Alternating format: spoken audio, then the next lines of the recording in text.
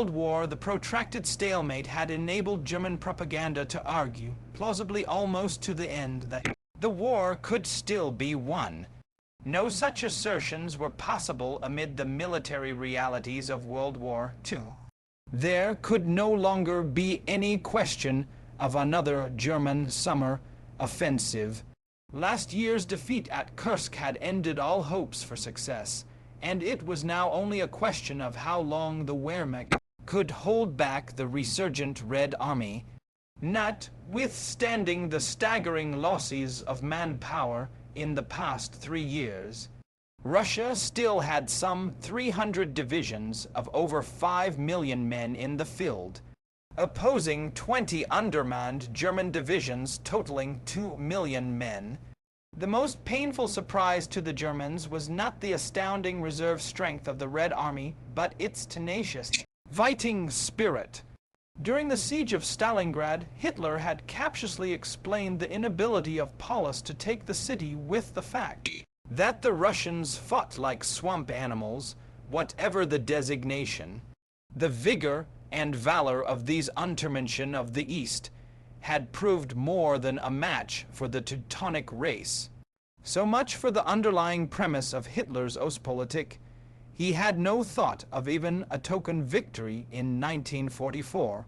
His concern, in fact, was invasion from the West. It will decide the issue, not only of the year but of the whole war, he told his military advisers one day in Elie, June, as he gazed absently out the window. If we succeed in throwing back the invasion, such an attempt cannot and will not be repeated within a short time. It will mean that our reserves will be set free to use in Italy and the East. Then the latter front could at least be stabilized. But if they could not throw back the Western invaders, it meant final defeat.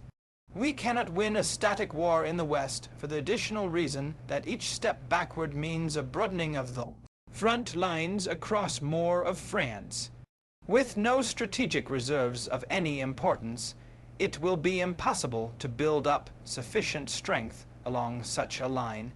Therefore, he concluded, the invader must be thrown back on his first attempt. He did not add something he told General Husinger in private. If the invasion succeeds, then I must try to bring the war to an end by political means. Hitler had turned over the task of repelling the West to Rommel, who had already presided over one catastrophe, the loss of North Africa through no fault of his own. Rommel was convinced that the invasion could best be stopped at the beaches where the enemy was at his weakest. The troops are unsure and possibly even seasick.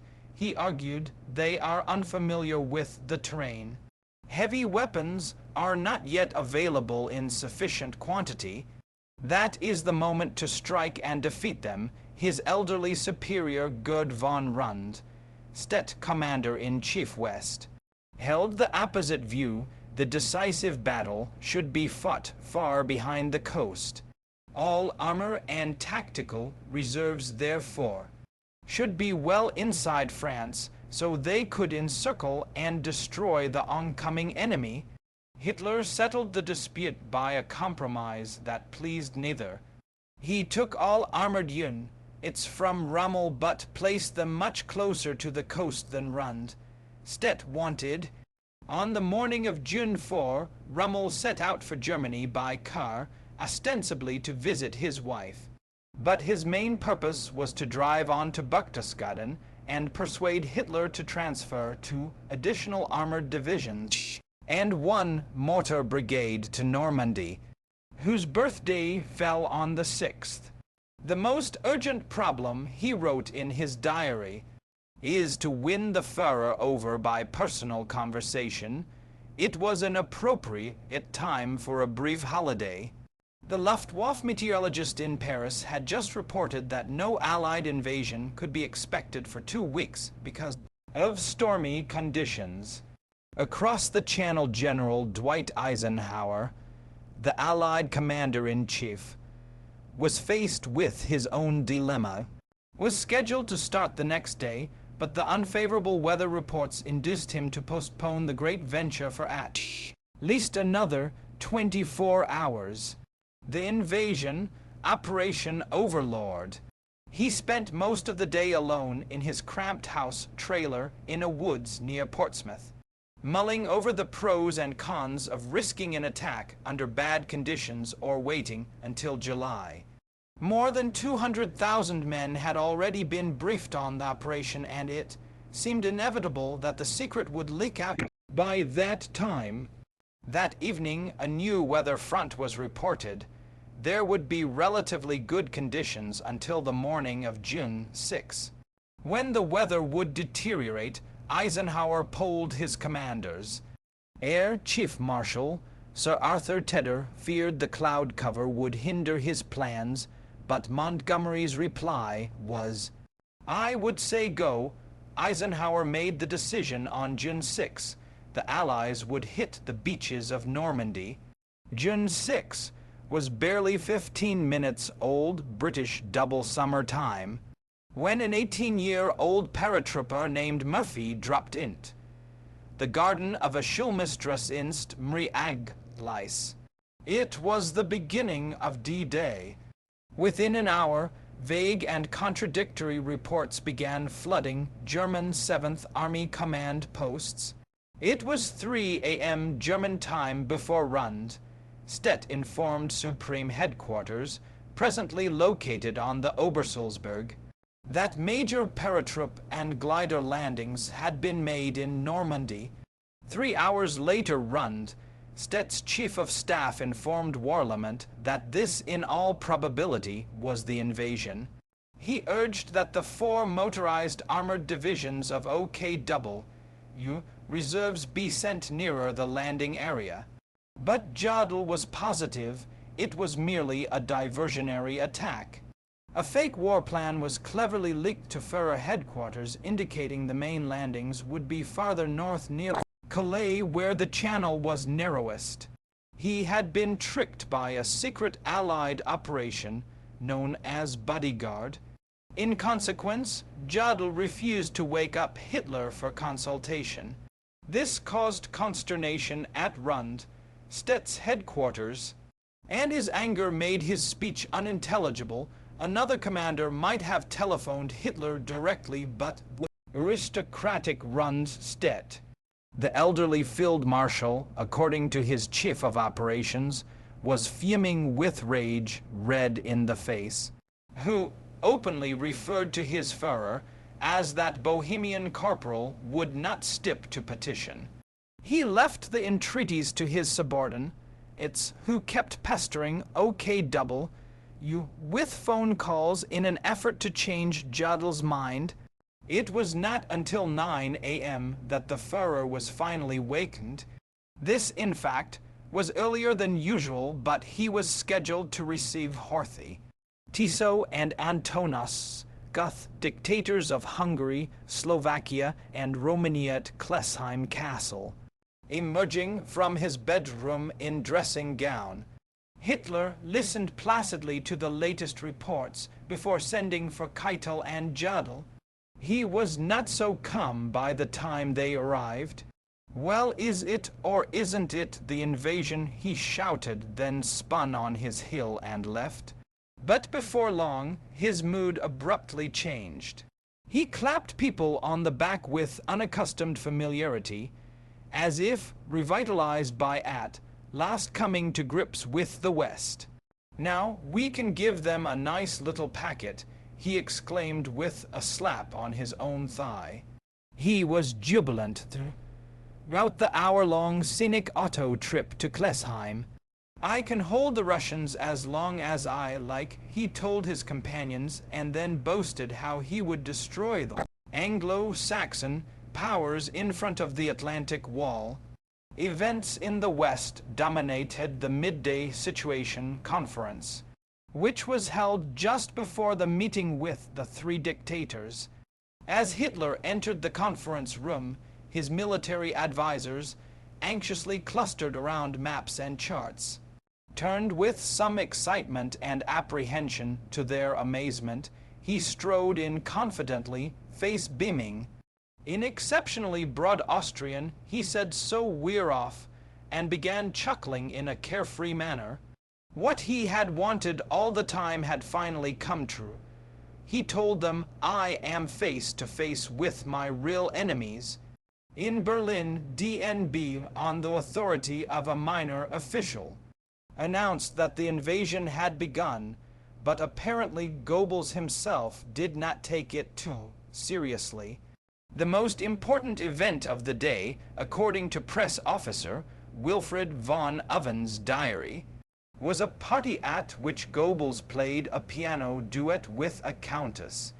Sounds off on culture at length, then disappears with countess behind bar at piano. He recorded. She sings chansons, everybody drunk. At 4 p.m. Hitler was back at the Berghof in time for a late lunch with Eva and a number of party dignitaries and their wives. He also cannot stand me. The party adjourned as usual to the tea house where the Führer treated himself to lime blossom tea. The highlight of the meal was his comment on vegetarianism. The elephant is the strongest animal. This was followed by an hour's nap and another military conference at 11 p.m. He doubted, he said, that this was the real invasion. It was only a feint to trick him into deploying his forces to the wrong place.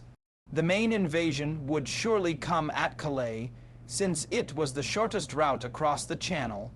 He could not be shaken from the lie so assiduously planted by Bodyguard, perhaps because that was the route in reverse he had selected when he was planning to invade England. By midnight the Allies had broken into Hitler's western fesse, tongue on a front of 30 miles. The Germans had been completely taken by surprise. Their air force and navy rendered powerless, and their coast defense is shattered. The enemy had achieved a great victory at the cost of fewer than 2,500 lives, but there was still time to throw them back into the Channel if the right decisions were made without delay. On June 3, Goebbels had given up smoking. 3 days later, he got drunk. On the 7th, he assured his press officer that it was a genuine invasion, and that same noon astonished a select audience of high officials and industrialists by remarking that one day the great powers would certainly sit down again at the same table and shake hands and ask one another.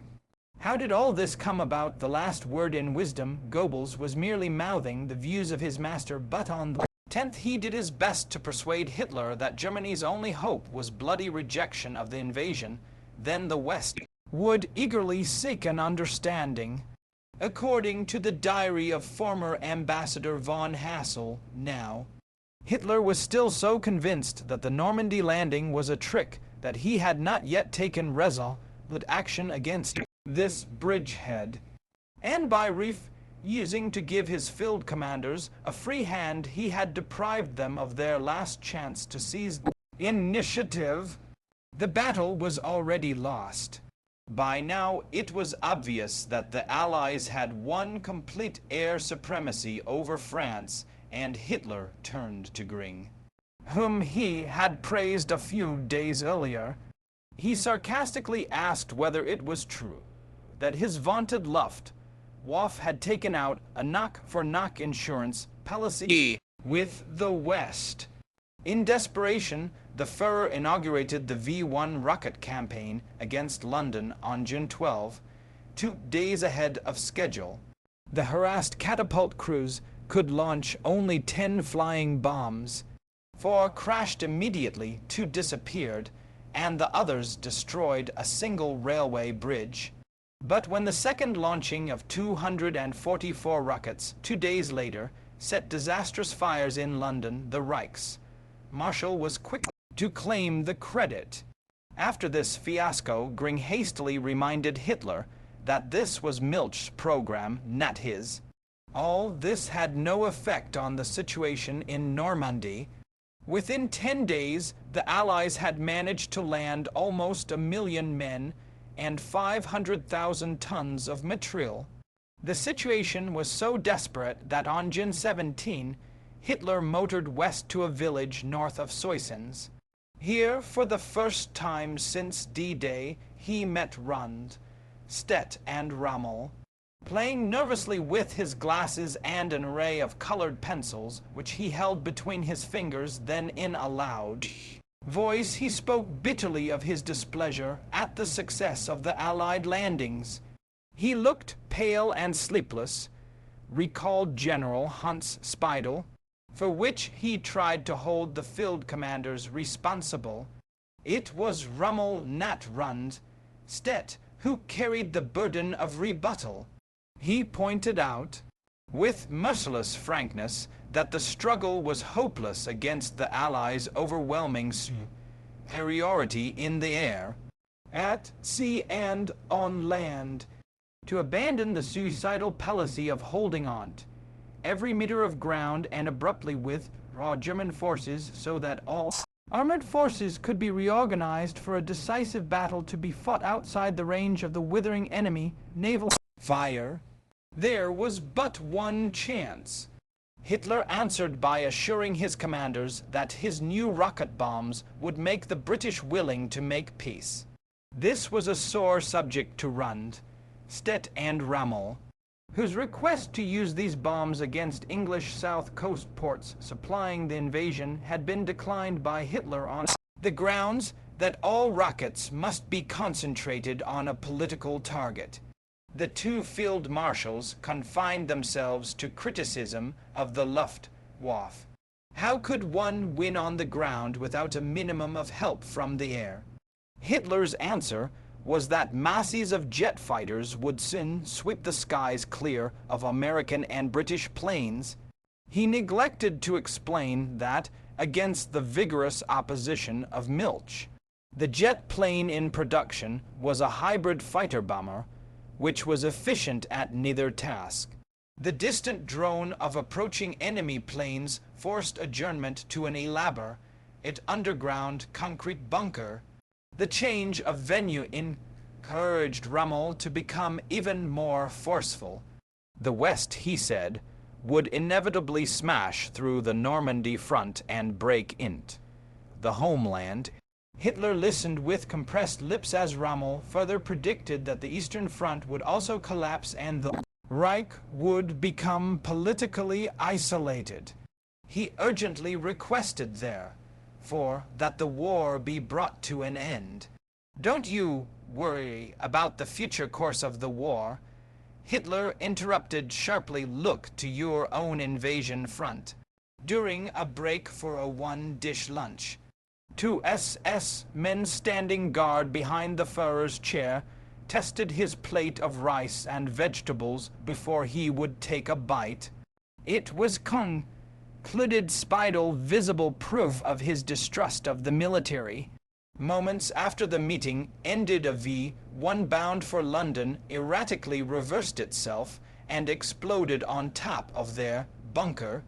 Uninjured, Hitler set off at once for his refuge on the Obersalzberg, arriving in a bad temper to announce, "Rommel has lost his nerve.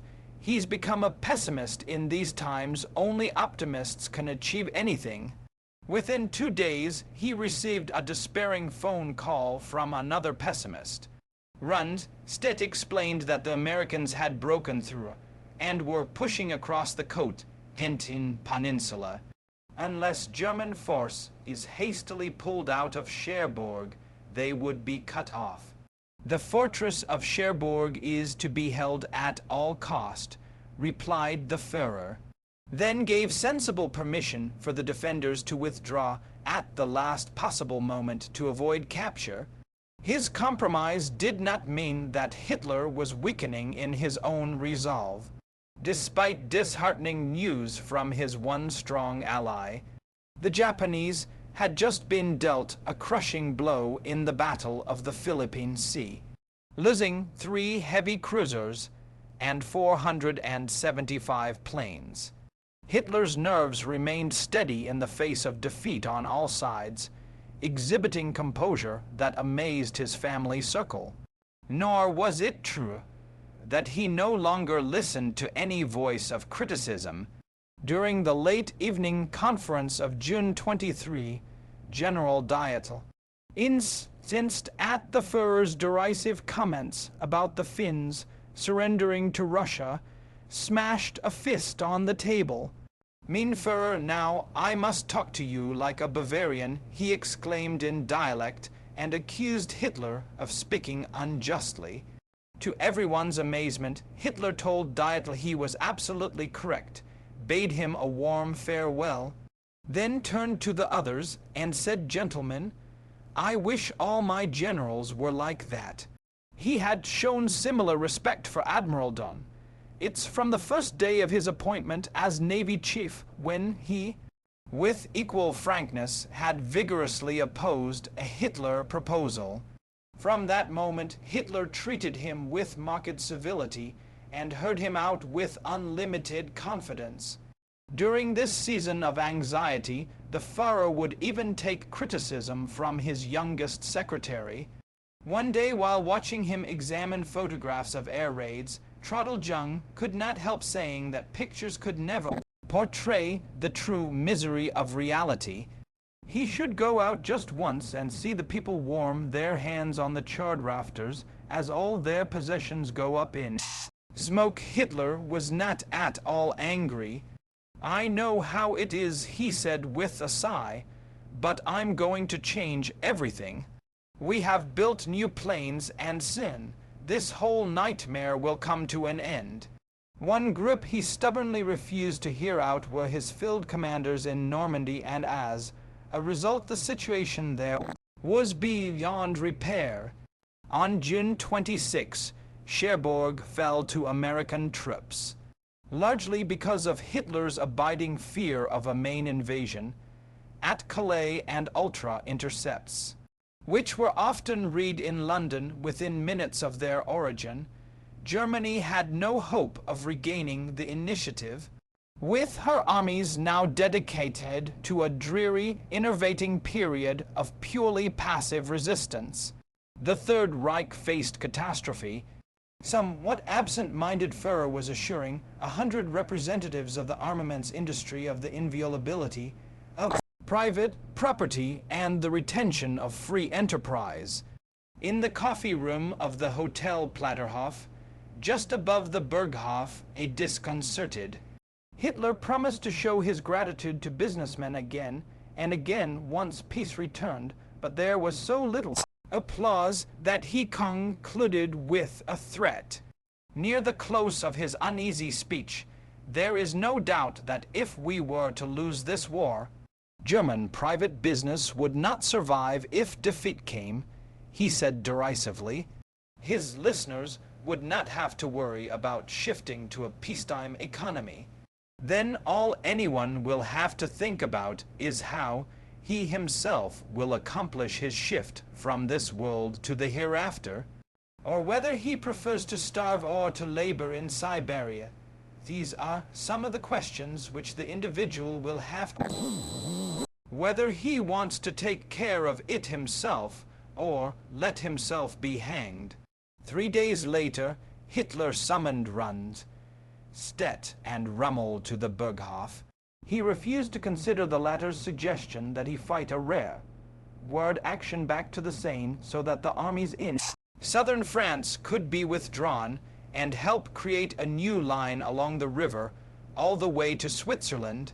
Instead, he spoke optimistically of another offensive.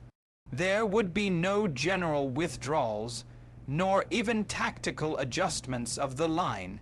The war would be won by numerical weapons, he said. In a monologue that struck Rundstedt's chief of staff as one lost in fantastic digressions, the two field marshals, committed to a feudal policy of aggressive and obstinate defense, left the meeting disgruntled. Keitel shared their dejection and admitted resignedly to Rommel to know there is nothing to be done.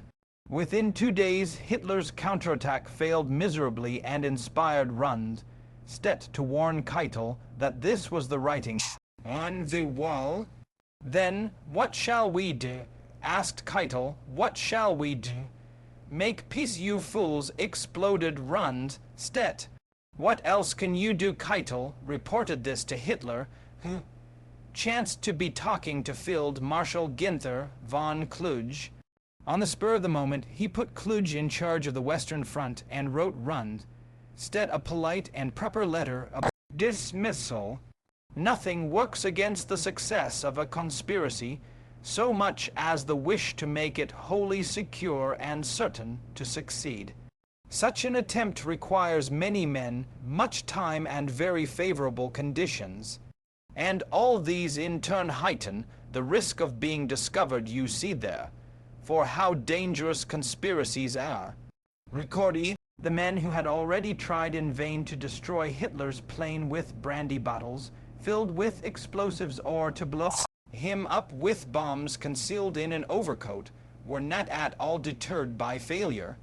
They made 4 more attempts between September 1943 and February 11, 1944. First, a general, Helmuth Stiff by name, attempted to plant a time bomb to go off during a NIN conference at Wolf Schanz, but lost his nerve at the last moment. A month later, an infantry, Captain Busch, agreed to blow up himself and Hitler while demonstrating a new army coat. But fate in the form of an enemy aerial bomb intervened. The day before the demonstration, the model coats were destroyed in a British air raid and Busch was returned to the front. The day after Christmas, 1944, another young frontline officer entered the NIN conference with a briefcase containing a bomb. For some reason, the meeting was cancelled at the last moment. A few weeks later, another overcoat attempt was made. This time, the volunteer model was Ewald Heinrich von Kleist, son of one of the original conspirators. Again, the RAF saved Hitler an air raid just before the demonstration, forcing its cancellation. This last failure was followed a fortnight later by a crippling blow to the resistance. Hitler ordered Himmler to amalgamate the Abwehr and the SD. This meant the virtual destruction of the heart of the conspiracy. General Oster had already been dismissed on suspicion. Although he was at liberty, he was too closely watched to be of use. It seemed as though fate indeed was protecting Hitler, and a sense of hopelessness permeated the ranks of the conspirators. This might have been the end of their secret war against Hitler, but for the inspiration of a new leader, Count Klaus Schenk von Stauffenberg, a staff officer with the rank of lieutenant colonel, a great-grandson of Gneisenau, a military hero in the War of Liberation against Napoleon. Stauffenberg had abandoned plans to become an architect and entered the Reich, where in 1926, like so many other German officers, he applauded Hitler's introduction of conscription, approved the Anschluss with Austria, as well as the occupation of Czechoslovakia, and was caught up in the glory of victory in Holland and France. It was Barbarossa that destroyed his illusions. He heartily approved Rosenberg's attempt to free the non-Russian peoples of the Soviet Union, and after this policy was superseded by oppression and murder, he told a fellow officer that the only solution for Germany now was to kill the Führer. By chance, he met resistance leaders who had no trouble enlisting him in their cause. His role, however, seemed short-lived. His car ran over a mine and he lost an eye. His right hand and 2 fingers of the other hand. Almost any other man would have retired. But Stauffenberg was convinced that he alone could assassinate Hitler, and was back on duty late in 1943. It was he who had brought the bomb in the briefcase to the Führer conference the day after Christmas. The failure spurred him to a similar but more ambitious plan. This time, assassination would be followed by a well-planned military takeover in Berlin, Paris, and Vienna.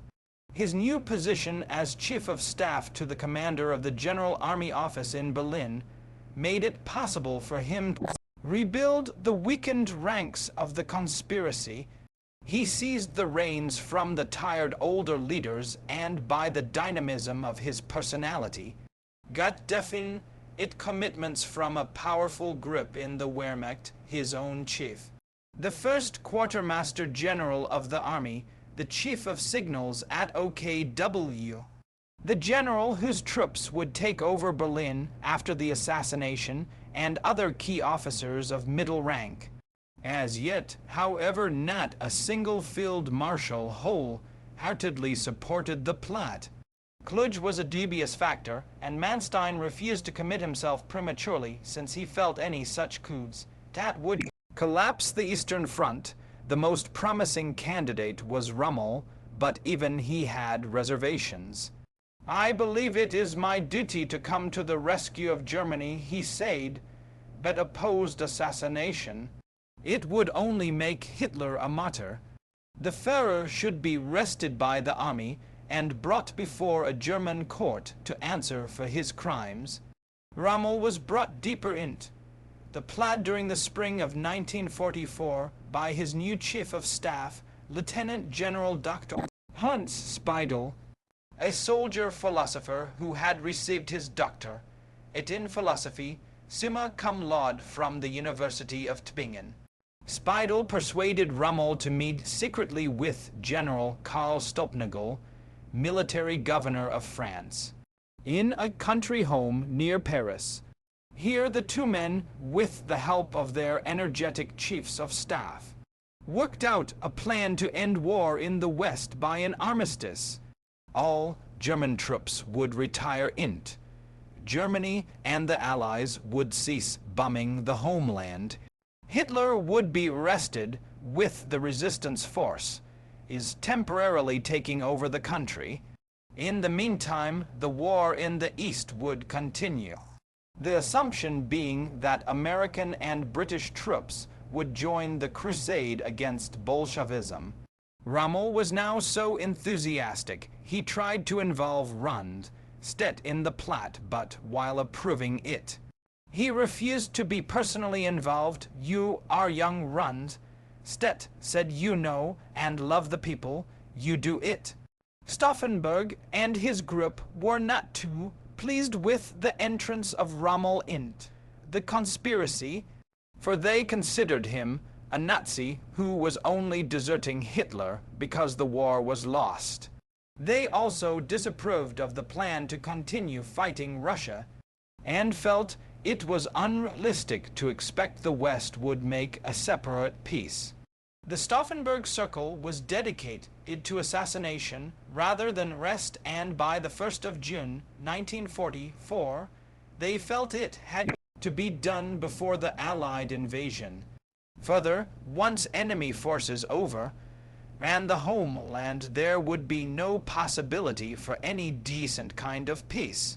By now, they had a definite scenario for a coup d'etat based ironically on a measure approved by the Führer himself.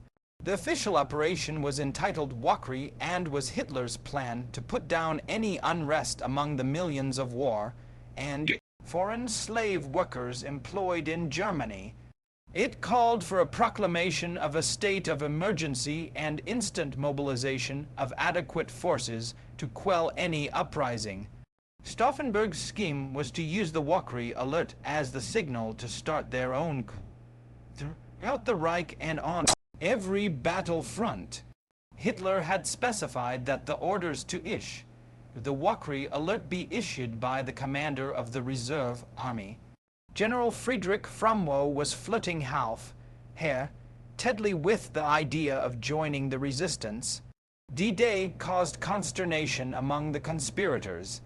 The older ones argued that even a successful coup would not save Germany from enemy occupation. It was best to rely on the West to treat Germany decently and prevent Russia from ravaging the homeland. But Stauffenberg was resolved to make one final assassination attempt, and chance almost immediately took a hand. He was promoted to full colonel and made From's chief of staff. Now the coup did not depend on such a dubious factor. Stauffenberg himself could issue orders directly to the reserve army and thus seize Berlin. The new post also gave him frequent access to the Führer. He made plans to act early in July. He would report to the Führer at the daily conference, plant a time bomb which would blow up Göring and Himmler, as well as the Führer, then fly back to Berlin and personally direct the military takeover of the capital. His confederates at General Staff Headquarters were inspired by the assured way he organized the complicated plan. It was a pleasure, recalled one young lieutenant, Urban Thiersch, a sculptor, to watch him conduct the telephone conversation, giving brief and definite orders, behaving with natural courtesy toward important people, and always in command of the situation. Stauffenberg's chance came at last on July 11, when Hitler summoned him to report on replacements. He arrived at the Berghof with a briefcase carrying official papers and an English bomb, but to his dismay, Himmler was not in the conference room. He excused himself to phone the huge general staff building on the Bendlerstrasse near Berlin's Tiergarten. "Shouldn't we do it any?" How he asked the chief of the General Army Office, General Albrecht. The bomb could still kill both Hitler and Göring. Albrecht advised him to wait until he could kill all three at once. The opportunity came in 4 days. Stauffenberg was again ordered to see Hitler, who had moved his headquarters to Wolf Schanz. He arrived with bomb in briefcase, and this time the conspirators were so sure of success that General Albrecht issued the orders for Operation Walkyrie at 11 a.m., 2 hours before the scheduled conference. This would give the troops of the reserve army and the tanks from the nearby Panzer School time to move in the capital by early afternoon. At exactly 1:10 p.m., the conference began. Stauffenberg briefly reported to the Führer, then left the room to telephone the Bendlerstrasse that Hitler was in the room and he was going back to plant the bomb. But on his return, he discovered that Hitler had left for some reason and would not be back. It took Stauffenberg another quarter of an hour to excuse himself again and warn Berlin. By this time, it was 1:30 p.m. and troops were already converging on Berlin. Albrecht hurriedly cancelled the Walkyrie alarm, and the units on march were returned to their barracks as inconspicuously as possible. Some of the conspirators were discouraged and shaken by this latest fiasco, but not Stauffenberg. He met with younger colleagues at his home in Wannsee, and they heard an encouraging report from a cousin of Stauffenberg, who was their liaison with the Rommel-Speidel group in France. An imminent Allied breakthrough was expected, he said, and Rommel was determined to support the conspiracy no matter what runs. Stett's replacement, Marshal von Kluge, did. But again, fate intervened on behalf of Hitler. The very next day, Rommel was badly injured when his car was struck by Allied planes.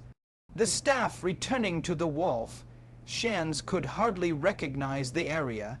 In place of small, low bunkers were colossal concrete and iron structures, their roofs cleverly camouflaged by transplanted grass and trees. It was so hot that Hitler spent most of his time in the new bunkers, which were much cooler than the wooden barracks. He was in a bad mood, recalled Trottel Jung, and complained about sleeplessness and headache. The adjutants did their best to divert him with amusing guests. Hoffmann, who drank more than ever, had become a bore, but Professor Giesler, the architect, never failed to bring a smile with his clever imitations. Hitler may have been short-tempered during these sultry days, but he gave the appearance of optimism. He assured Goebbels, who had resumed smoking and was resorting to slipping pills, that the pendulum of history was about to swing back in favor of Germany. On the afternoon of July 18, Stauffenberg received a summons from Wolf Schanz to report in 2 days. He was to brief Hitler on replacements that might be thrown in the battle in the East, where the Central Front was in peril of imminent collapse following recent defeats on both flanks. Stauffenberg spent the 19th at the Bendlerstrasse making last-minute preparations, and that afternoon presided over a final conference of conspirators. The signals for the following day were hastily arranged. It was agreed that most of the messages would be passed orally in a prearranged sequence. Code words would be used on telephone and printer and would be reserved for important matters, since the entire system of communications was tapped by the Gestapo.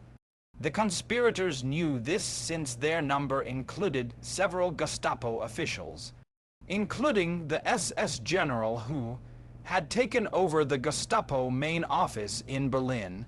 There was in fact considerable anti-Hitler feeling throughout the SS. Then declare him mentally deranged, and with other Waffen SS commanders had recently assured Rommel of support in any revolt against Hitler.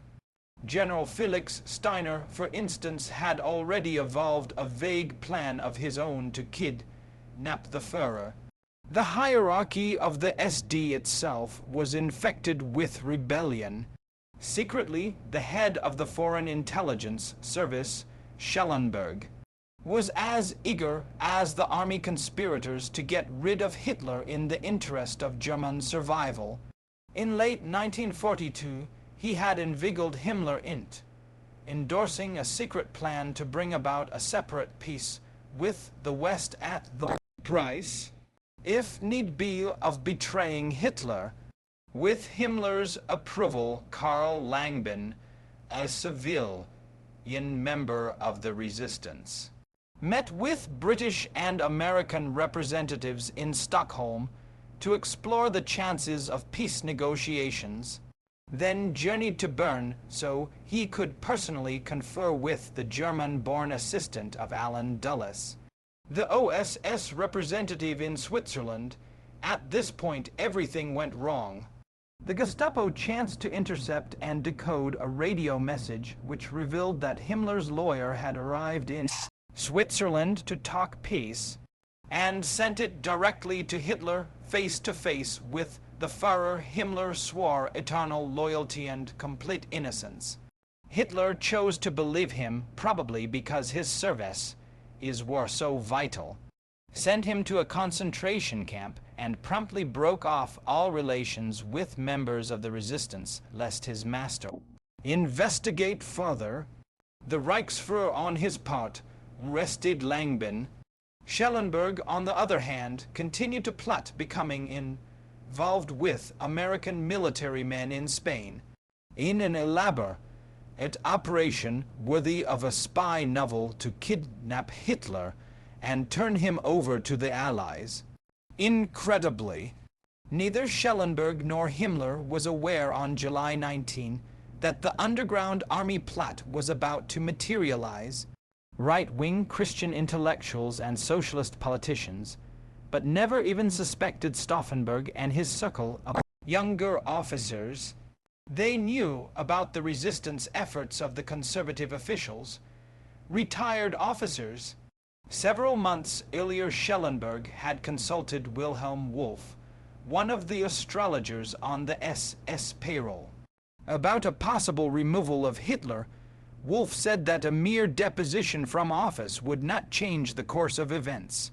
Far too much has happened for that. I have been studying Hitler's horoscope for 20 years now.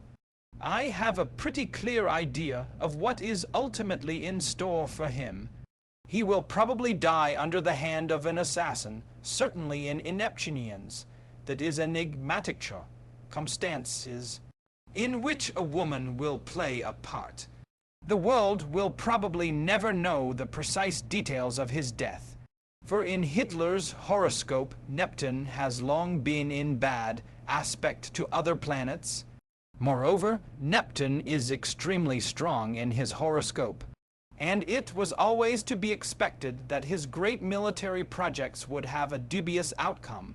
At the Bendlerstrasse late on the afternoon of the 19th, Stauffenberg completed arrangements for the next day's operation. He instructed his driver, who knew nothing at all about the plot, to collect a briefcase from a certain colonel in Potsdam. It contained, Stauffenberg explained, to very important and confidential packages, and was not to be left out of sight. As instructed, the chauffeur kept the case next to his bed that night. It held 2 bombs. During evening tea at Wolf Schanz, Hitler was so nervous and uneasy that Frühling asked why he was so preoccupied. "I hope nothing is going to happen to me," he replied cryptically. After an awkward silence, he said it would be too much if something troublesome happened now. "I cannot allow myself to fall ill, since there is no one who can replace me in the difficult situation Germany finds herself in." July 20, 1944. Shortly after 6 a.m., Stauffenberg was driven from his home to the city. Here he was joined by his adjutant, a lieutenant. At Rangsdorf airfield they met General Stiff and all boarded a plane provided by the quartermaster general. It touched down at the airbase near Rostenburg at 10:15 a.m. The pilot was instructed to stand by until noon to take the passengers back to Berlin. After half an hour's drive through woods, the 3 conspirators were passed through the first gate of Führer headquarters. They proceeded through minefields and a ring of fortifications for almost 2 miles to a second gate. This opened into a large compound surrounded by electrified barbed wire. After another mile, they reached the officers' checkpoint. As usual, their passes were examined, but not their briefcases. In 200 yards, they arrived at a third enclosure. This was security ring, where Hitler and his staff lived and worked. This innermost compound, surrounded by a barbed wire fence, was constantly patrolled by SS guards and secret service personnel. To enter, a field marshal himself needed a special pass issued by Himmler's chief of security. But again, the shiny briefcase containing the bombs was not inspected. While his adjutant took charge of this case, Stauffenberg carried another containing official papers. He proceeded nonchalantly to a mess hall where he had a leisurely breakfast with the camp commander's adjutant. Outwardly unperturbed and casual in bearing, he later sought out General Fell. "Jibble, OKW, you chief of signals." The key to success once the bomb exploded. It was his task to inform the Berlin conspirators that it was time to act, then to isolate Wolf Schanz by cutting all telephone, telegraph, and radio communications. Assured that Jibble was ready to do his part, Stauffenberg chatted briefly with another OKW officer and at noon strolled over to the office of Keitel.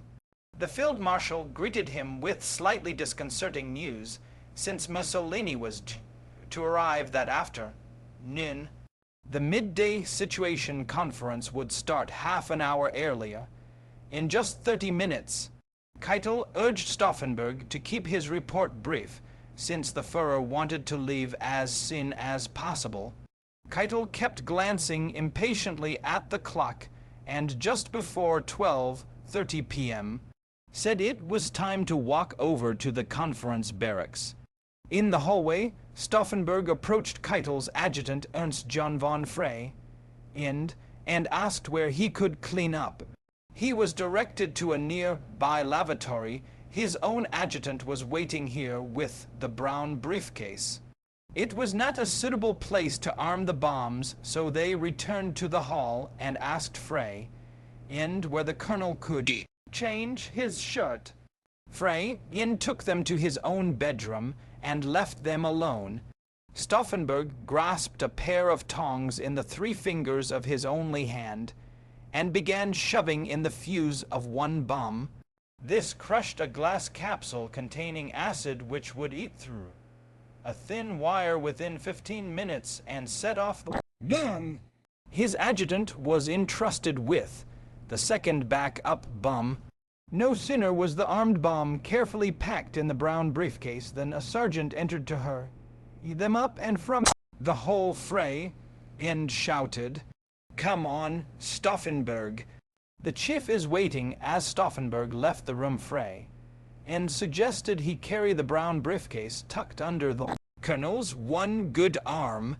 Stauffenberg declined the offer, and they set out on the short walk along a path to the conference barracks.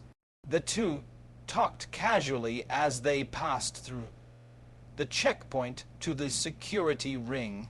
Upon nearing their destination, Frey once more offered to relieve Stauffenberg of his burden, and this time he accepted with a request. "Could you place me as closely as possible to the Führer, so I can understand everything?" His hearing was impaired. Keitel was waiting impatiently at the doorway. The conference was already underway. He led the way down the central corridor of the building, past the telephone room and into the conference room through a double-winged door. There were 10 or so windows, and all were open against the sultry mid-day heat. The conferees gathered around a long, narrow oak map table, notable for its thick top and 2 massive supports. Only Hitler was sitting his back to the door. At the middle of the table, a pair of spectacles rested on the map. He toyed with a magnifying glass as General Adolf Hitler, standing to his immediate right, read out a glum report on the Eastern Front. Hitler looked at the newcomers, acknowledged their salutes. Stauffenberg moved to the other side of Hitler, then casually shoved the brown briefcase under the table, as close to Hitler as possible. The case leaned against the inside of the heavy oaken support, only 6 feet from the Führer. It was 12:37, and in 5 minutes the bomb would explode. The others were so engrossed by Hitler's tale of doom that Stauffenberg managed to sidle out of the room without being noticed. He hurried down the long corridor and out of the building. Hitler was also on the periphery of the anti-Hitler conspiracy, but knew none of the details of the plot. When he saw Stauffenberg enter, it hadn't occurred to him that anything was awry, since the conspirators had promised to warn him when the next assassination attempt would take place. But he happened to glance down just as Stauffenberg shoved the brown briefcase under the table, and thought fleetingly, something might happen, but under Hitler's absorbed attention. Hitler's suspicion evaporated almost as soon as it was aroused. His aide leaned over the conference table to get a better look at the map, but was impeded by the brown briefcase. He couldn't budge it with his foot, so leaned down and transferred it to the outside of the heavy table support. It was a trivial move which would alter the course of history. Admiral von Puttkamer had moved to a window to get some air, and was perched on the sill debating whether he should quietly leave and change to his best trousers for the Mussolini visit. It was 12:41. The Führer was intently leaning far over the table to check the map. Hitler was saying, unless at long last the army group is withdrawn from Pipus, a catastrophe. At exactly 12:42 p.m., His words were obliterated by a deafening roar. Flames shot up and a hail of glass splinters, timber and plaster rained down, smoke erupted in the room. Puttkamer had felt a strange jerk a split second before the explosion. Falling down, he saw the heater under the window and thought, my God. It exploded, then realized this was nonsense. It was summer maybe. It was applied by the foreign laborers who were working on the construction. Dazed as he was, he realized the best thing was to remain on the floor. Then he heard someone shout fire and scrambled for the door. It was lying flat on the floor, and he leaped over it. Suddenly he wondered where everyone else was and turned to locate the Führer. Just then Hitler, trousers in tatters, face blackened by soot, came toward him with Keitel. Both men were covered with dust and wood fiber. They passed him as if asleep, walking, and he realized he could hardly breathe the acid air. He followed Hitler and Keitel down the long corridor. Outside, a knee gave way, and he collapsed on the ground. He gulped air greedily and saw Hitler and Keitel heading toward the Führer bunker, followed by some third person. SS Adjutant Gonch didn't even hear the explosion. His ear drums had burst. His forehead bled. His eyebrows were burned off. The room was black with smoke. The floor had buckled up at least 3 feet. Where is the Führer, he wondered. He scrambled out a shattered window and hurried to the other side of the building just as Keitel and Hitler were emerging with the instinct of a soldier. The Führer's trousers were in tatters, his hair tousled, but there was no blood in sight. Was this loss? Asked Hitler as Gunsch helped guide him down the path, a bomb from a Russian plane. Upon leaving the conference room, Stauffenberg had hurried to the OKW signals office in Bunker 88. He and General Fell. Gibel stood outside waiting for the bomb to explode. They were talking as unconcernedly as possible when the headquarters signal officer reported that Stauffenberg's car was ready, then reminded him that the headquarters commandant was expecting him for lunch. Stauffenberg confirmed the invitation but said he would first have to return to the conference. Just then came an explosion. "What's happening?" exclaimed Fell. Gibel and the signals officer nonchalantly explained that some animal must have set off another land mine. Stauffenberg now contradicted himself. He said he was not going back to the conference but would drive directly to the and dance for lunch. He bade Fell Gibel a knowing farewell and set off with his adjutant in the car.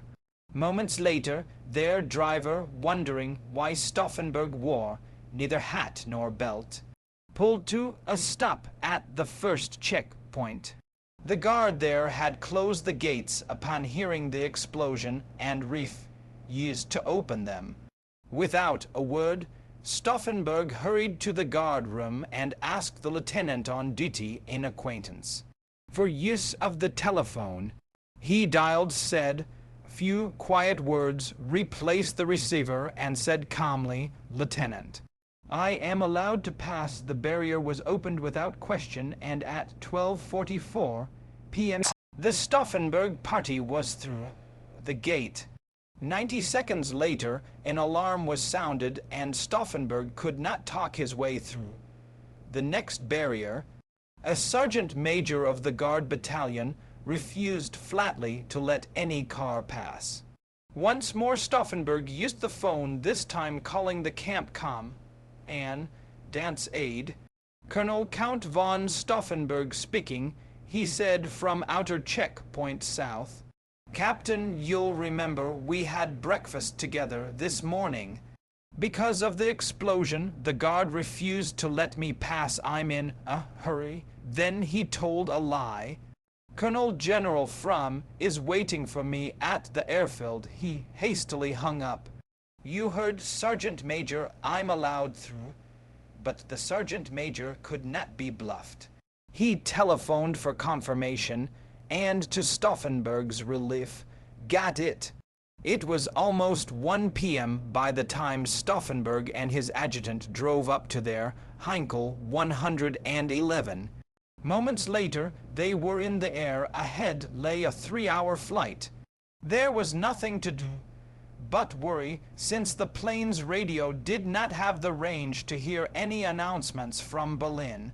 Had Giebel gotten the word through to the conspirators in the Bendlerstrasse? Would they have the resolve to seize the capital and send out the prepared messages to the military commanders on the Western Front? If so, Hitler would probably have been killed had not the brown briefcase been shifted to the outer side of the table's support.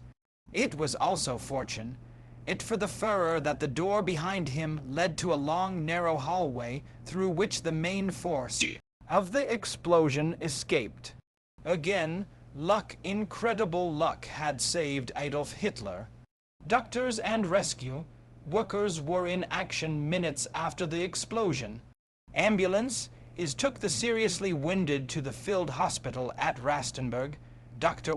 Hanskel von Hasselbach, the Führer's personal physician, was the first to treat him. He bandaged Hitler's wounds, then put his right arm's elbow, was rather badly sprained, in a sling.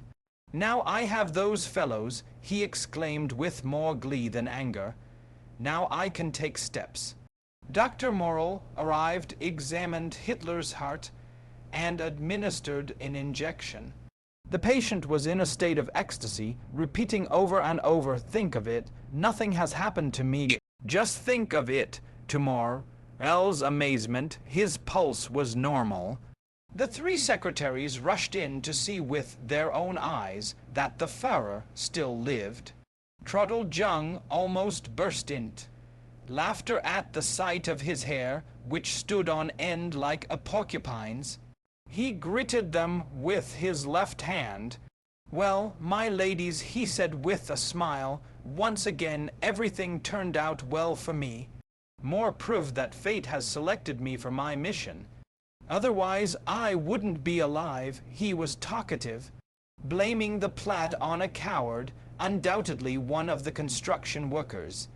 "I don't believe in any other possibility," he emphasized, turning to Bormann for confirmation. As usual, Bormann nodded. The next to arrive with congratulations was Himmler. He too thought laborers had built the bomb in the barracks. It took an amateur to set the trails straight. Vallée-Linge went to the conference barracks and learned from the sergeant in charge of the telephone room that Stauffenberg had been expecting an urgent call from Berlin. Then someone recalled that the colonel had left a briefcase under the table. A telephone call to the airstrip revealed that Stauffenberg had left hastily for Berlin. Little after 1 p.m. Hitler now had no doubts that Stauffenberg alone was responsible. He ordered his arrest. This order never was transmitted to Berlin because of a curious set of circumstances. Moments after the explosion, one of Hitler's adjutants ordered the headquarters signals officer, Colonel Sander, to cut all telephone and printer communications. He did so, then told Chief Signals Officer Giebel what he had done. Giebel, whose assignment as a conspirator was to isolate Führer headquarters, solemnly agreed that proper action had been taken by Sander, but upon discovering moments later that Hitler was not dead, the general called his own office. "Something frightful has happened," he told his chief of staff. "The Führer is alive." Block everything. The chief of staff understood the odd message, for he too was a conspirator. Within minutes, the major switch centers at both Führer and Army headquarters went dead. This communication blackout gave the conspirators in Berlin time to seize the capital. But they failed to act, since confusion was the order of the day at the Bendlerstrasse. The plotters, uncertain whether Hitler had been killed or not, were reluctant to activate Operation Walkyrie.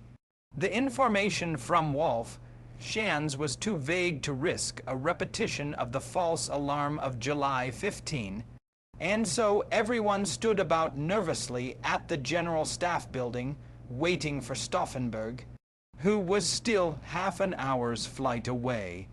The two titular leaders of the conspiracy, General Beck and Field Marshal von Witzleben, should have been issuing the prepared proclamation and commands. They should have been broadcasting to the nation that the end of Hitler's tyranny had come at last.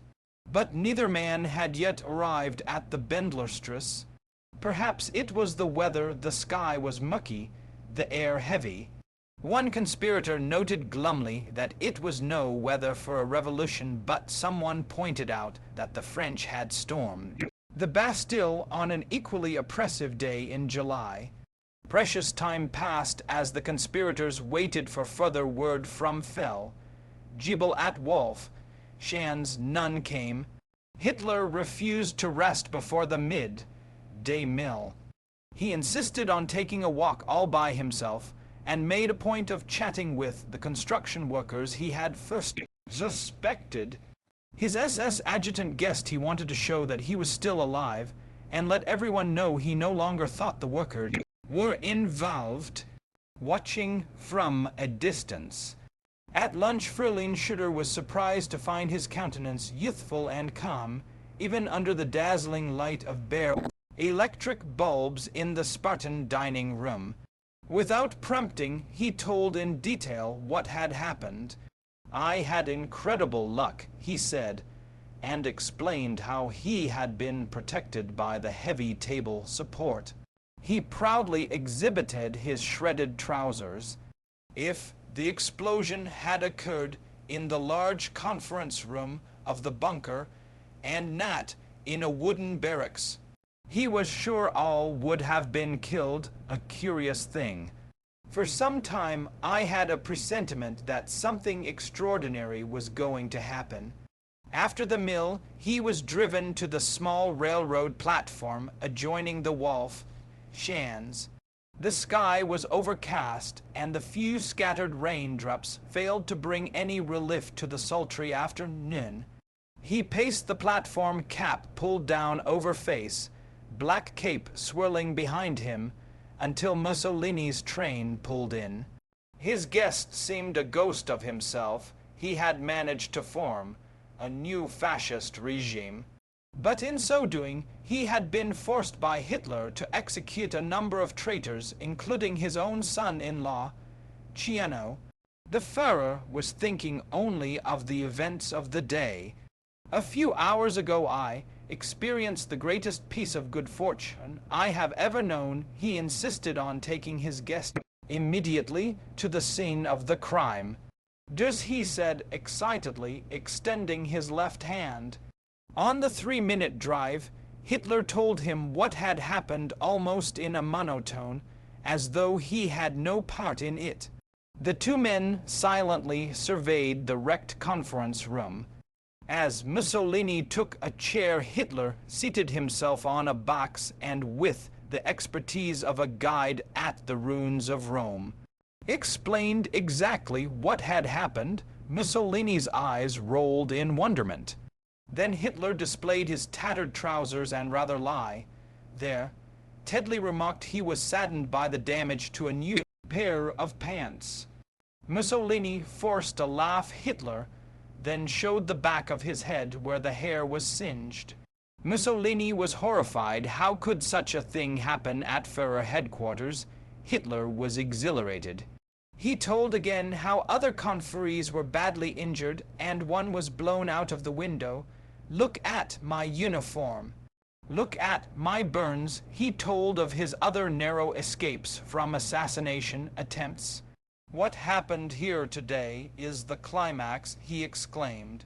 This last miraculous escape from death was surely a sign that the great cause he served would survive its present peril. Infected by such enthusiasm, Mussolini brightened. "Our position is bad," he said, "one might almost say desperate. But what has happened here today gives me new courage." They walked out of the wreckage down the path to resume discussion at tea. On the way, Hitler walked over to a wire fence and once more began talking with the workers. He told them his first suspicions were unfounded, and his investigators had found the real culprit. At the tea house, his mood abruptly changed.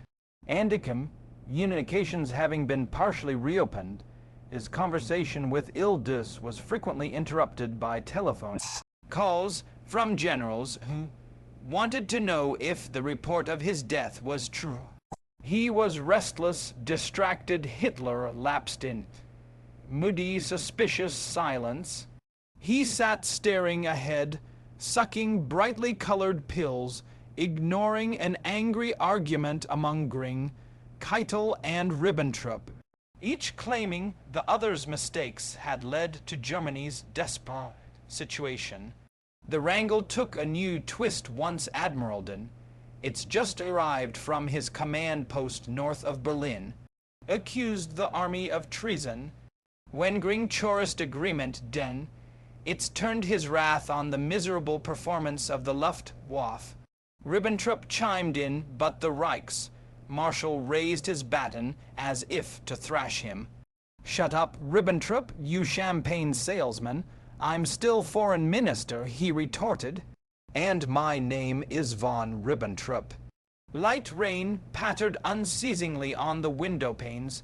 Only mention of the Putsch brought Hitler to life. He leaned forward and began to repeat that he was the child of fate. He got to his feet in a burst of anger. "Traitors in the bosom of their own people deserve the most ignominy. Is of Dietzschend they shall have it." His voice rasped menacingly. "Exterminate them, yes, exterminate them." His rage disappeared as rapidly as it had come. He was suddenly empty as the vision of vengeance faded. His eyes were drained, his face ashen. Mussolini must have felt with his Italian flair that it was up to him to save the situation. He laid a hand on Hitler's and looked at him with a gentle smile. This brought the fur out of his reverie. Someone had opened the outside door. Hitler sent for Ildus's coat, explaining that a fresh east wind usually sprang up in the afternoon.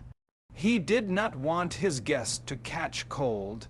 Mussolini replied in Italian, "At a time like this, a deuce does not catch cold," but he put on his heavy army overcoat. At 3:42 p.m., Stauffenberg finally landed at an airport outside Berlin. To his surprise, no one was waiting, friend or foe. His aide telephoned the Bendlerstrasse, got General Albrecht, and gave the code word signifying that the assassination attempt had succeeded. Albrecht's vague reply made it clear that Walkyrie had not even been activated. Stauffenberg seized the phone, demanded they do so, without waiting for his arrival. He commandeered a Luftwaffe car to take him to Berlin. Only at 3:50 p.m. did Albrecht act. The Wehrmacht Commandant of Berlin, General Kurtzfleisch, was ordered to alert all units of the Guard Battalion. The Spandau garrison and 2 army weapons training schools, Kurtzfleisch, who was not in the plot, did so. To speed matters, General Albrecht personally alerted General von Hayes, the Berlin garrison commander. Another conspirator by 4:10 p.m., his troops were ready to march, so were those outside Berlin.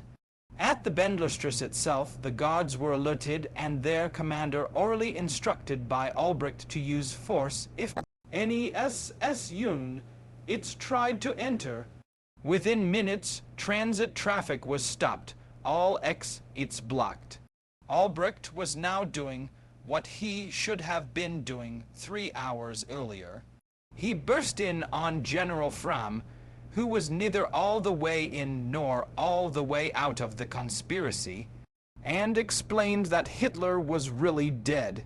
He urged Fram, as commander of the replacement army, to issue the WWII alert to the military district commanders. Fram, an ambitious man with a grand manner, hesitated as he had been doing for months. He insisted on telephoning Keitel for assurance that Hitler was dead. "Everything is as usual here," said Keitel from the tea-house. And when Fram said that he had just received a report that the Führer had been assassinated, he exploded. "That's all nonsense. The Führer was alive and only slightly injured." Colonel von Stauffenberg, the agitated Fram, replied that the colonel had not yet reported to him and silently resigned. From the conspiracy, where, by the way, is your chief of staff. A few minutes later, most of the conspirators were congregated in Albrecht's large office, waiting anxiously for Stauffenberg.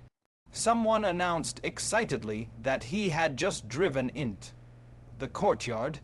In moments, the colonel bounded energetically into the room, bringing with him a spirit of enthusiasm and confidence. Stauffenberg told what he had seen: a great explosion, flames and smoke. "As far as one can judge," he said, "Hitler is dead. They must act decisively without wasting another moment. Even if Hitler was alive, they should do their utmost to overthrow the regime." Beck agreed. Stauffenberg put through a call to his cousin at General von Stopnigel's headquarters in Paris. He told about the explosion. The way to action is open. He said the good news sent Stopnagel into motion. He ordered senior signals officers in France to cut all radio and telephone communications between France and Germany, except those lines needed for their own traffic with Berlin. Back at the Bendlerstrasse, Stauffenberg was doing his utmost to bring General Fram back into the conspiracy. He assured him that Hitler was truly dead, but Fram repeated what Keitel had said. "Field Marshal Keitel is lying as usual," said Stauffenberg, and proceeded to lie. "I myself saw Hitler being carried out dead." In view of this, cut in Albrecht, "We have sent out the code signal for internal unrest to the military district commanders." Fram leaped from his chair. A startling act for such a huge, ponderous man. He banged the table and shouted in his best parade-ground manner, "This is rank insubordination. What do you mean by we?" He ordered the WWII alert cancelled. Stauffenberg made another attempt to convince Fram that Hitler was dead. "No one in that room can still be alive," he argued, but Fram was not impressed. "Count von Stauffenberg," he said, "the attempt has failed. You must shed yourself at once." Stauffenberg refused, and Albrecht added his plea to strike now. "Otherwise, the fatherland would be ruined forever." Fram turned on him. "Albrecht, does this mean that you, too, are taking part in the coups?" "Tat, yes, sir. But I am only on the fringe of the circle." Fram glared down from his height at Albrecht. "Then I formally put all three of you under arrest." Albrecht was not cowed. He returned the glare. "You can't arrest us. You don't realize who's in power." "It's we who are arresting you." The two generals went from words to blows. Stauffenberg intervened, and in the scuffle was struck in the face. Big Fram was subdued only under threat of a drawn pistol.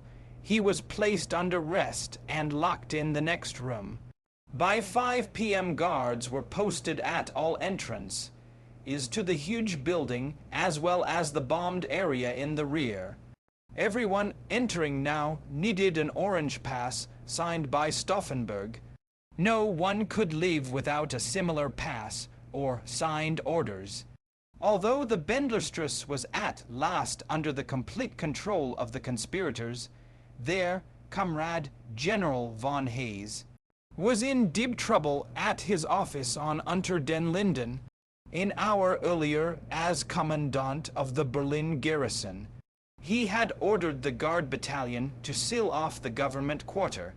Not a general or minister was to cross the barrier. Major Otto Rimmer, commander of the battalion, was a former Hitler youth leader, and he first wanted assurance that his Führer was really dead.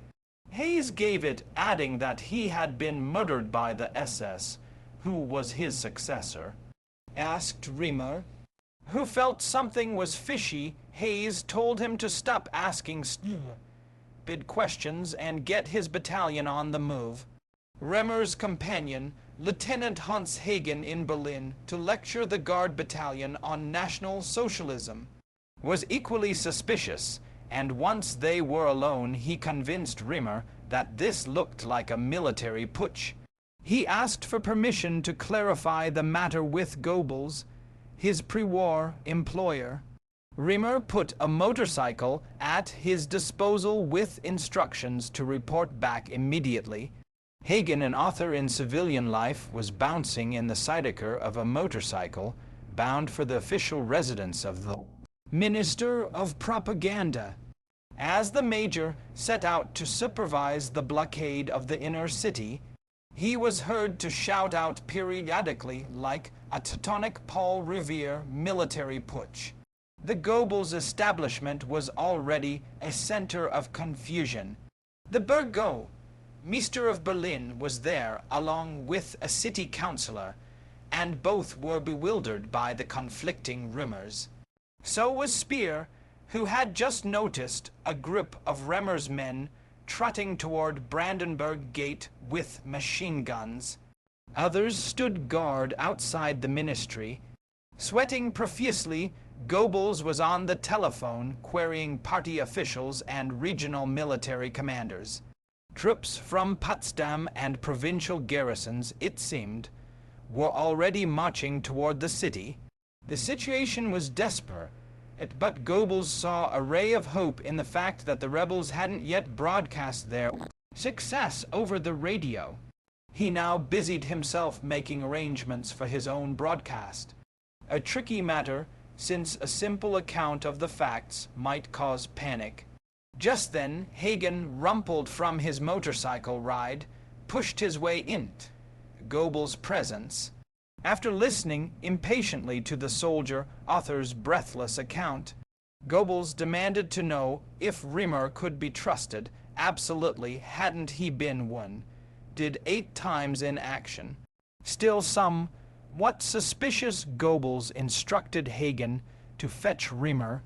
Goebbels would assume the major was either a traitor or held by force, and he would order SS troops to seize the headquarters of the Berlin garrison at Unter den Linden. If the two were not back within half an hour. Moments later, at 5:30 p.m., Goebbels was again called to the telephone. It was Hitler who urged an immediate broadcast to let the people know that his life had been spared. Goebbels promptly phoned the text of a broadcast to the Rundfunkhaus. It was already occupied by rebellious troops of the infantry school, but their commanding officer was so confused, terrified by Goebbels' voice, that he readily agreed not to interfere with transmission of the announcement. In the meantime, Hitler, swayed by agitated advisers, had come to suspect his propaganda minister was a traitor. He again phoned Goebbels, this time bitterly reproaching him for delaying the newscast so long. Goebbels gave vehement assurance that he was not to blame. It was someone in the radio division. Hitler believed him, at least, he said. He didn't hung up. The early rumor of Hitler's death brought hysteria and tears to scores of girl telephonists. The story spread and caused consternation until the reassuring newscast brought new tears, these of joy. Messages of congratulation descended on the Wolf Schanz. Field Marshal Milch, for one, telegraphed his HEARTFELTJATLMERCIFULPROVIDENCIHASSHIELDEDYOUFROMTHERPRESEND MURDERMANIFESTWEHRMANDITSWEHRMACHT. These expressions of relief were not completely self-serving. The great majority of Germans felt that the nation's future depended on the Führer. In Berlin, Major Rimmer had just finished sealing off the government area. He was glum, for he had not yet heard that the Führer was alive. Rimmer had carried out his mission with misgivings, reinforced when he reported back to Hayes only to be given vague answers to every question. Rimmer was in a rebellious mood by the time Hagen accosted him outside with the news that Minister Goebbels demanded his immediate presence. Dissatisfied, this was civil war, Rimmer thought and brought Hagen upstairs to repeat Goebbels' message to Hayes. The general pretended to be alarmed, and when Rimmer said he must report at once to the propaganda minister, ordered him to remain in the anteroom. But another conspirator, also a major, intervened, with a knowing wink at Hayes. He suggested that it was Rimmer's duty to see Goebbels place him under arrest. Rimmer left the building in a state of confusion.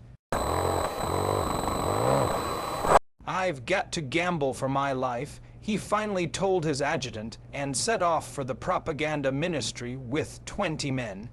Goebbels was checking the time. He had been unsuccessful in attempts to reach Rimmer by phone, and it was only 2 minutes before the deadline, p.m. Then Rimmer marched in. He did not tell Goebbels he had orders to arrest him, nor did he believe the minister's claim that he had just spoken to the Führer. He would believe Hitler was alive only, he said, if he heard it from his own mouth. "As you wish, Major," said Goebbels, and put in a call to Rastenburg. In less than a minute, he was telling Hitler, "Here is Major Rimmer." Commander of the Guard Battalion Rimmer took the receiver warily. It could be a recording or someone imitating the Führer. "Are you on the line?" "Major Rimmer," he heard. "What are you doing now?" The voice certainly sounded like the Führer's, and Rimmer told what he had done to date. But he must have sounded doubtful. "Do you believe that I am alive?" The answer was "Ja." Wohl, even though Rimmer was not entirely convinced. Hitler said that he was giving Rimmer complete authorization to ensure the security of the government. "Do whatever you think necessary. Every officer, regardless of rank, is now under your command." He ordered Rimmer to restore full order immediately, if necessary by brachial brutal armed force. The brachial completely convinced Rimmer this really was Hitler. He snapped to attention. "You are responsible only to me," repeated Hitler, and promoted him to the rank of colonel. Rimmer turned the ministry into a command post. First, he telephoned General von Hayes and said he had just spoken to the Führer, who had put him in complete command. He ordered Hayes to report it to him. At once, Hayes refused indignantly. "Since when does a general come trotting to a little major?" "General, if you don't want to come, I will have you arrested," said Rimmer, and sent troops to occupy Hayes' headquarters. He then informed all military units in the Berlin area that they were now under his personal command, and was not surprised that their commanders, regardless of rank, accepted his authority without protest. Colonel Rimmer assembled his own battalion in the Ministry Garden so they could hear about the attempted assassination.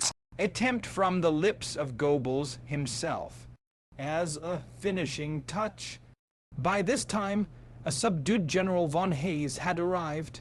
He was no longer angry and, in fact, seemed at the point of embracing Riemer.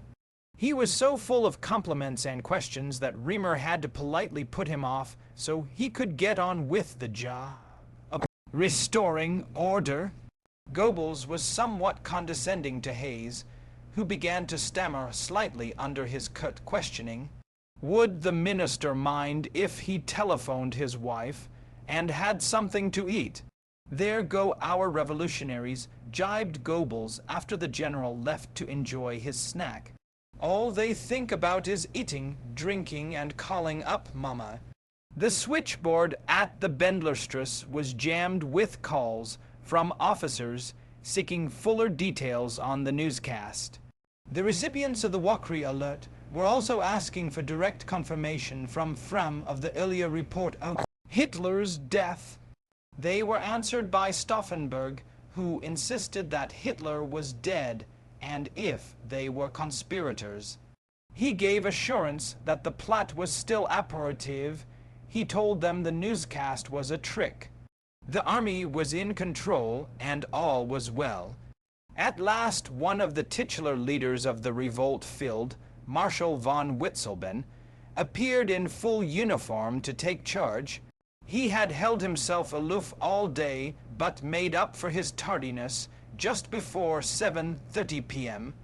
by sending out a strong directive as new head of the Wehrmacht. The Führer Adolf Hitler is dead. An unscrupulous clique of non-combatant party leaders, utilizing this situation, has attempted to stab our fighting forces in the back and seize power for their own purpose. In this hour of extreme danger, the government of the Reich, to maintain law and order, has decreed a military state of emergency and placed me in supreme command of the German armed forces. This message put life int another field marshal, Kluge, on the point of abandoning the Paris conspirators, exclaimed, "An historical hour has struck." He proposed they seek an immediate armistice in the West. The new German regime would agree to cease the rocket attacks on London if, in return, the Allies stopped their bombing. Kluge's enthusiasm was interrupted by a telegram from Keitel. The Führer was alive, and orders from the traitorous Witzleben-Beck group in the Bendlerstrasse were to be ignored. Kluge's resolve crumbled. He asked his chief of staff to find out what was really going on at Führer headquarters. But Warlimont could not be reached by telephone, nor could Jodl or Keitel. Their absence was so curious that Kluge's hope revived. Perhaps Beck had told the truth after all, and Hitler was dead. A call was put in to a fellow conspirator at Wolf, Schanz. But he could only confirm the worst possible news. The Führer was alive. Kluge put down the telephone despondently. Well, he said, the attempt on his life has failed that ended the matter for the Marshal. Gentlemen, he said, leave me out of the question. In Berlin, the man who had signed the order to seize power had also just abandoned the conspiracy.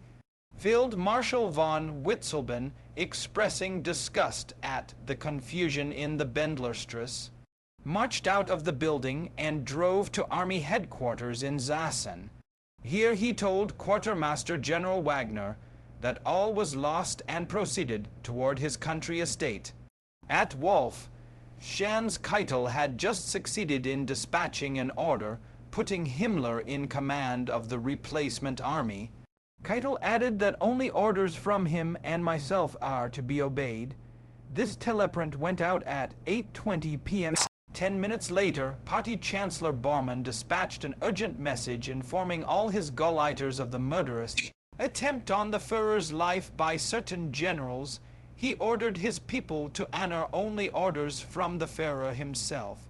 At 9 p.m., the people were informed by radio that the Führer would soon speak to them in person. There would be a long delay, however, since there were no facilities at Wolfschanz to broadcast directly. The nearest recording van was in Königsberg, the capital of East Prussia, and it would take several hours to fetch it.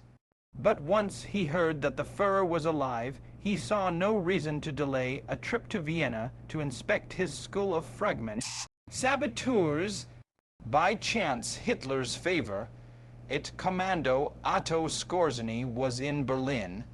As he was boarding the train at Anhalt station, at dusk an officer raced down the platform, shouting that there was a military revolt in the city and Skorzeny had been commanded to establish order. He hurried to SD headquarters, where he was told that some traitorous military leaders were seizing control of the capital. The situation is obscure and dangerous, said Schellenberg. His face was pale. A revolver lay in front of him on the table. He made a dramatic gesture. I'll defend myself here if they come this way. It was a ridiculous picture, and Skorzeny could not resist laughing. He advised Schellenberg to put his weapon away before he shot himself. Skorzeny alerted a company from another of his sabotage schools located in the Berlin suburbs before setting out on a personal reconnaissance of the city. Everything was quiet in the government compound. Checking a report that the Waffen-SS was in the conspiracy, he hastily inspected their barracks at Lichterfeld. All was serene. He drove to the headquarters of the SS Leibst and Division for information, but learned very little and continued at top speed to Paratrupp headquarters near the Wannsee. He found General Student on the terrace of his villa, poring over a mass of papers. The general was wearing a long dressing gown. His wife sat beside him, sewing. It was comic in a way to see one of Germany's most important commanders presiding over such a placid scene during a revolt. Student refused to take the matter seriously until a phone call from Gring confirmed Skorzeny's alarm. All orders except those issued from Wehrmacht headquarters were to be ignored. While Student began relaying these orders, Skorzeny raced back to Schellenberg's office. No sooner had he arrived than he was called to the phone. How many men have you asked, Jodl? Only one company. Good. Take them to the Bendlerstrasse and support Major Rimmer and his guard battalion, who have just been ordered to surround the building. There was a feeling of growing desperation at the Bendlerstrasse. The guard battalion units which had been protecting the High Command headquarters were withdrawing. On orders from their commander to assemble in the garden behind Goebbels' official residence. This left only about 35 soldiers at the main gate. Inside, General Albrecht collected his officers at 10:30 p.m. for the third time that evening and said they would now have to take over the protection of the building since guards had left. Each of the 6 exits, he said, would have to be manned by a general staff officer. No, one objected, but one armed group of loyalists was secretly determined to stand by their oath to the Führer. At about 10:50 p.m., these men, 8 in all, burst into Albrecht's office, grenades fastened to their belts and armed with submachine guns and pistols. As Albrecht was trying to calm them, Stauffenberg entered. He spun around and escaped in a fusillade through the anteroom. He staggered as if hit, then darted into an adjoining office. But in short order, he was captured along with Beck, Albrecht, and other conspirators. Soon they were faced by Fromm, who had been released from captivity. "Well, gentlemen," said the big general, brandishing a pistol, "I am now going to treat you as you treated me." He told them to lay down their weapons. "You wouldn't demand that of me, your former commanding officer," said Beck quietly. "I will draw the consequence. Is from this unhappy situation myself." He reached for a revolver on a sit-case. Fromm warned him to keep the gun pointed at himself. The elderly Beck began to reminisce.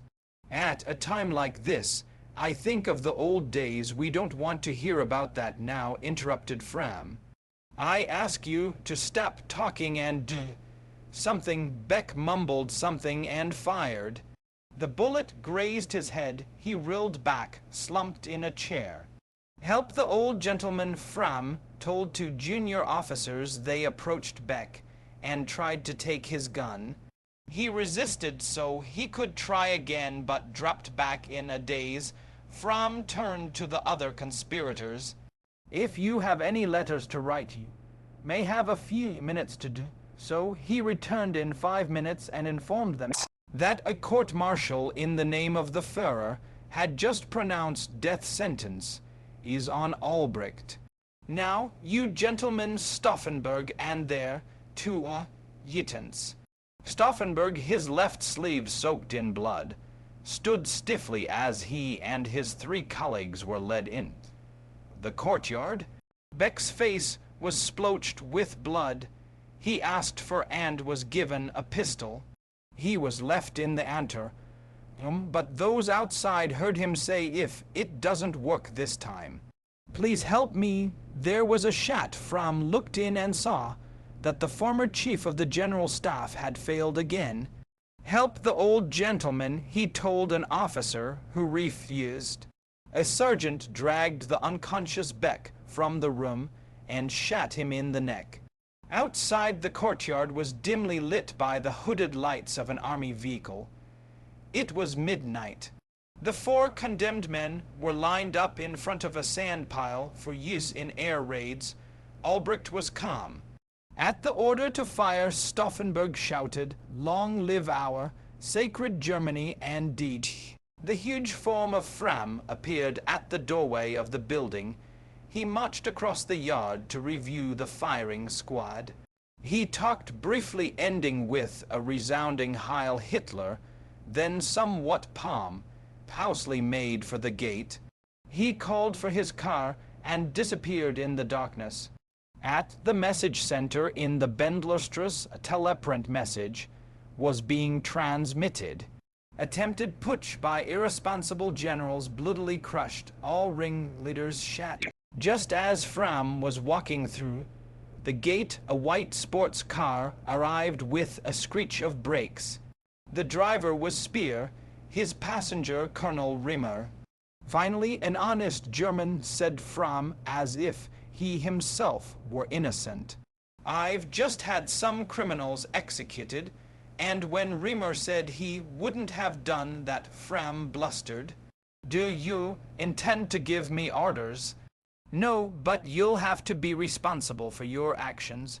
Rimmer suggested the general report at once to Goebbels. As Fromm drove off with Speer, Otto Skorzeny arrived with his men.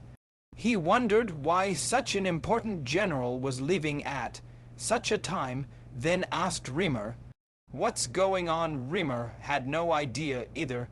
He only had orders to surround the building. Skorzeny said that he was going inside, and, after posting his company in the courtyard, bounded up the stairs toward the Chief of Staff's office. In the corridor, he passed several officers, all armed with machine pistols. They glared at him with hostility. In Albrecht's anteroom, he found several staff officers of his acquaintance, who gave a brief account of what had happened. It all sounded very wild, but confirmed what he had guessed. He realized he must act on his own to restore peace, and order to this disturbed hive. Resumption of work was the best cure, and after trying in vain to telephone Führer headquarters, after gathering those officers he knew personally, he suggested they get on with their jobs. The battlefronts were still in dire need of reinforcements and supplies. The staff officers agreed, but who would sign orders? Those in command were either dead or vanished.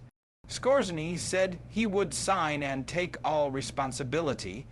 As the machinery of the High Command began to move again, Skorzeny finally was connected to Jodl, who told him to stay in charge. Send some general suggested Skorzeny, but Jodl insisted he take over in the name of the Führer. Skorzeny began by sending out orders countermanding the WWII alert and ordering all commanders to stand by for new instructions. Speer chauffeured Fram back to the propaganda ministry, where Goebbels disregarded the latter's demand to speak privately with Hitler. Instead, he put him in another room, asked Speer to leave, and telephoned the Führer in private. After some time, Goebbels came to the door of his office and ordered a guard posted in front of Fram's room. Himmler was among those present at the ministry. He had recently arrived from Rastenburg with express orders and full powers from the Führer to crush the rebellion. Should anyone who resists, no matter who it is, Hitler had told him. Despite such credentials, including a temporary assignment as Commander-in-Chief of the Reserve Army, let Goebbels take over the visual command, remaining his usual quiet, contained self. To Goebbels' assistant, Naumann, he even seemed to be indifferent, whereas Goebbels was exhilarated. His version of the day gave the impression that he had crushed the rebellion in Berlin practically single-handed. If they hadn't been so clumsy, he boasted to Himmler, they had an enormous chance. What dolts, what childishness. When I think how I would have handled such a thing, why didn't they seize the radio station and spread the wildest lies? The placid Himmler nodded politely without revealing that before coming to Goebbels he had already unleashed the terror of a counter-putsch and set up the machinery for a special investigation of the uprising. At Wolf, Schan's general fell. Goebbels knew his fate was decided, but he did not attempt to kill himself since he wanted to testify to his motives at an official trial. If you believe in a beyond, he told his youthful aide in fair, well, we could say off Wiederschen. Hitler was in his tea-house impatiently waiting for the recording van from Königsberg so that he could make his speech to the nation. In anticipation of its imminent arrival, he summoned his family circle to hear him read a hastily drafted message. The secretaries and lieutenants arrived along with Keitel and the bandaged Jodl. But there was still no van, and Hitler used the time to enlarge on the attentat. These cowards, he shouted. That's exactly what they are. If they had had the courage at least to shid me, I'd have some respect. But they didn't want to risk their lives. At last the van arrived, and just before 1 a.m., July 21, there was a fanfare of military music over every German radio station. After a brief pause, Hitler began telling of the plot and of the death and injury to colleagues very dear to him. He repeated his mistaken conviction that the circle of conspirators was extremely small and had nothing in common with the spirit of the Wehrmacht or the German people. It was a tiny band of criminal elements which would be promptly and ruthlessly exterminated. I was spared a fate which held no horror for me, but would have had terrible consequence, is for the German people. I see in it a sign from Providence that I must end there, for shall continue my work. Who declared that the Navy was consumed with holy wrath and boundless fury at the criminal attempt on our Führer's life. Then came the official announcement that the ringleaders of the criminal officer plot had either committed suicide or been shot by the army. He was followed briefly by Gring, who pledged the loyalty and deep affection of the Luftwaffe and Dienst. There have been no incidents anywhere. Others who are implicated in the crime will be brought to account. These words chilled the chief conspirators in Paris. who were gathered around a radio at the staff club in the Hotel Raphael. They had just succeeded in occupying every SS barracks in the area and arresting the 2 senior SS men in France. Karl Oberg and Helmut Nacken, as he listened, General von Stulpnagel, was almost sure this was their own death sentence. But there was one last desperate hope. Perhaps Oberg and Nacken would have the decency to shield them. These 2 were released and brought to the Hotel Raphael. When Stulpnagel rose in greeting, Oberg lunged at him. "Ambassador," Otto Abetz intervened. "What happens in Berlin is one thing," he said. "Here what matters is that the Normandy battle is raging, and so here we Germans must show a united front." Oberg calmed down and agreed that he and Nacken would secretly join forces with the Wehrmacht against Himmler's RSHA. They would pretend that the SS and SD rests had simply been staged by Oberg and Stulpnagel as a trick to deceive the putschists. Once his speech was finished, Hitler retired to his bunker, where he was again examined by Dr. Morrell. The Führer wanted confirmation that he had sustained no serious injuries. His inner circle waited in the tea-house until Morrell returned to announce that Hitler's pulse was normal. All was well. The Führer himself, shaken by the events of the day, had not yet realized the extent of the plot against him, and still felt some exhilaration at his miraculous escape. He decided to send his tattered uniform to Eva Braun in Berchtesgaden for safe keeping.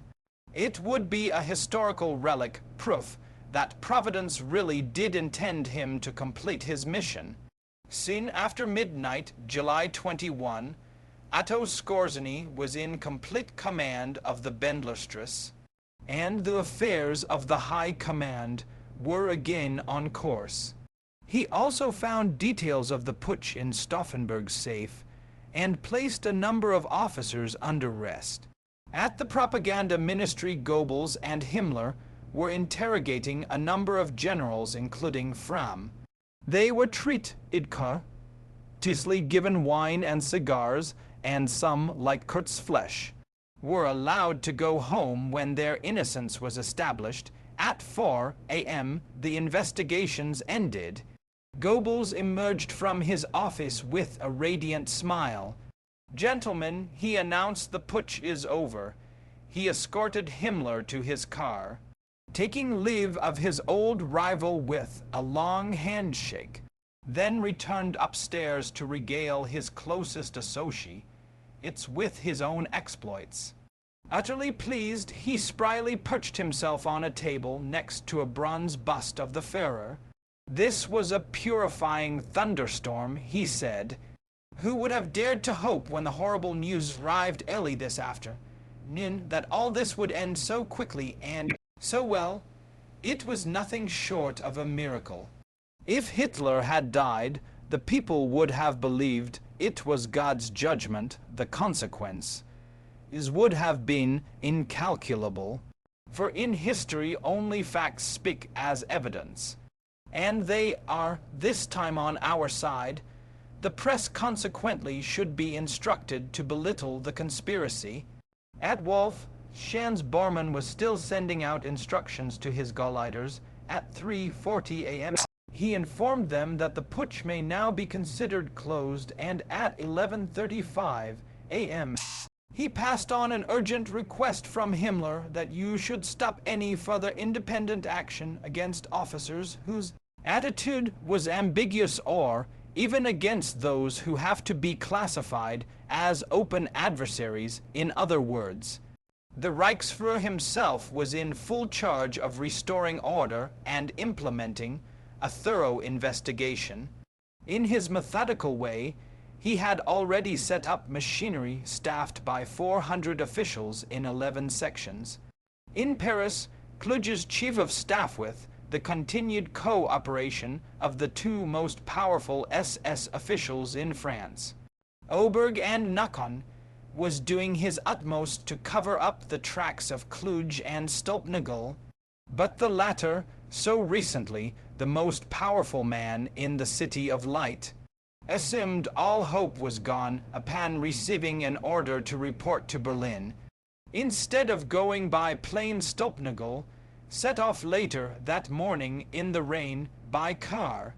He ordered his chauffeur to drive past the battlefields of the First World War, Theory and the Argonne Forest, then to Sedan, where so many old comrades of the Darmstadt Grenadiers had fallen in 1916. Finally Dice, embarking for a little walk, soon after he disappeared over a rise near the Meuse Canal, the driver heard jet. He continued the sentimental journey throughout the afternoon, perhaps too. He found the general floating in the canal, face upturned. Stulpnagel was barely alive, but by wounding himself he had established his guilt beyond doubt. He was destined to be hanged. At the Wolf Schanz it was apparent that Hitler's head injury was not superficial. He could hear nothing with his right ear, and his eyes constantly flickered to the right. That evening, while strolling outside, he twice wandered off the path. Dr. Karl Brandt urged him to rest in bed for several days, but the Führer would not listen. That's impossible, he had too much work to do. Besides, it would certainly look ridiculous to foreign guests to see such a healthy man lying in bed. The next day, despite a persistent error, he insisted on visiting his wounded officers at the near-by field hospital. Two were at the point of death. General Schmedt was in critical condition. Deeply disturbed, Hitler unburdened himself to the two injured Navy men, Puttkamer and Ass, man, who shared a room. Sitting on the latter's bed, he expressed sorrow that they were victims of the plot.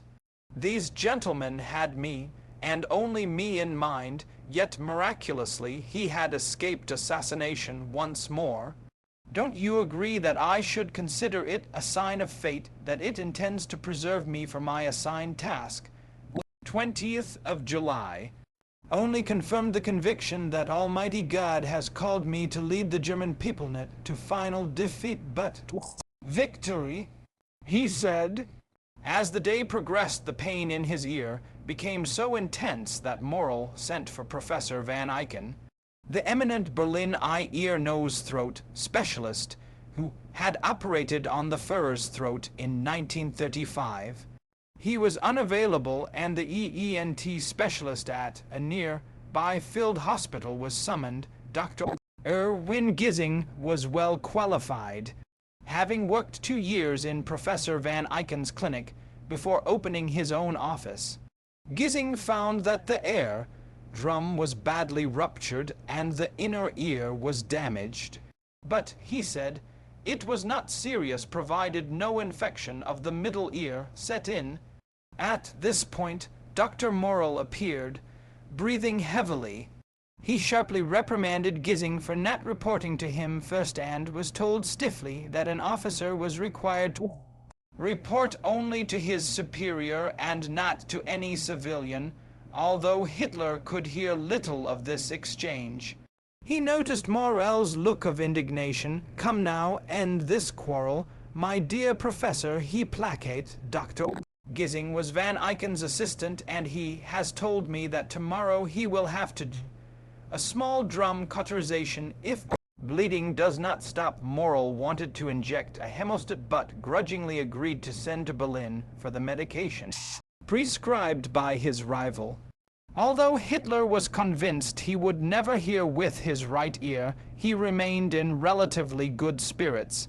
He took the time to peck out a letter on a typewriter to my dear Chapel, the Viennese diminutive which he often used affectionately for Eva Braun.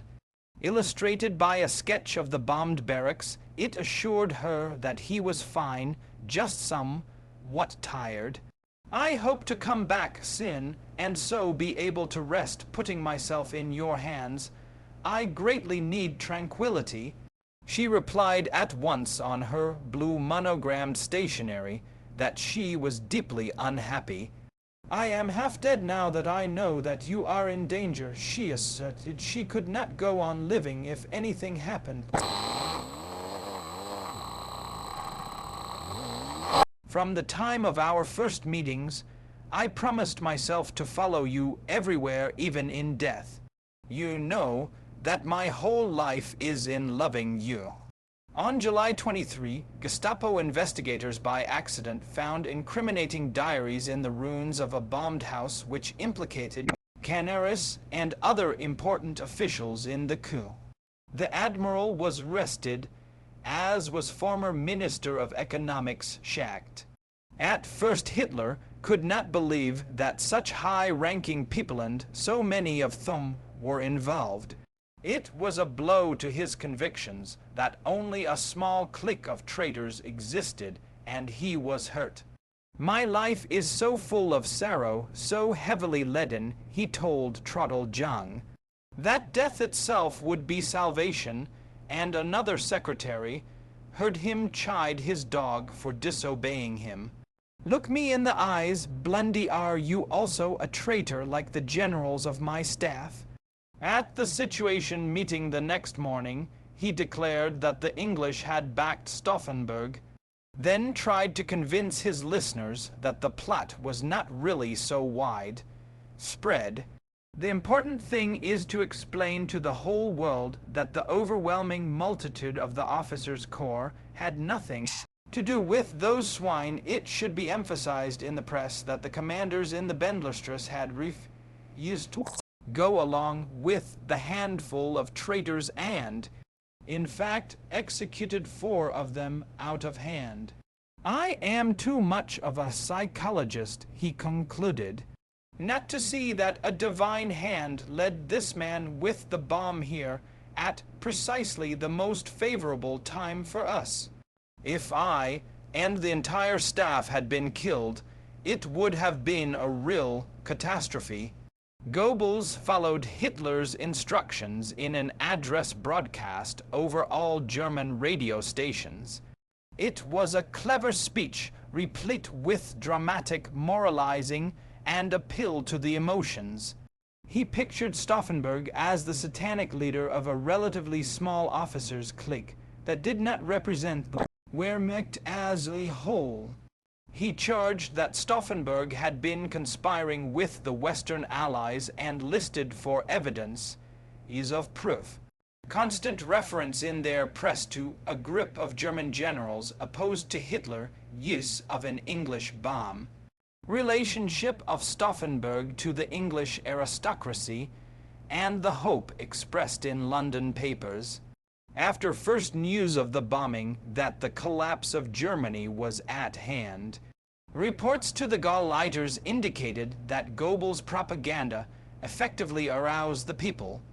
At a hospital in Braunschweig, for example, the patients spontaneously decorated every picture of the Führer with flowers. Loyalty demonstrations were organized in numerous cities. High school teachers told their pupils that the conspiracy now explained the military defeats in Africa and Russia. Traitors had prevented the Führer's orders from filtering down to the divisions.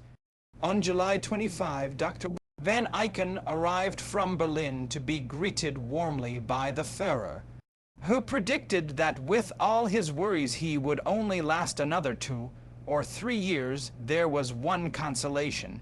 By then he would have accomplished his task, and others could continue the work. He eased himself painfully into a chair and described his symptoms in detail. Dr. Gissing, who prided himself on his memory, was unobtrusively jotting down everything Hitler said in a yellow pocket almanac. So that no one else could decipher his notes, he wrote in code, using Latin and a combination of personal symbols. Professor Van Eycken confirmed Gissing's diagnosis and treatment, but the Führer refused his advice to rest in bed for at least a week. "You have all conspired among you to make a sick man out of me. The following day, Hitler complained to Gissing that his left ear still bled internally and he wanted it cauterized. Again? No matter how painful. Pain is meant to make a man hard. He proved it a minute later, when an adjutant brought in reports on the assassination attempt. I don't feel any more pain, he said, adding as an afterthought, I would not have thought this Helldorf was such a scoundrel. He vowed to tear out those traitors by the Ritz, then reviled Stauffenberg for his cowardice. Ja, he said, ruffling through the pages, he at least should have had the courage to stand next to me with his briefcase. The bullet that killed him was too good for him. 2 days later, Hitler complained of insomnia, and when Gissing recommended cancellation of the nightly tea session, Hitler said he had already tried that, but it only made sleep more difficult. I have to relax beforehand and talk about other things. If not, I see before me in the dark the general staff maps, and my brain keeps working. It takes hours before I can get rid of such visions. If I put on the light, I can draw an exact map of each army group position. I know where every single division stanchioned, so it goes on and on for hours until I fall asleep around 5 or 6.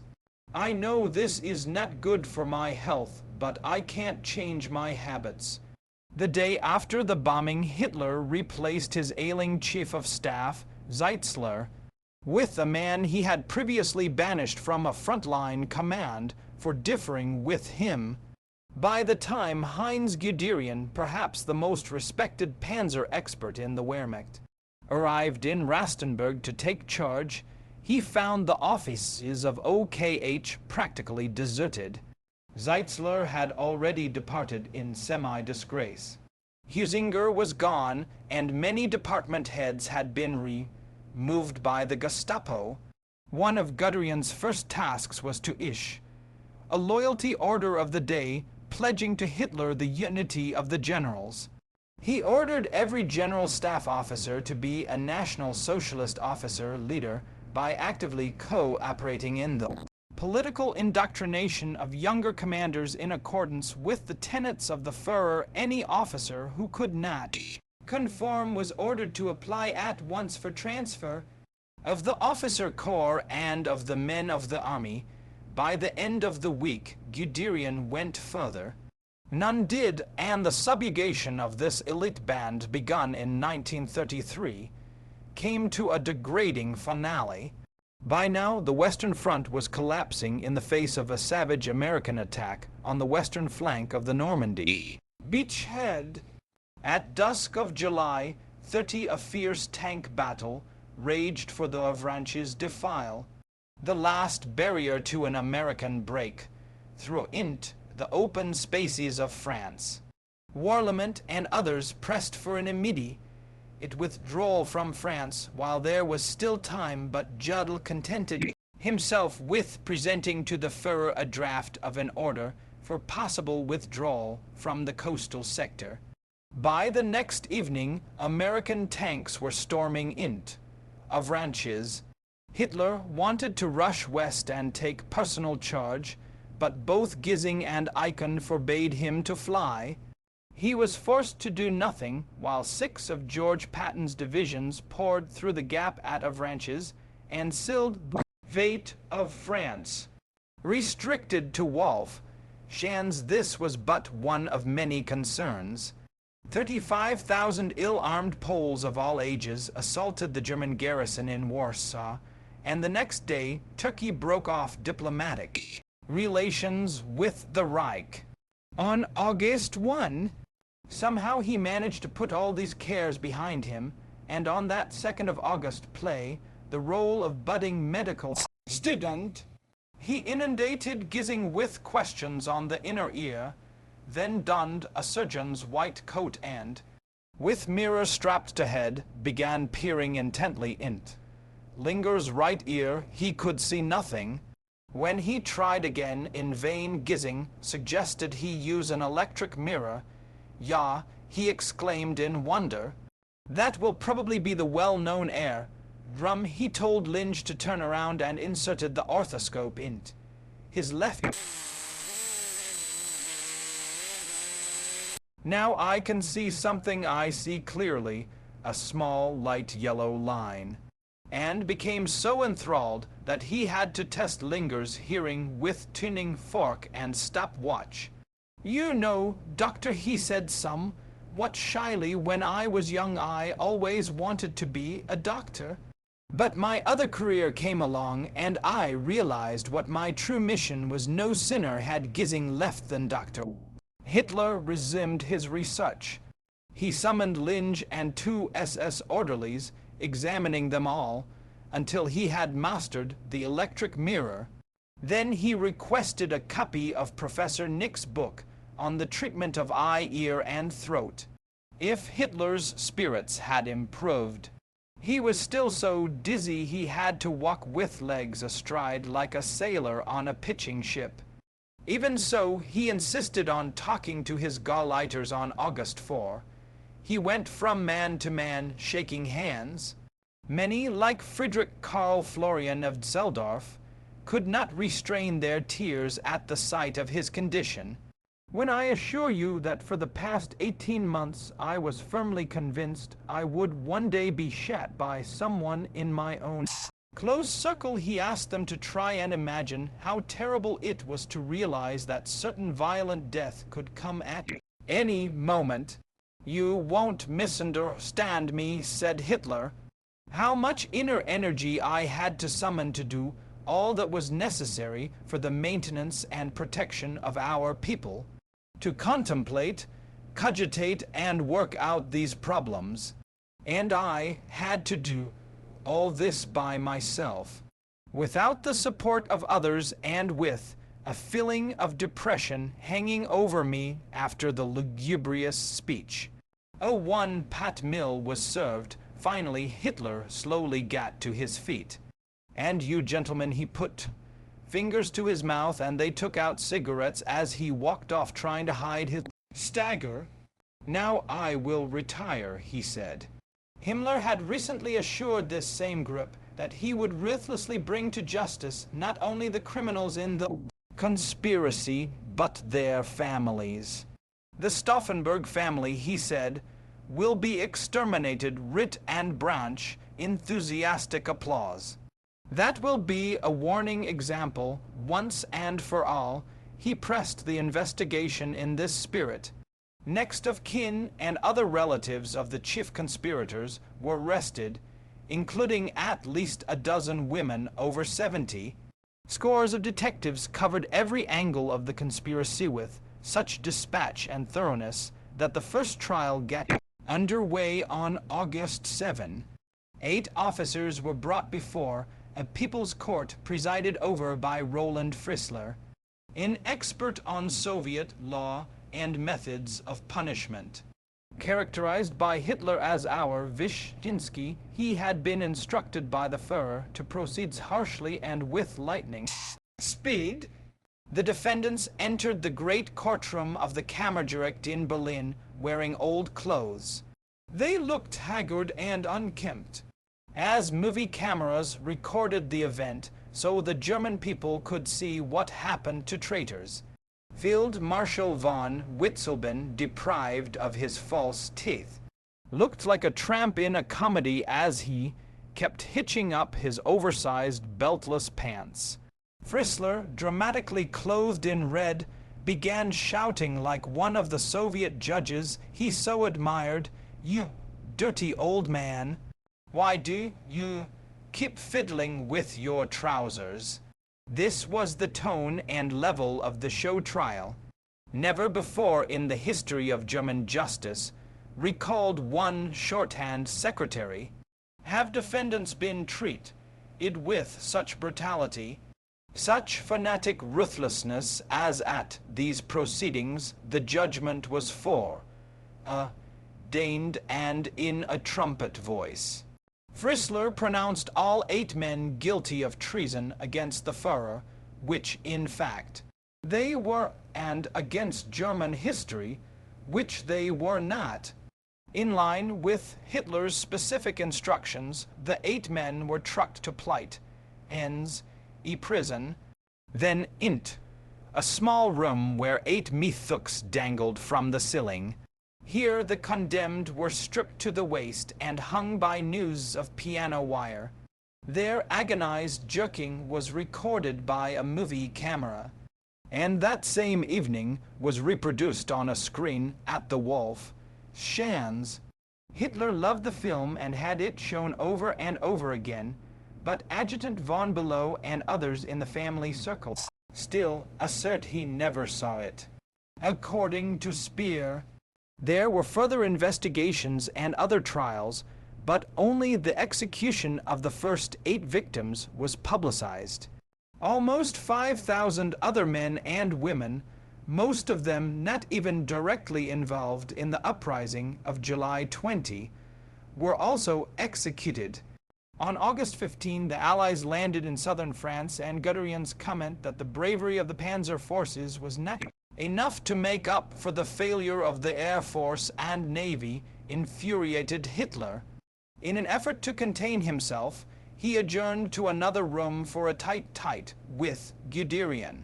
But their voices became so loud that an adjutant had to caution the Führer that every word was clearly audible outside. Could he please close the window? This exhibition was mild compared to one later in the evening when Hitler learned that Field Marshal von Kluge had mysteriously disappeared. It seemed that the Commander-in-Chief West had driven up to the front that morning to confer with his armored commander, but never arrived at the rendezvous. Hitler shouted that Kluge must have been involved in the bombing plot and had now sneaked off for secret surrender talks with the enemy. Kluge, in fact, had been delayed up front by an enemy fighter bomber attack. His car destroyed along with 2 transmitters. He was not only trapped incommunicado on congested roads but caught in a personal dilemma. While doing his best to stem the Allied breakthrough, he was convinced his was a hopeless task. Depressed ever since a serious auto accident in Russia, he would pace his office like a caged beast, torn between the oath he had sworn to Hitler and his responsibility before God, before his nation, before his conscience. Kluge finally reached his destination late that night, but by then Hitler had already decided to replace him with Field Marshal Model. On August 17, Model arrived in France with a handwritten note from the Führer and took over command of the Western Front. Kluge sat at his desk dazed by the dismissal. "Here at Avranches is all my reputation went," he told his chief of staff, pointing to a map. "It's all up with me." The following day he headed east like Stulpnagel. On a leisurely motor trip across the old battlefields of France like Stulpnagel, he intended to take his own life. But Kluge was successful. Near Clermont-en-Argonne, after lunching under the shade of a tree, he gave his aide a letter for his brotherton swallowed cyanide. Another letter was already on its way to the Führer. After outlining the reasons for his failure to stem the Allies, he implored Hitler to end the war and put an end to the people's unspeakable sufferings. Who was surprised by the last lines wherein Kluge praised Hitler for his iron will and genius, and the great and honorable fight he had fought. At Wolf's Schanz, Hitler read the letter, then without comment handed it to Jodl. To the hopeless struggle, it seemed to epitomize the final humiliation of the Wehrmacht, but was not at all self-serving. "Prove yourself now to be so great as to put an end. If need be," Kluge stood to gain nothing. He had only made a last effort to serve his country by sounding a warning. It was a futile one. Hitler was still bound by his ultimate mission to rid the world of Jews, a task. So Eichmann reported in August that was nearing its end. He told Himmler that 6 million Jews had already been eliminated. 4 million in the killing camps, and the rest in mobile operations. Spurred by the rapid advance of the Red Army and the continuing investigations of the inexorable Konrad Morgan, Hitler instructed Himmler to prepare the dismantling of all the killing camps except Auschwitz, which there were still Jews from Hungary, who also calculated a figure of at least 6 million dead Jews lads. Slovakia and Thracian, stat to be gassed, but common, Dantes had the facilities to wind up the entire job, provided the troops in the east did not allow a Soviet breakthrough. The military situation was so desperate that only a man with such motivation would have banished all thoughts of surrender. From the Baltic to the Ukraine, Red Army offensives had routed or surrounded the Wehrmacht along the entire Eastern Front. In the south, Soviet troops were seizing the oil fields of Romania. In the north, they had just surrounded 50 German divisions, and in the center, they were closing in on Warsaw. On Hitler's personal orders, preparations were made to remove the coffin of President von Hindenburg from the tomb at Tannenberg, scene of his great victory in the First World War. In the emergency, Goebbels proclaimed a new draconian policy on August 24. All theaters, music halls, drama schools, and cabarets were to be closed within a week. Music schools and conservatories, except a few leading ones, would be shut down and the artists put either in uniform or in armaments factories. Soon, he warned all orchestras, there would be an end to publication of fiction or belles letters and of all but illustrated papers. On the following day, Paris was liberated after 4 years of occupation. Both Romania and Finland sued for an armistice. 24 hours later, the Romanians, who had thrown out Marshal Antonis by a coup, declared war on Germany. With defeat imminent on all fronts, Hitler did not waver. His answer to signs of disintegration within the Wehrmacht was a threat to arrest the kin of any deserter. He told Keitel and 2 other generals on the last day of August that the time was not yet ripe for a political decision. Such moments come only when you are victorious. There was still hope of success, he said. The tension between the Allies would soon become so great that a major break would occur. The only thing is to wait, no matter how hard it is. For the right moment, he mused glumly on the problems facing him in both East and West. Then began feeling sorry for himself. I think it's pretty obvious that this war is no fun for me. I've been cut off from the world for 5 years. I haven't been to the theater, I haven't heard a concert, and I haven't seen a film. His voice rose in wrath. I accuse the General Staff of failing to give the impression of iron determination, and so of affecting the morale of combat officers. And when General Staff officers go up front, I accuse them of spreading pessimism. He would fight until Germany got a peace which secured the life of the nation for the next 100 years, and which, above all, does not base much our honor a second time, as happened in 1918. His thoughts reverted momentarily to the bomb plot. Death, he said, would only have been a release from sorry, sleepless nights and great nervous suffering. It is only a fraction of a second, and then a man is freed from everything and has quiet and eternal peace.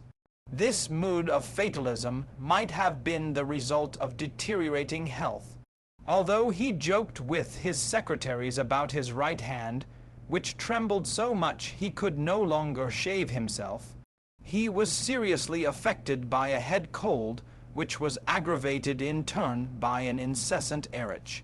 His condition was complicated a few days later by a slight feeling of pressure in his head.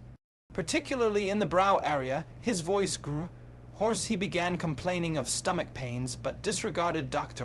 Gissing's warning that this might be the result of the numerous pills prescribed by Dr. Morrill. By the beginning of September, however, Hitler had come to accept Dr. Gissing's prescription of a 10% cocaine solution to relieve the sinus pain and would faithfully crouch for hours each morning and evening over an inhalator. Gissing's visits indeed became so pleasurable that Hitler began to show the same gratitude he had bestowed on Morrill. Gratitude ripened into trust, and before long the new doctor enjoyed a rare personal relationship with the Führer. The treatments were invariably followed by long discussions on a variety of subjects, ranging from the future of the Reich to the evils of smoking. During all these conversations, Gissing continued to take detailed notes. He also undertook something even more dangerous: secret psychological tests. This was done so subtly and over such a long period that Hitler never guessed he had been the object of, in Gissing's terms, rather primitive psychological tests, and had been diagnosed as a neurotic with Caesar mania. Touchy as he was in these days of pain and depression, Hitler never lost his temper with his youngest secretary, Trudel Jung, or failed to show keen interest in her personal welfare. But at one noon, de Milchy noticed he acted strangely. He said not a word to her, and when their eyes met his were serious and probing. She wondered if anyone had spread gossip about her. Later in the day, SS General Otto Hermann Fegelein phoned and asked if she could come to his barracks. Putting an arm around her in a fatherly manner, he revealed that her husband had been killed in action. The chief, he explained, had known about it since yesterday but was unable to tell her the bad news. Later she was summoned to the Führer's study. He took both her hands and said softly, "Oh child, I am so sorry. Your husband was such a fine fellow. He asked her to remain on the job and promised to always help her." In early September, Professor Van Eycken returned for another examination and, upon learning of Morell's injections and pills, became as concerned as Gissing and Hitler's two surgeons, Brandt and Hasselbach. The four doctors met secretly, but Eycken doubted that their patient would heed his warnings any more than those of his three colleagues, since Morrill enjoyed Hitler's complete confidence. A week later, Hitler reported that he was getting almost no sleep. He would lie awake all night long from the agony of stomach spasms. Nor was there any relief from the sinus inflammation. The left side of his head continued to ache constantly. This was aggravated by the rattle and grind of pneumatic drills used around the clock by construction workers in an effort to strengthen his bunker from expected Soviet air attacks. A side effect of his bad health was deterioration of his remarkable memory. He had always been able to glance at a long document and repeat it word for word. Now he had difficulty remembering names. It was fortune. He wryly observed that he only had to deal with a few people these days. On September 12, Hitler suddenly became dizzy immediately after Gissing had administered the cocaine treatment. He complained that everything was going black and grabbed a table to keep from falling.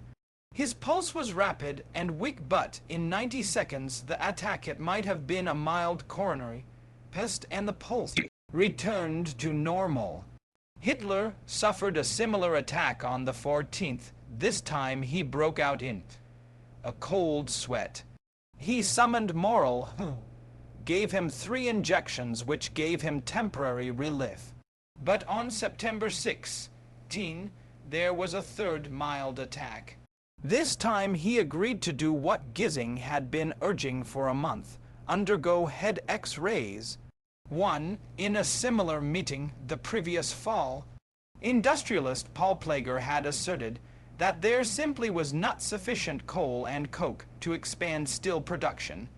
To my boundless surprise, recalled one witness Hitler in the course of the conversation, quite dryly said Plager, "If we cannot produce more coal and steel, the war is lost." To Bendlerstrasse presently is named the Stauffenbergstrasse. 3. The order to close the killing centers was issued by Himmler on November 24, 1944. Chapter 29.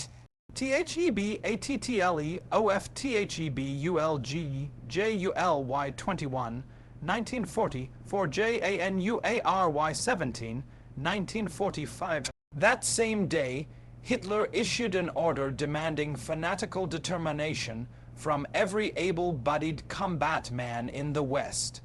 The Americans had just reached the German frontier and at one point south of Aachen pierced it.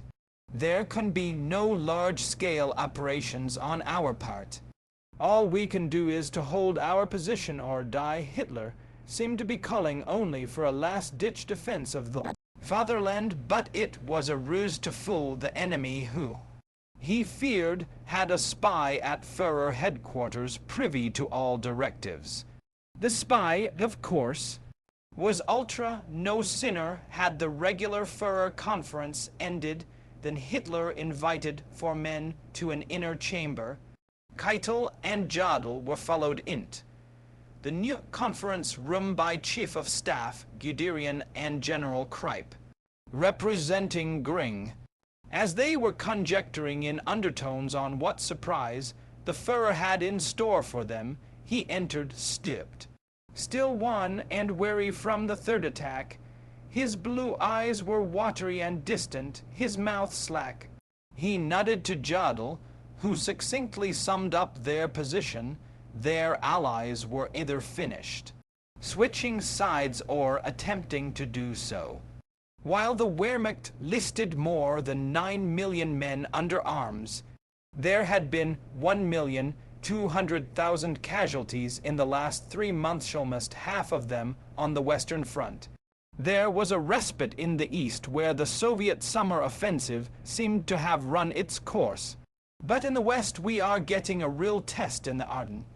This was the last hilly area in Belgium and Luxembourg that had been the highway to German victory in the Great War, and again in 1940. At the word Ardennes, Hitler abruptly came to life. Raising his hand, he exclaimed, "Stop!" There was a dead pause. Finally Hitler spoke. "I have made a momentous decision. I am taking the offensive." Here, out of the Ardennes, he smashed his left fist on the unrolled map before him. Across the Meuse and on to Antwerp, the others stared in wonder. His shoulders were squared, his eyes luminous, the signs of care and sickness gone. This was the dynamic Hitler of 1940. He issued orders for the establishment of a new panzer army and envisaged ways of bringing 250,000 men and thousands machines up to the Ardennes in absolute secrecy. In the next few days, he was a model of his former vigor as he pressed preparations for the ambitious counteroffensive. Only then did he keep his promise to get X-rays taken of his head. Late in the afternoon of September 19, he was driven to the field hospital at Rastenburg and escorted to the X-ray room, which had been searched carefully for hidden explosives. Afterward, he again visited his wounded officers, but this time the sight of the dying Schmidt brought tears outside. Hitler was greeted by loud shouts of Sieg Heil from a crowd of civilians from the town and recuperating soldiers. Their excitement at the sight of their Führer, probably for the first time, was understandable, but what impressed Gissing most was the ardent enthusiasm in the eyes of the amputees and other badly wounded men. The following morning Gissing checked the 3 X-rays with Morrill, and was amazed that his colleague identified the cheekbones as the sinuses. There followed the daily examination of the patient in his bunker, and Gissing noticed Hitler's face had an odd reddish tinge in the artificial light. Afterward, Hitler was stricken with stomach pains and insisted on taking more than half a dozen of the little black pills prescribed by Morrill. Concerned by the continuing dosage, Gissing began to make cautious inquiries. Linge showed him the pill container. Its label read Antigas pills, Dr. Coster Berlin, extract Nux vomica 0.04, extract belladonna 0.04. Gissing was appalled. Hitler had been heavily dosing himself with 2 poison cells, trike, 9 and atropine. Perhaps that explained his attacks, his growing debility, his irritability and aversion to light, his hoarse throat and the strange reddish tinge of his skin. 2 cardiograms revealed clearly abnormal T waves. It could be hardening of the arteries or high blood pressure, but in any case, it was an alarming development in the light of his other disabilities. At their regular session, Hitler again complained to Gissing of intestinal discomfort. The cramps are so severe that sometimes I could scream out loud. After their next meeting on September 25, Dr. Gissing chanced to see his patient outside the bunker. To his surprise, the tinge of Hitler's skin was not red in sunlight, but yellow. His eyes were starting to turn yellow. He obviously had jaundice after a night of agony. In pain, Hitler could not get out of bed the following morning. His secretaries, lieutenants, and servants were in a state of alarm.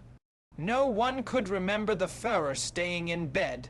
No matter how sick he would see, no one wanted no food. In great excitement, Gunsch told Trottel-Jung that he had never seen the chief so listless, so indifferent. Even the critical situation on the Eastern Front failed to interest him. Morrill advised Hitler to remain in bed all day, but he insisted on getting up for his regular examination by Gissing. He, in turn, advised discontinuance of the cocaine treatment, but Hitler wearily shook his head. "No, dear doctor," he said. "I think that my physical weakness the past few days is due to the poor functioning of my intestines and cramps." Gissing hesitated, then warned his patient to take care lest he suffer another collapse. On his way out, he confiscated a box of Morrell's black pills and showed them to Dr. von Hasselbeck. He too was horrified to learn they contained strychnine and atropine, but warned Gissing to say nothing until they could confer with Dr. Brandt. In the meantime, Morrill gave orders that no other doctor was to see the Führer, and when Gissing reported on the 27th, he was turned away by Linge. Even Dr. van Eycken, who came from Berlin to irrigate the patient's swollen sinus, was refused admittance. For the rest of the month, Morrill did his utmost to isolate the patient from the other doctors. He insisted that the Führer was not suffering from jaundice. It was more likely a temporary gall-bladder inflammation. During this time, Hitler lost 6 pounds and lay in bed, racked with pain. He ate nothing and showed little interest in the battlefronts. Occasionally, he would see his secretaries, but then he would almost immediately dismiss them. "It gave me a feeling of despair," recalled Trottel-Jung, "to see the one man who could have stopped this tragedy with a single stroke of a pen lying disinterested in his bed, looking around with tiredness, while around him all hell had broken out. It seemed to me that his body had suddenly realized how senseless had been all the efforts of brain and will, and gone on strike. He had just laid down and said, 'I will not do anything any more.' Physical pain was not the only cause of Hitler's deep depression. Another cache of incriminating documents was unexpectedly discovered in a safe at Army headquarters in Sachsen. They implicated a considerable segment of the Army leadership in the assassination plot. The Führer was shattered, and some of those in the family circle felt that this, more than the jaundice or the stomach pains which he had endured for years, had broken his spirit. Dr. Brandt returned to the Wolf Schanze on the 29th, enthusiastic at the chance to finally unmask Morrill as a charlatan. He managed to get into Hitler's room that afternoon. At first, the patient took Brandt's denunciation seriously, but Morrill convinced the Führer that he was absolutely innocent of any wrongdoing. If Hitler suffered after-effects from the anti-gas pills, it was because he himself increased the daily dosage. Disconsolate Brandt now left it up to his colleagues to discredit Morrill. Hasselby went to Bormann. He was the last one the doctors should have sought as an ally, since he had been doing his best for months to get Brandt dismissed. Bormann's ulterior motive was Byzantine. He looked on Brandt as the accomplice of Speer, whose dangerous influence on the Führer had to be diminished at all costs. Bormann promptly went to Hitler and warned him that Brandt had been joined by Hasselby and Gissing in an effort to ruin poor Dr. After listening politely to Hasselby and expressing shock at the pill story's moral for their own personal gains, no doctor but Morrill was allowed to see Hitler, and it appeared that Bormann had won. Then, late in the afternoon on October 1, Linge telephoned Gissing. The Führer was suffering from a bad headache and insisted on seeing Gissing at once. He was lying on his Spartan bed in a nightgown. He lifted his head slightly to greet Gissing, but immediately dropped back to the pillow. His eyes were empty, expressionless. He complained of pressure in his head. He also could not breathe through his left nostril. As Gissing seated himself next to the bed, Hitler abruptly changed the subject. "Doctor," he asked, "how did you come upon the story of the anti-gas pills?" Gissing explained. Hitler frowned. "Why didn't you come directly to me? Didn't you know that I have great confidence in you?" The doctor felt chills in it from the excessive air conditioning in the little cell. He explained that he had been prevented from coming. Hitler shrugged this off, as well as Gissing's conviction that his intestinal problems were due to strychnine. He had suffered similar attacks frequently, if not as severely. "And I must work and think only of the German people day and night." He was already feeling much better and should be out of bed in a few days. "It is the constant worry and irritation that give me no rest. You gave Morrill a great fright," he said. He looked quite pale and disturbed, and reproach is himself, but I have assured him. I myself always have believed they were simple pills to absorb my intestinal gases, and I always felt very well after taking them. Gissing explained that the feeling of well-being was an illusion. "What you say is probably right," interrupted Hitler, "but the stuff did me no harm. I'd have had intestinal cramps anyway, because of the continuous nervous strain of the last month, and after all, at some time the 20th of July would have reacted on me. Up to now, I'd had the willpower to keep all this inside Mebet. Now it has broken out." Gissing diagnosed his problems as jaundice, but Hitler protested. "No, you want to make a gallbladder patient out of me. Go ahead, examine my gallbladder." He folded back the bed.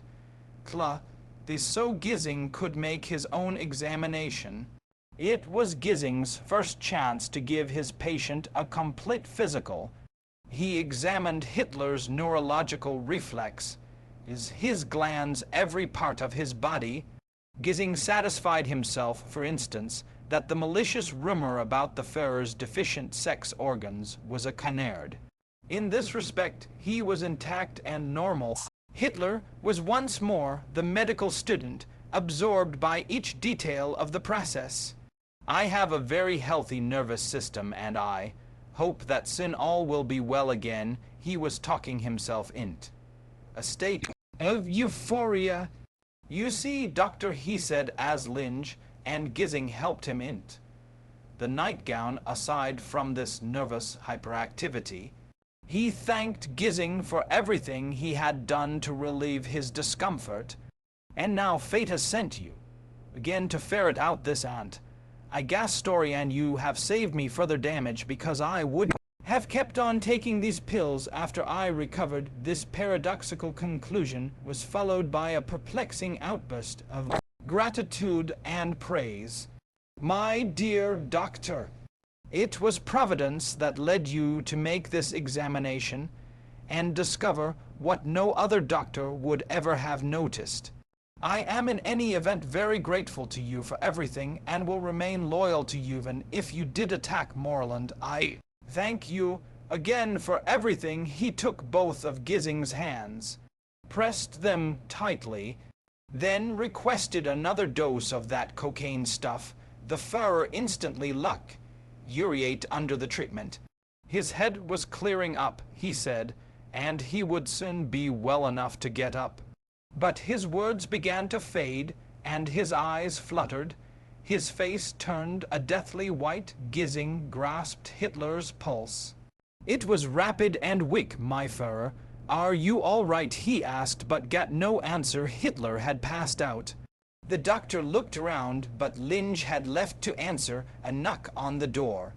It suddenly occurred to Gissing that Hitler was entirely at his mercy. He saw before him a tyrant whose knowledge of people seemed very inadequate. I did not want such a man to exist and exercise the power of life and death in his purely subjective manner. Some inner command drove him to plunge a swab stick into the cocaine, but a second dose could be lethal, and he rapidly began brushing the interior of Hitler's nose with the substance that had just knocked him out. At that moment, so he claimed in his diary, as Gissing finished the left nostril, he was startled by a voice. How much longer will the treatment take? It was Linge. Gissing forced himself to say he was about finished.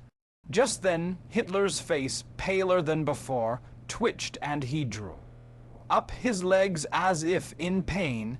The Führer is having another one of his intestinal cramps, observed Linge. Let him rest. Outwardly composed, Gissing bade farewell to Linge, and quickly bicycled back to the field hospital.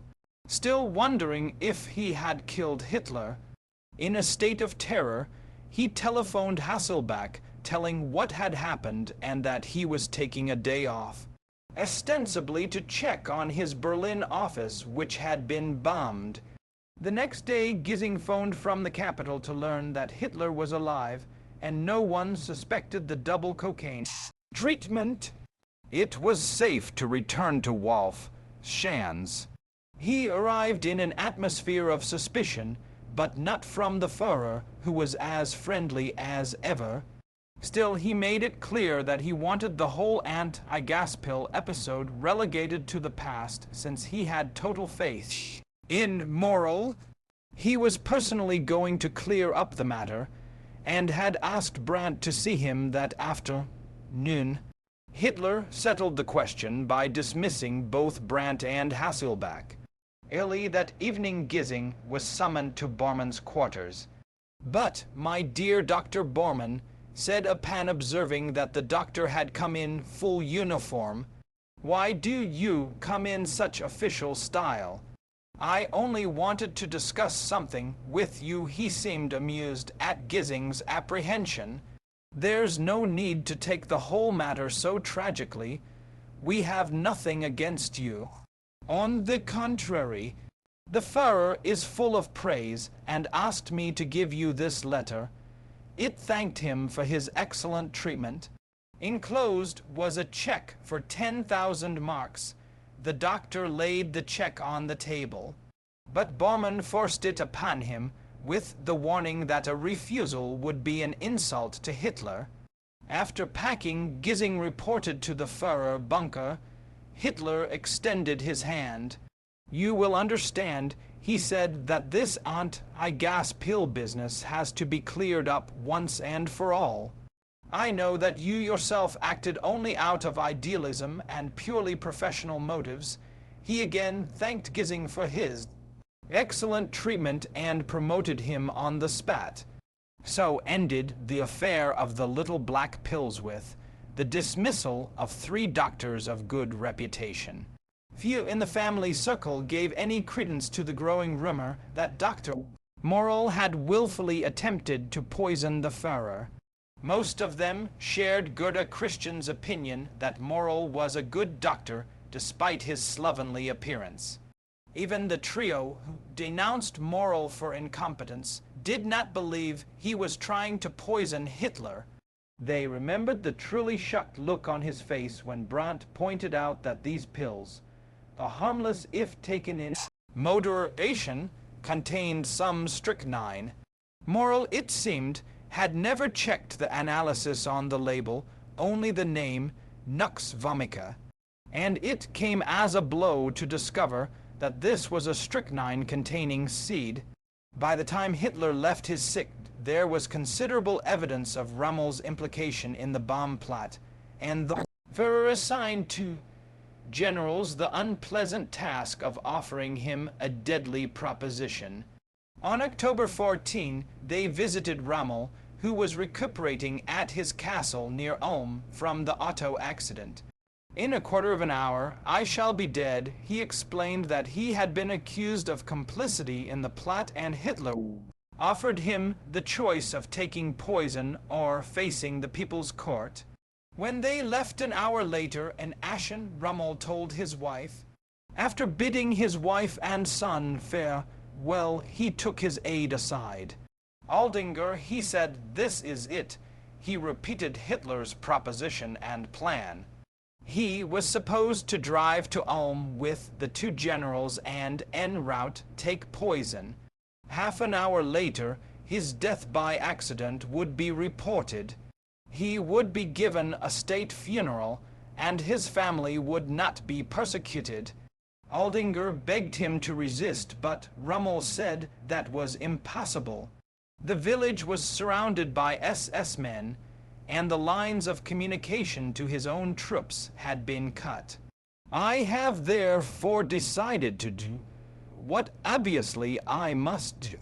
At 1:05 p.m., wearing his Afrika Korps leather jacket and carrying his field marshal's baton, Rommel was driven off. In transit to the Ulm hospital, he committed suicide.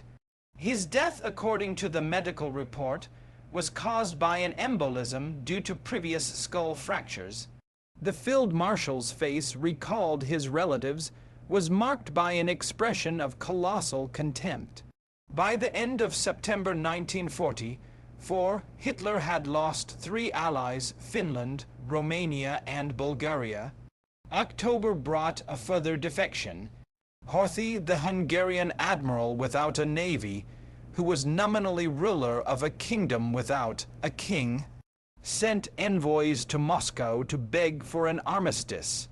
The fiction of his independence had ended with the Nazi occupation of Hungary earlier that year, and Soviet troops were less than 100 miles from the capital. After all, since a secret in Budapest was usually discussed loudly in coughs, Hitler knew all about the negotiations. While the Hungarian deputies were arguing fruitlessly in Moscow for better conditions, Hitler sent his favor, it commando Otto Skorzeny, to Hungary to bring her leaders back in line. He did so with a minimum of bloodshed in probably the most imaginative operation of the war, aptly titled Mickey Mouse. He simply kidnapped Horthy's son Mickey, wrapped him in a carpet. Skorzeny got the idea from Shaw's play, Caesar and Cleopatra, and delivered him to the airport. He then proceeded to capture the citadel, where Admiral Horthy lived and ruled with a single parachute battalion. It took half an hour and cost 7 lives. 6 days later, he was greeted at Wolf Schanz by Hitler with a warm well done. His description of the kidnapping of young Horthy greatly amused Hitler. As Skorzeny rose to go, Hitler stayed him. "I am now going to give you the most important job of your life," he told of the surprise attack in the Ardennes. Skorzeny, he said, would play a leading role by training men to masquerade as Americans. They would work behind American lines, in American uniforms with American vehicles. They would seize bridges over the Meuse, spread rumors, false orders, breed confusion and panic. By this time, Jodl had presented Hitler with the draft of his plan for the offensive. First it was given the symbolic name of Chris Rose, but that morning the Führer himself changed it to Watch on the Rhine, to deceive any spy. It called for the use of 3 armies with a combined strength of 12 panzer and 18 infantry divisions.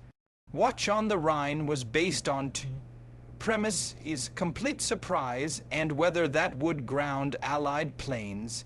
It was designed to break through on a wide front, cross the Meuse on the 2nd day, and reach Antwerp on the 7th day. It would not only destroy more than 30 American and British divisions, but drive a great wedge, psychological as well as physical, between the Americans and British. The defeat would be so smashing that the West would sue for a separate peace. Then all German troops would be thrown against the Red Army. To ensure absolute secrecy, only a select few were told of the offensive. A different code name for the offensive was to be used at every command level and changed every 2 weeks. Nothing of the offensive was to be trusted to telephone or teletype. Officers sworn to silence would be used as couriers only. With such precautions, reasoned Hitler, could the spy at his headquarters be foiled. Field Marshal Model, the Führer's personal choice to command the offensive, read the plan with dismay. "This damned thing hasn't got a leg to stand on," he complained. Rundstedt shared his concern and offered a counterplan, a more modest attack of 20 divisions on a 40-mile front. "Apparently you don't remember Frederick the Great," Hitler remarked sarcastically. "At Rossbach and Lutten he defeated enemies twice his strength. How by a bold attack? It was the same old story. His generals lacked imagination for the big solution. Why don't you people study history?" He patiently explained how Frederick had taken his great risk, and then, as if in reward for daring, a bolt from the blue had come an unpredictable historical accident.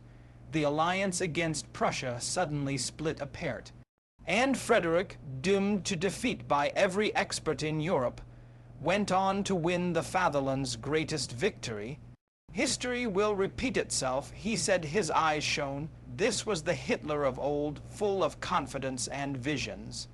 "The Ardennes will buy my Rossbach and Lutten, and as a result another unpredictable historical accident will take place.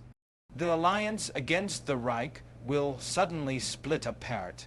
His own alliance with Japan, incidentally, was of little value.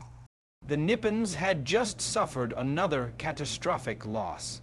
MacArthur had not only successfully landed in force on the Philippine island of Light, but in the ensuing naval battle of Light Gulf, the Imperial Navy had lost 300,000 tons of combat shipping, 4 carriers, 3 battleships, 6 heavy cruisers, 3 light cruisers, and 10 destroyers. Never again would the Japanese Navy play more than a minor role in the hopeless defense of the homeland, and Japanese troops in Manchuria were no longer any threat to Hitler's nemesis, the Red Army, for they were being shipped out in force to stem the Americans. On November 10, Hitler signed an order to prepare for the Ardennes offensive. He made it clear that this was a do-or-die proposition, a last gamble. The tone of his directiveness incurred the protests of the senior commanders in the West, and Hitler decided to leave Wolf Schanz so he could explain his purpose in person despite a sudden relapse in spirit and body. His hoarseness had increased, and the examination of Professor Van Eycken revealed a small polyp on his right vocal cord. He was cranky, and depressed visitors were shaken to see him propped up on his spare cot, pale and drawn. Ignoring Morell's orders, he would drag himself out of bed to the map room, feeling his way like an old man. Breathing heavily, he would finally flop into a chair and wipe his brow. To keep him going during the briefings, Dr. Morell had to administer numerous injections. Hitler was advised to take a brief vacation before undertaking a trip to the Western Front that would be arduous, if not dangerous in his present condition, but he was obsessed by the need to inspire those who must lead the offensive. On November 20, he entrained with his entourage. He must have known it was the last time he would ever see the Wolf Schanz, but he kept up the fiction of returning by allowing the reconstruction work to continue. His train did not leave until dawn, since Hitler wanted to arrive in Berlin after dark. He sat in his compartment with all the shades drawn until lunch, then joined the others in the dining car. Trottle had never seen him so downcast and absent-minded. His voice was only a soft whisper. His eyes were either glued to his plate or staring at a spat on the white tablecloth. It was such a depressing atmosphere that all of us had a strange ominous feeling. Without preamble, Hitler announced that Professor Van Eycken would perform another operation on his throat. It was not dangerous, he said, as if assuring himself, but it is quite possible that I am losing my voice, and he never finished the sentence. He remained in seclusion for the next few days, and the family circle knew only that Eycken had removed a polyp the size of a millet seed. Finally, he appeared unexpectedly for breakfast. He was obviously looking for company. Everyone extinguished cigarettes, windows were opened to clear the air. He could only whisper. Doctor's orders, he said, and before long everyone was unconsciously imitating him. My ears are fine, and there is no need to spare them, he murmured softly, and everyone laughed, more in relief that he was again in good spirits than at the joke.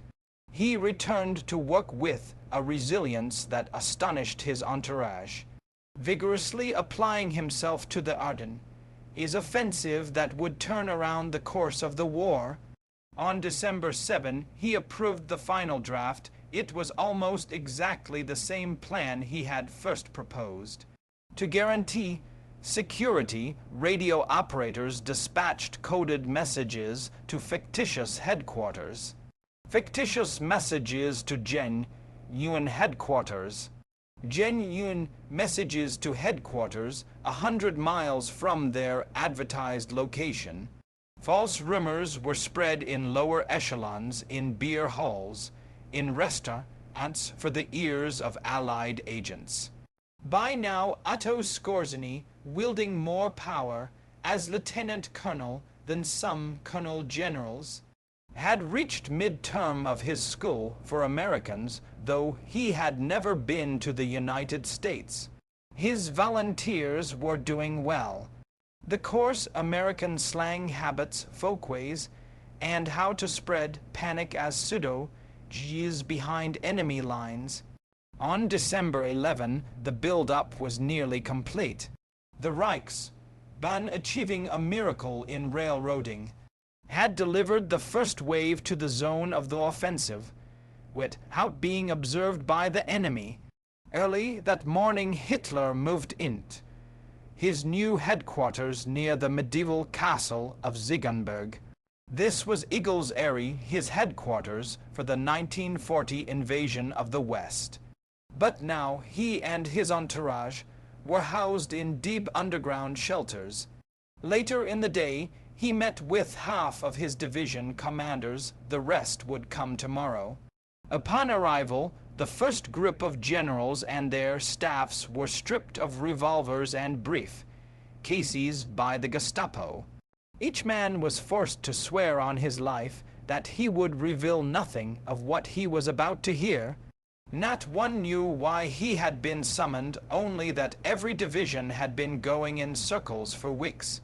The meeting took place in a large underground room. The Führer sat at a narrow table flanked by Keitel and Jadl. Across were Rund, Stett, Model, and Lieutenant General Hasso von Manteuffel, who would command the most powerful of the three armies in the offensive.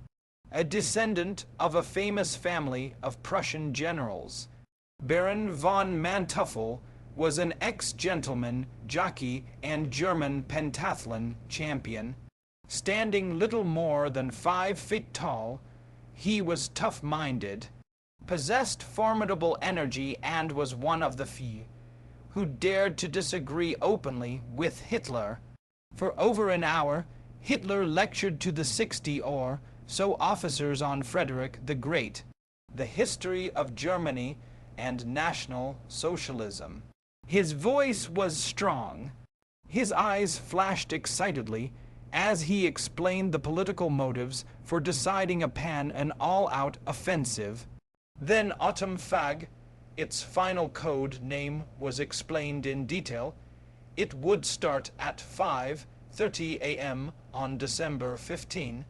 The divisional commanders listened in awe, impressed not only by the grandiosity of the plan, but by the Führer's vigor and good health.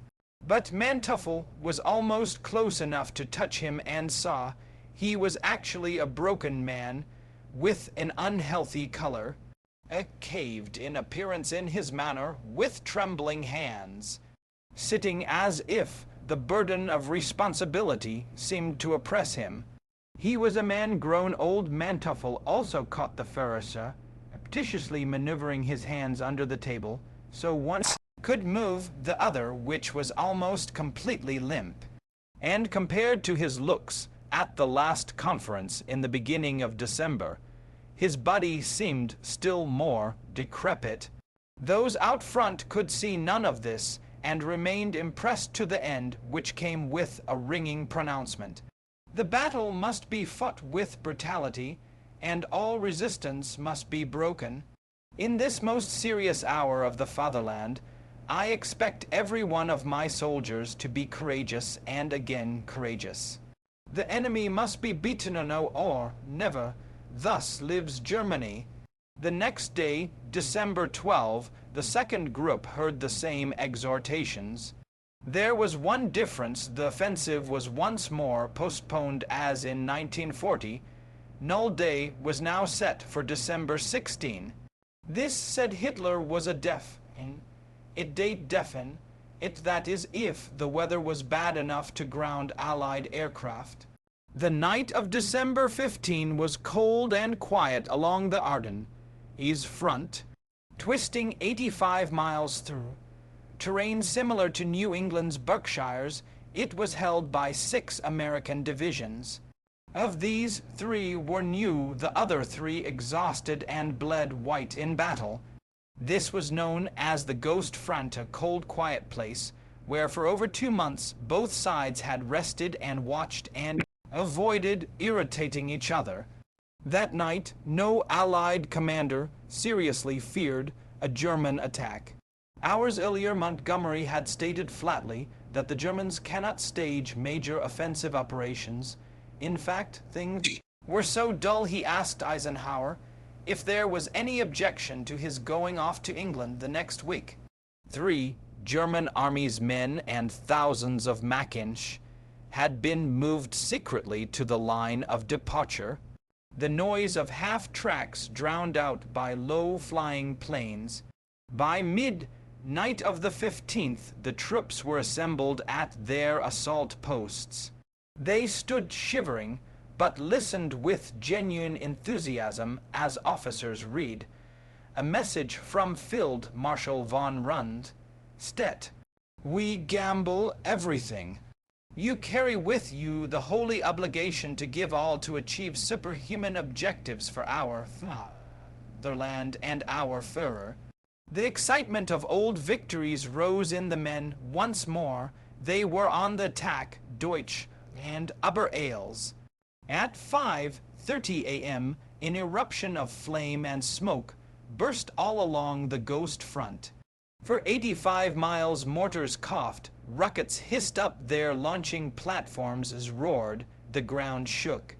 And from the rear came the hollow boom of railroad guns hurling their 14-inch shells at targets miles behind American lines. Hundreds of tanks rumbled and clanked.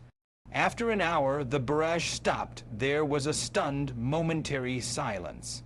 Ghostly, white-sheeted forms, almost invisible against the new-fallen snow, came out of the haze toward Giz, advancing in a slow, ominous walk, 12 and 14 abreast.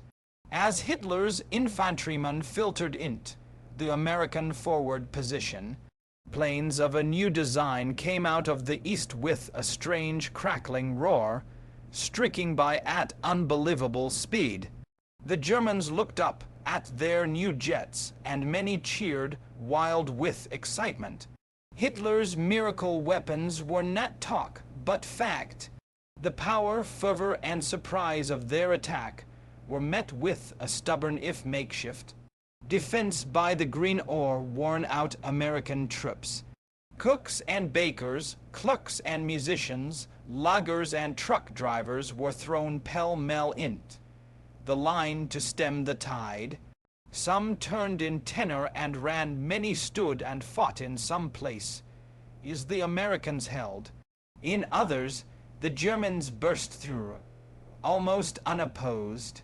In the north, a narrow valley called the Low Scheim Gap was lightly defended, even though this had been the classic gateway from east to west. Through this 7-mile corridor, invading German armies had poured in 1870, in 1914, and in 1940. Once more German troops, this time accompanied by tanks, armored cars, and assault guns, advanced unimpeded into the gap. By dusk, the northern part of the United States lines was in a shambles, but General Omar Bradley had received such fragmentary reports that he assured Eisenhower it was merely a spoiling attack. Eisenhower disagreed. Leader of more combat troops than any American field commander in history, "This is no local attack, Brad," he said. "It isn't logical for the Germans to launch a local attack at our weakest point." He didn't think they could afford to sit on their hands until they found out, and told Bradley to send 2 armored divisions to the rescue. Hitler was elated at the reports of breakthrough in the north. Late that night, he telephoned the commander of Army Group B, far south of the Ardennes. From this day on, Balk, Hitler said, not a foot of ground is to be given up. Today we march, he told how his tanks were already poised on the heights above the road to Bastogne, and the weather was still Hitler weather, fog, drizzle, and haze. It was forecast would continue to ground Allied planes. Balk, he exclaimed, everything has changed in the West. Success, a complete success, is now in our grasp. Success continued, and at noon, December 18, German broadcasters raised the hopes of the people. "Our troops are again on the march," said one announcer. "We shall present the Führer with Antwerp by Christmas at Eagles." Hitler was learning that a manteuffel column had opened up the road to Bastogne. Major Penet, rations had been achieved just as predicted, and he talked confidently of a victory that would turn the tide. He felt so good, he took a short walk in the countryside, and was so refreshed he decided to do it every day. In Paris, there was near panic in many French government offices. The Blitzkrieg of 1940 was still a fresh, bitter memory. At SHAEF headquarters in Versailles, an excited delegation of high-ranking French officers, headed by General June, had arrived to find out what was happening in the Ardennes. The Frenchmen were amazed at the succession of calm, orderly officers. "I don't understand," exclaimed one agitated general. "You're not packing." By midnight, the Ardennes battlefield was in turmoil, a scene of indescribable confusion to those involved in the hundreds of struggles. No niggerman or American private or general knew what was really happening. In the next 2 days, a series of disasters struck the defenders. On the snowy heights of the Schnee Eifel, at least 8,000 Americans, perhaps 9,000 for the battle, was too confused for actuals. They were bagged by Hitler's troops. Next to Bataan, it was the greatest mass surrender of Americans in history. Only 7 jeeploads of Skorzeny men in American uniforms managed to break through the lines, but these were raising havoc beyond his initial hopes. The leader of one team was directing an American regiment down the wrong road, while his men were changing signposts and snipping telephone wires. Another jeepload stopped by a United States column for information. Feigned fear so convincingly that the Americans caught their panic and turned tail. A third group severed the main telephone cables connecting the headquarters of Bradley and his commander in the north, General Courtney Hodges. But the greatest damage was done by a team that had been captured. When the 4 confessed their mission to an American intelligence officer, the news was immediately broadcast that thousands of Germans in American uniforms were operating as saboteurs behind the lines. At once, this information was associated with a verified report of widely dispersed parachutists north of Malmedy, abortive paratroopa which had failed even more dismally than Skorzeny's operation. Out of 2 fiascos was developing a formidable success. By December, 500,000 Americans throughout the Ardennes were quizzing each other on lonely roads, in dense pine forests, and in deserted villages. Passwords and dog tags no longer proved identity. You were an American only if you knew the capital of Pennsylvania, the identity of Pruna, face, or how many homers Babe Ruth had hit. In Paris, terror of Skorzeny and his men had reached panic peak. According to one hysterical report, Skorzeny men dressed as nuns and priests had just floated to earth. Their destination, according to the confession of a captured Skorzeny, it was the Coff de la Paix. There they would join forces and kidnap Eisenhower. American security officers firmly believed this fabrication. SHAEF headquarters was surrounded with barbed wire, and the guard quadrupled. Tanks stood at the gates, passes were examined and re-examined. If a door slammed, Eisenhower's office was pestered with calls asking if he was still alive. Skorzeny's 28 men had done their work well. By the following morning, the 21st, the battle had assumed a recognizable shape. It was a giant bulge. In the middle, at Bastogne, completely surrounded, was a collection of Americans under an acting commander of the 101st Airborne Division, Brigadier General Anthony McAuliffe, the division artillery officer, called upon to surrender by a German patrolman. There he offhandedly replied, "Nuts." The one-word message spread throughout the Ardennes and helped raise the flagging spirits of the defenders. The time for running had stopped. The spirit of resistance was followed by an abrupt end of Hitler, whether a bright sun shone next morning on the Ardennes is for the first time, and before noon 16, big seas were dropping supplies to the encircled men at Bastogne. The tide of battle was threatening to turn, but Hitler did not yet know it.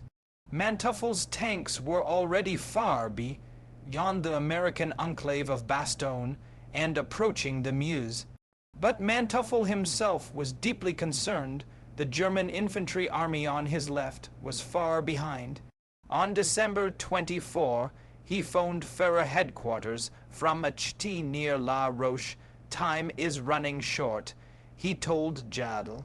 His left flank was exposed, and the time had come for a complete new plan.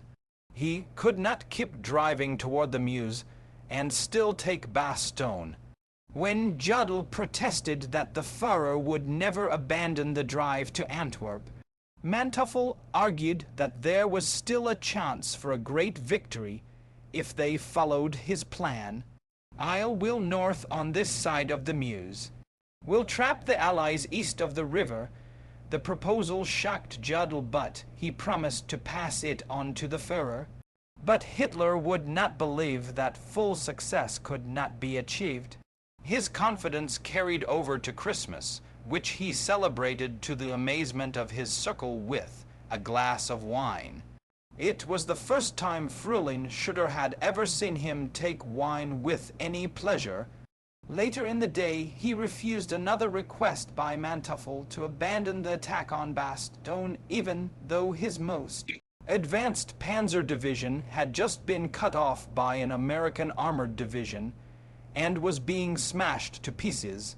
December 26 was a day of Allied might. The snows that now blanketed the entire Ardennes were red with blood, but no, where was the carnage greater than in the pocket a few miles from the Meuse River, where General Ernest Gravel-Voice Harman's 2nd Armored Division was savage. Manteufel's 2nd Panzer Division in 100 small engagements. At Eagles, airy an argument over autumn fog had continued since morning. Jadl was now saying, "Mein Führer, we must face the facts squarely. We cannot force the Meuse." The 2nd Panzer was close to disaster, and Patton had just opened up a narrow corridor from the south to besieged Bastogne. Throughout the Ardennes, it was the same story. For the moment, it was a static struggle. The great offensive had been temporarily stalled. Everyone had a plan, and Hitler listened to them all. Finally, he spoke. "We have had unexpected setbacks because my plan was not followed to the letter." He frowned. Then his face lightened with a new hope. "But all is not yet lost," he issued. "You orders Manteufel was to turn to the northeast, thus outflanking most of the Americans in the top half of the bulge. I want 3 new divisions and at least 25,000 fresh replacements rushed to the Ardennes," he announced to a semicircle of somber faces. Granted, the Allies could not be wiped out in a single dramatic blow as planned. Autumn fog could still be turned into a successful battle of attrition, and this would surely bring Germany a substantial political victory. These orders were intercepted by the Ultra team and passed on to Eisenhower, and he was assured that Hitler's attack had shot its bolt. What Ultra did not learn was that the Führer and his chosen successor had just engaged in a violent quarrel. At least the violence was on Hitler's side when Göring proposed they seek a truce the war is lost, he said. Now we must get in touch with Count Bernard, at Folk Bernard, whose father was Swedish King Gustavus V's brother, would surely act as mediator for any armistice negotiations. Hitler, so a pale-faced Gring reported shortly to his wife, had raged and screamed about betrayal and cowardice, but he himself had replied in an earnest and composed manner. I could never do anything behind your back. He assured Hitler that he would remain faithful in bad times as well as good. Mein Führer then repeated his conviction that an immediate armistice was essential. Hitler, he said, calmed down a bit, but then sharply replied, I forbid you to take any step in this matter. If you go against my orders, I will have you shot. Never had Frau Gring seen her husband so shaken as, he told her all. This is the final break, he said glumly. There is no sense my attending any more daily briefings. He does not believe me any more. He does not listen to me. To the Germans, the classic struggle was known as the Ardennes. Is offensive, but to the Americans, it was the Battle of the Bulge. By December 28, its third and final phase was fast approaching. At a special meeting of his top military leaders that day, Hitler admitted the situation was desperate, but he had never learned the word capitulation and would pursue his aim with fanaticism. As much as I may be tormented by worries, and even physically shaken by them, nothing will make the slightest change in my decision to fight on till at last the scales tip to our side. He was therefore launching a new offensive north wind on New Year's Day south of the Ardennes. Chances of victory were bright.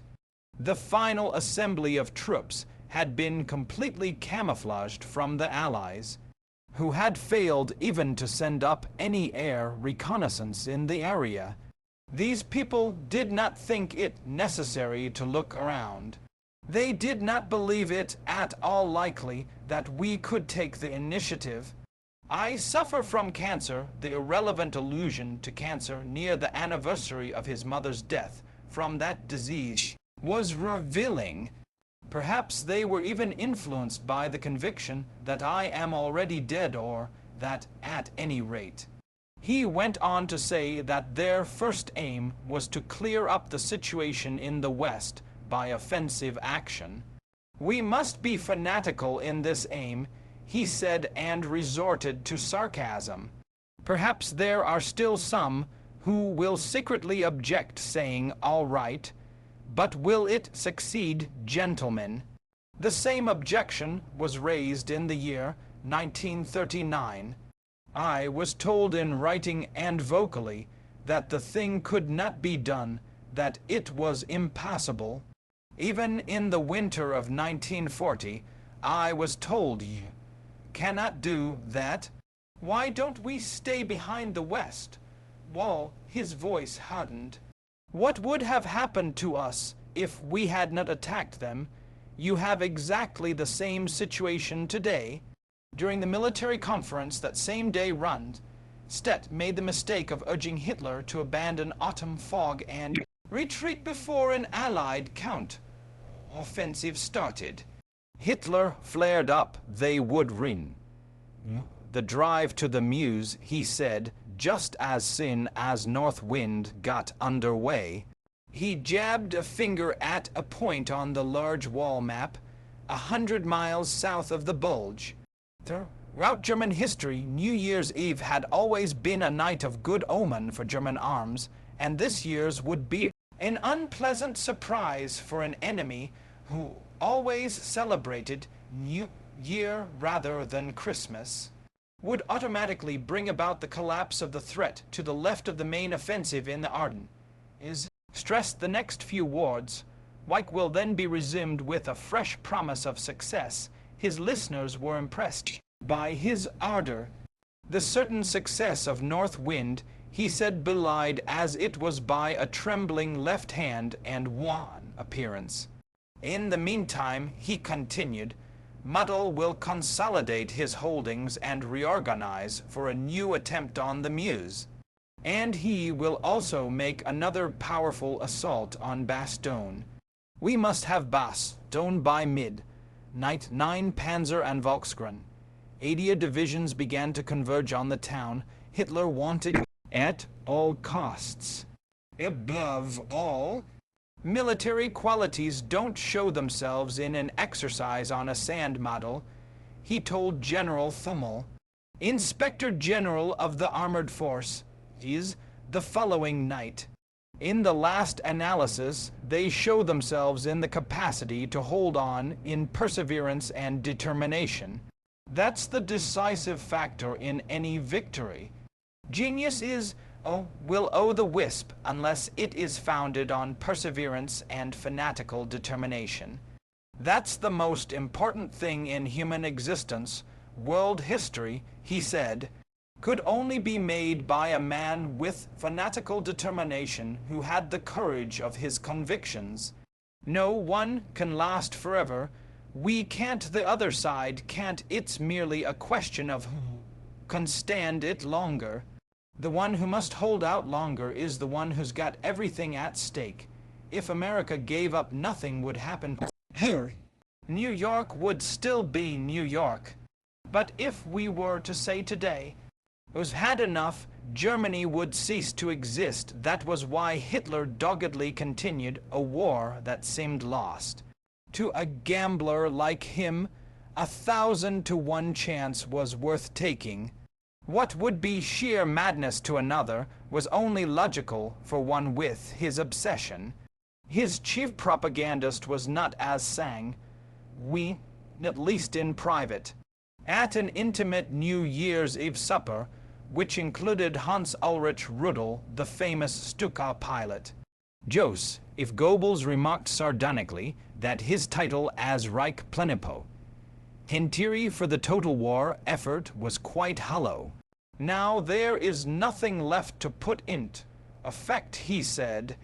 Everything, including all the flower shops, have been closed by British bombers. At this point, Frau Goebbels interrupted with a remark that the guests found hard to believe. Why don't you tell these old soldiers that for the past 3.5 years you have seldom managed to see Führer alone? Goebbels was embarrassed and tried to stop her, who had warned him in the first days of Hitler's chancelleurship that many SA men like himself were not at all happy with Hitler's compromise with the German nationalists. But she would not be quieted. These people have the right to know about this. Goebbels turned to Hein Ruck.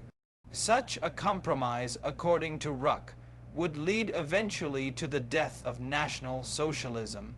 I should have taken your words more seriously back in 1933. The talk switched to the political and military blunders made in the past few years, and there was almost general agreement that the end was at hand. At that time, Goebbels had angrily accused Ruck of being an opportunist, but now the propaganda minister said ruefully, all except Rudel, who exclaimed that the Führer's new secret weapons would bring a surprise victory. Just before midnight, Operation North Wind, designed to take Allied pressure from the Bulge, was launched, and 8 German divisions rushed from their west wall position with great elan to assault the 7th U.S. Army near the boundary of northern Alsace. To the north in the Ardennes, a tremendous artillery barrage erupted at the stroke of midnight. The irrepressible George Patton had ordered every available gun in his command to fire a New Year's salute. 5 minutes later, Adolf Hitler's voice, somewhat raspy but confident, was broadcast throughout the Reich. Germany, he said, would rise like a phoenix from its ruined cities and go to ultimate victory. Afterward, he entertained the family circle in his private bunker. Everyone was relaxed by champagne, but there was a subdued atmosphere. The most enthusiastic was Hitler, who needed no alcohol.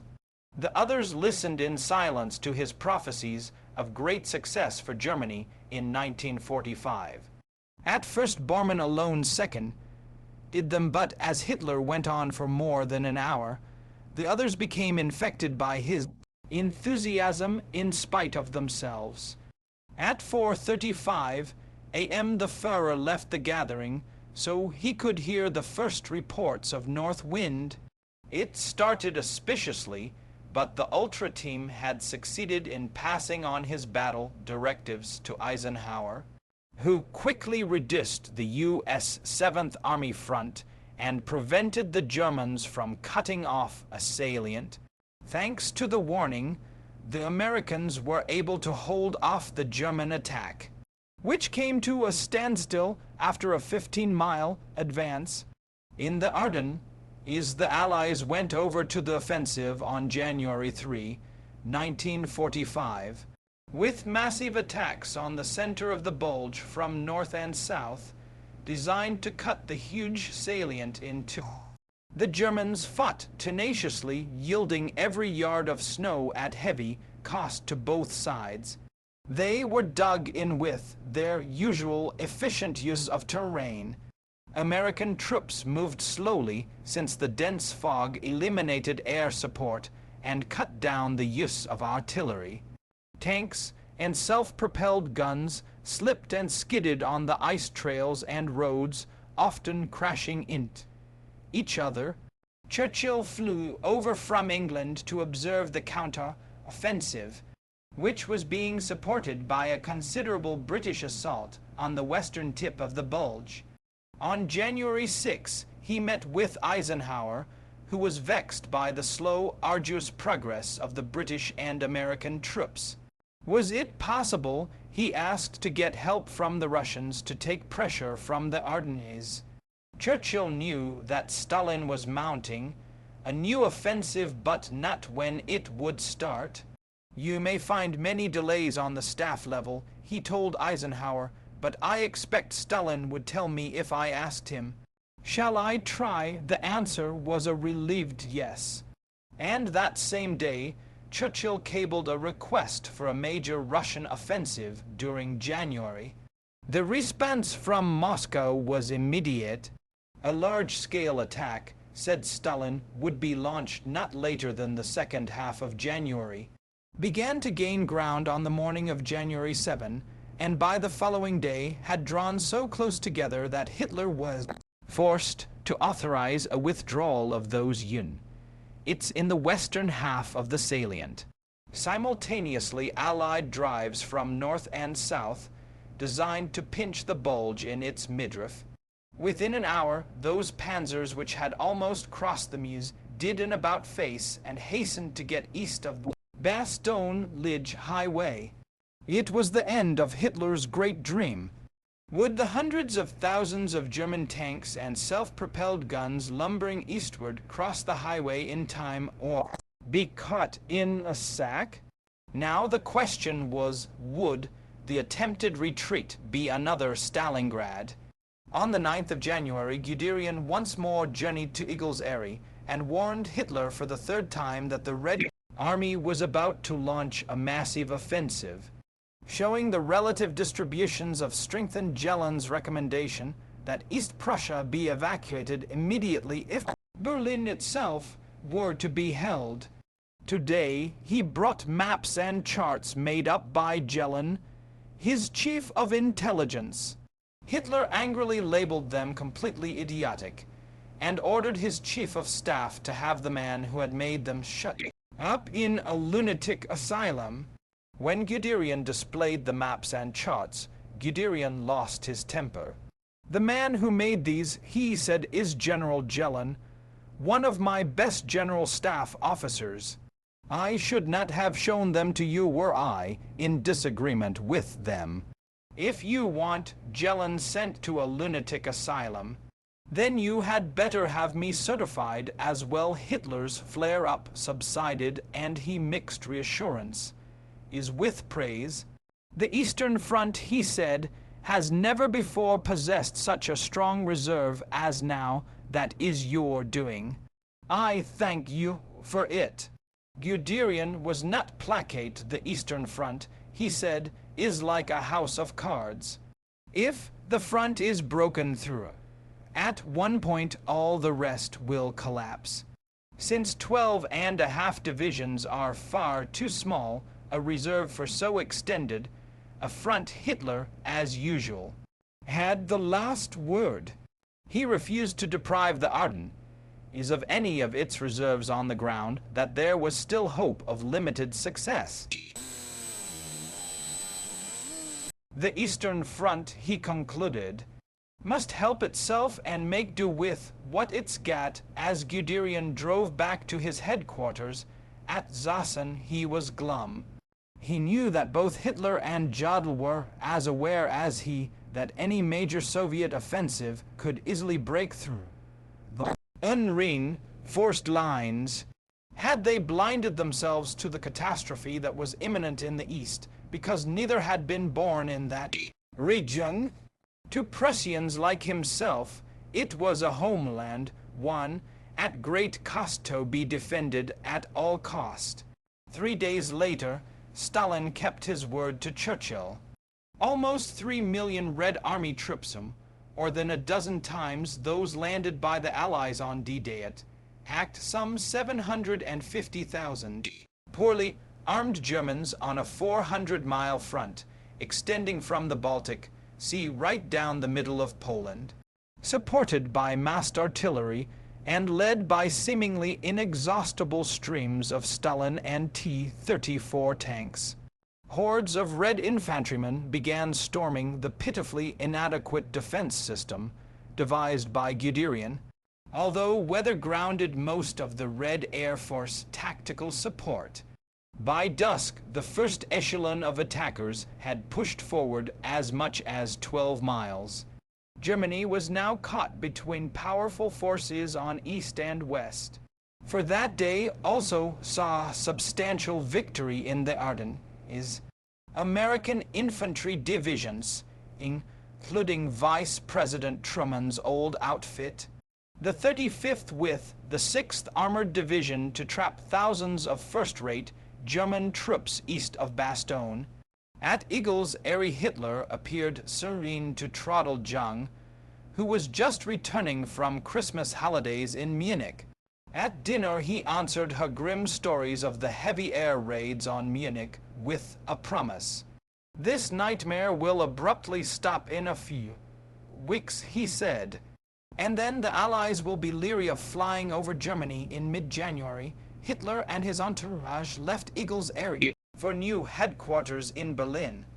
Our new jets are coming out in quantity now, and in fact laughed with the others when someone joked that Berlin was now the only practical place for headquarters, since one could travel between the West and East fronts by subway. Outwardly, Hitler did not appear at all depressed. A fresh pincer attack had just been launched on the evaporating bulge from north and south. On January 16, the two forces met a few miles north of Bastogne. In one great bite, half of the bulge had been eliminated and about 20,000 Germans cut off. The feat was marred by bitterness between Americans and Britons, gave correspondents the impression that he had personally saved the day and that British troops in large numbers were helping extricate the Americans from their hole.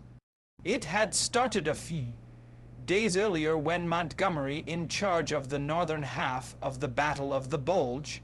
Most American correspondents were irritated at what they considered a patronizing tone in the announcement, since it was well known that relatively few British troops were involved and that American generals, for the most part, felt impeded by Montgomery's deliberate tactics.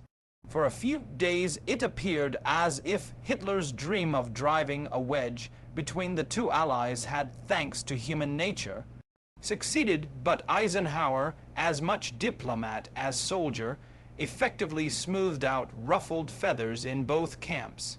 By January 17, There was no consolation at all for Hitler. Manteufel's army had joined the full retreat. A few picked infantrymen were left behind, doth very young, old, and useless. These men fought a gallant rare ward battle in lonely hopelessness. Boys of 14 and 15 died, rifles frozen to their hands. Men in their 50s were found in cellars. Feet black with putrefaction, the retreating columns were harassed by planes and big guns. None who survived would ever forget the overpowering American artillery, winding lines of trucks. Tanks and self-propelled guns rumbled toward the fatherland over icy roads and trails, clogged with snowdrifts. Long columns of infantrymen tramped in the snow, tormented as much by the bitter weather as by the retreating enemy. The Battle of the Bulge was over. Left behind were two tiny ravaged countries, destroyed homes and farms, dead cattle, dead souls. Dead mentioned more than 75,000 bodies. Autumn fog was creeping back to the Führer like some huge wounded beast. It reminded many of Napoleon's retreat from Moscow. Men shuffled painfully through the snow, feet encased in burlap bags, with shawls wound around their heads like careless turbans. They plodded on frozen feet, bedeviled by biting winds, bombs, and shells. The wounded and sick crept back to the homeland with rotting insides, ulcers, oozing pus running from destroyed ears. They staggered east on numb feet with despair in their hearts, stricken by dysentery, which left its bloody trail of filth in the snow. Their will was broken. Few who survived the retreat believed there was now any chance of German victory. Almost every man brought back a story of doom, of Allied might, and of the terrifying weapon forged in the Ardennes. The American fighter. The GI who came out of the battle was the quintessential American, the man Hitler did not believe existed. One, after Schmannet's death, Hitler again wept. "Don't expect me to console you," he told Frau Schmidt. "You must console me for my great loss." At least two other doctors gave Hitler a complete physical.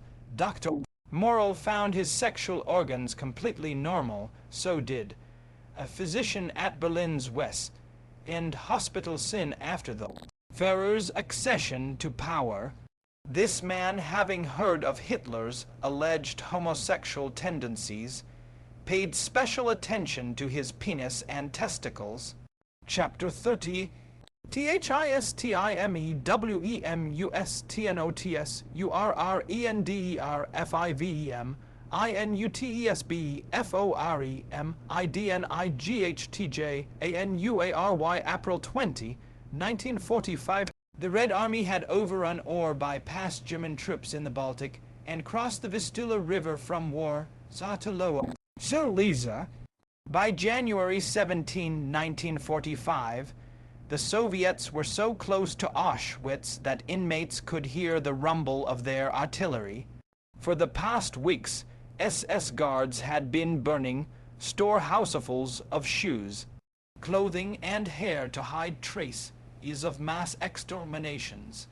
Within 2 days, most German officials in the area were in flight, and the overage Volk Sturm People's militia had disintegrated. That afternoon, guards lined up 58,000 ill-clothed, hungry inmates in a freezing wind and marched them to the west for possible use as hostages. Some 6,000 others, too ill to struggle to their feet, were left behind, it was hoped, to be disposed of by bombs and shells in the Soviet advance. But when the Red Army troops finally, on January 27, streamed through the front gate with its slogan, "Work brings freedom," there were still almost 5,000 emaciated survivors, so weak they could barely cheer. Efforts to obliterate all traces of the murders at the vast complex had continued until that morning, with the final blasting of the gas chambers and 5 crematoria. But even this could not wipe out the grisly proof of what had gone on in Hitler's death factory. Despite fires and detonations, Red Cross officials found 368,820 men's sits, 830, 6,255 women's coats, 13,964 carpets, and 7 tons of hair. They came upon mountains of toothbrushes, eyeglasses, shoes. Artificial limbshined the mass graves of hundreds of thousands of human beings. In Berlin that after, General Guderian and his aide climbed the dozen steps up to the main door of the Chancellery to attend the Führer military conference. Once inside, they took a long detour to Hitler's office. Direct passage was closed off by damage from Allied bombs. They passed windows covered by cardboard, through corridors and rooms barren of pictures, carpets, and tapestries, finally reaching an ante, and where guards stood poised with machine pistols. An SS officer politely requested them to hand over their sidearms and carefully examined their brief cases. This a regulation since July 20, applied even to the Army Chief of Staff. By 4 o'clock, the room was filled with military leaders, including Göring, Keitel, and Jodl. Moments later, the doors to the Führer's office were opened, revealing a spacious room, sparingly decorated. In the middle of one wall was a massive desk, behind it a black upholstered chair facing the garden. The high-ranking conferees seated themselves in heavy leather chairs, while their aides and the lesser members either stood or found straight chairs. At 4:20 p.m., Adolf Hitler shuffled in, shoulders stiffed, left arm hanging loose. He gritted a few, with a limp shake from his incapacitated right hand, then heavily sank into a chair pushed forward by an aide. The conference opened with Guderian reporting realistically on the growing disaster in the East. Hitler made remarkably few suggestions, almost as if it were beyond his scope. But once the Western Front came up for discussion, he showed lively interest. Interspersing criticism with nostalgic reminiscences from his war, usually in the First World War, then engaging in a lengthy argument with Göring about the reduced rank given officers called out of retirement to active duty in 1915, and really had an ammunition allowance that would make your hair stand on end. The conference ended at 6:50 p.m., and Guderian started back to Zossen. He was disgusted. They had talked for 2.5 hours without reaching a single important decision on the problems of the critical Eastern Front. One of those problems was Himmler, who had just been placed in command of an emergency army group designed to stop the main thrust of Marshal G.K. Zhukov. To Guderian, his selection was plain idiocy, but Hitler had argued that the Reichsfuhrer was the only man capable of forming a major force overnight. His name alone would inspire a fight to the end. Bormann had encouraged this appointment, but those close to Himmler were convinced it was a plot to ruin their chief. Sending him to the east would not only keep him away from Führer headquarters and allow Bormann to strengthen his growing hold on Hitler, but would inevitably give convincing proof of Himmler's military incompetence. Himmler, an ex-army cadet who secretly longed to lead troops in battle, took the bait, if a bit reluctantly. While he feared Bormann, it never occurred to him that his rival was preparing his downfall. He started east in his special train, determined to halt the Russians at the Vistula River. To do so, he had a few staff officers, one outdated map, and a name for his unit army group, Vistula. Except for several scattered his command existed only on paper. As new divisions arrived, Himmler foolishly began forming an east-west defense line running from the Vistula to the Oder, which merely served as protection for Pomerania to the north. In other words, he barricaded the side door while leaving the front gate wide open. Zhukov consequently simply bypassed this lateral line and kept moving due west, impeded only by isolated groups, and, as the Führer Conference ended on January 27, his troops were 100 miles from Berlin. Ahead lay the Oder, the last major geographical obstacle they would have to hurdle before reaching the Reich Chancellery. 3 days later, Hitler spoke to the people. He raised the specter of international Jewry and Asiatic Bolshevism before calling on every German to do his duty to the last. However grave the crisis may be at the moment, he concluded, it will, despite everything, finally be mastered by our unalterable will, by our readiness for sacrifice, and by our abilities. And at its head will be the nation that has represented Europe against the East for 1500 years, and shall represent it for all times. We shall overcome this calamity too, and this fight too will not be won by Central Asia but by Europe. Our greater German Reich, the German nation. During the afternoon, Bormann found time to advise his beloved mummy girl to lay in a supply of dried vegetables and, say, 50 pounds of honey. He also wrote her of the atrocities in the East, where the Bolsheviks were ravaging every village. You and the children must never fall into the hands of these wild beasts. Despite such news, the Führer was in good spirits. After the evening's briefing, some of the conferees stayed while he talked informally of the political situation. Relaxed, he spoke like a professor to a group of favorite students, first explaining that he had launched Autumn Fog to split the Allies. Although the battle had been lost, he said the Americans and British were publicly wrangling over its conduct.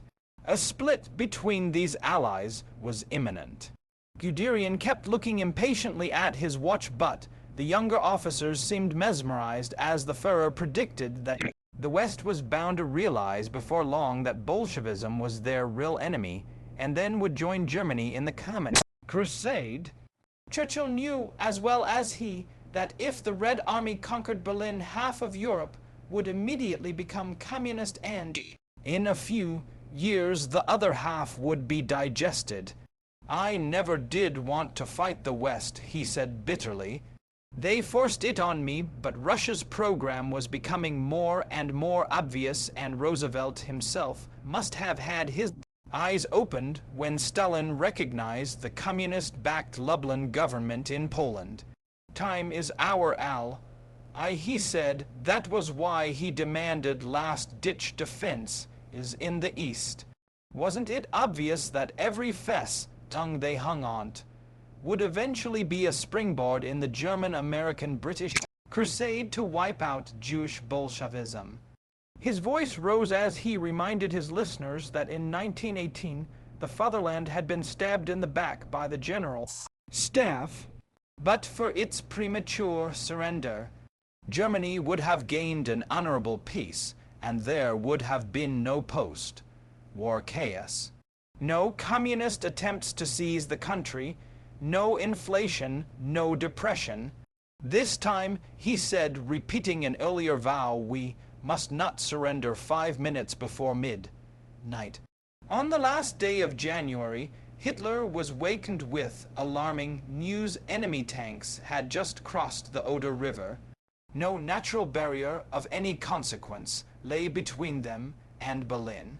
The panic in the capital was heightened 3 days later, when the city was subjected to the heaviest bombing of the war.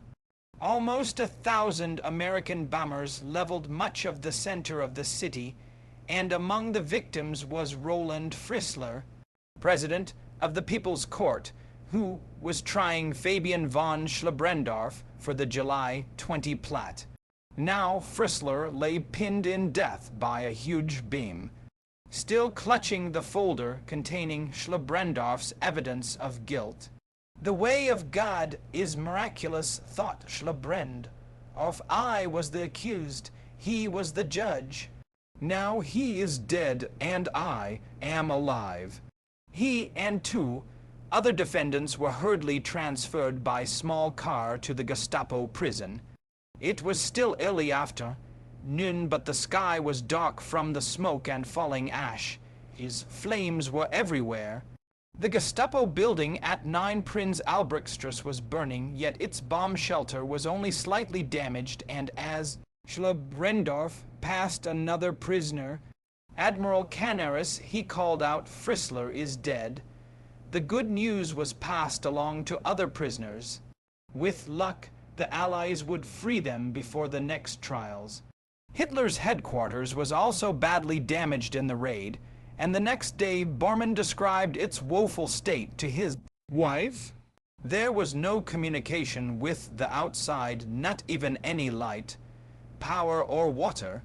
"We have a water cart standing before the Reich Chancellery, and that is our only supply for cooking and washing up. And the worst thing of all, so Müller tells me, is the toilets.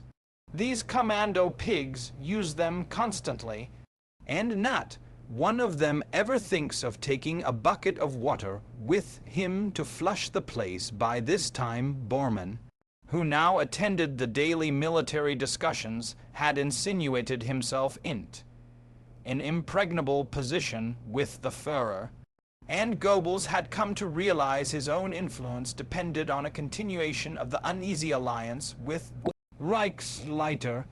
No longer were Göring, Speer, and Himmler rivals for his trust and affection. A final mark of honor came to Bormann early in February. The Führer began dictating to him a political testament. If the Reich did fall, Hitler still entertained the faint hope of some miracle, wanted to record for history how closely he had come to achieving his magnificent dream. It was typical that he wanted the last word.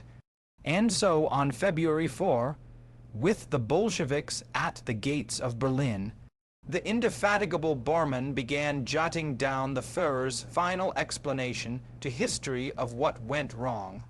The British, he said, could have put an end to the war at the beginning of 1941, but the Jews would have none of it, and their lackeys, Churchill and Roosevelt, were there to prevent it. Such a peace would have kept America from meddling in European affairs, and under German guidance, Europe would have speedily become unified.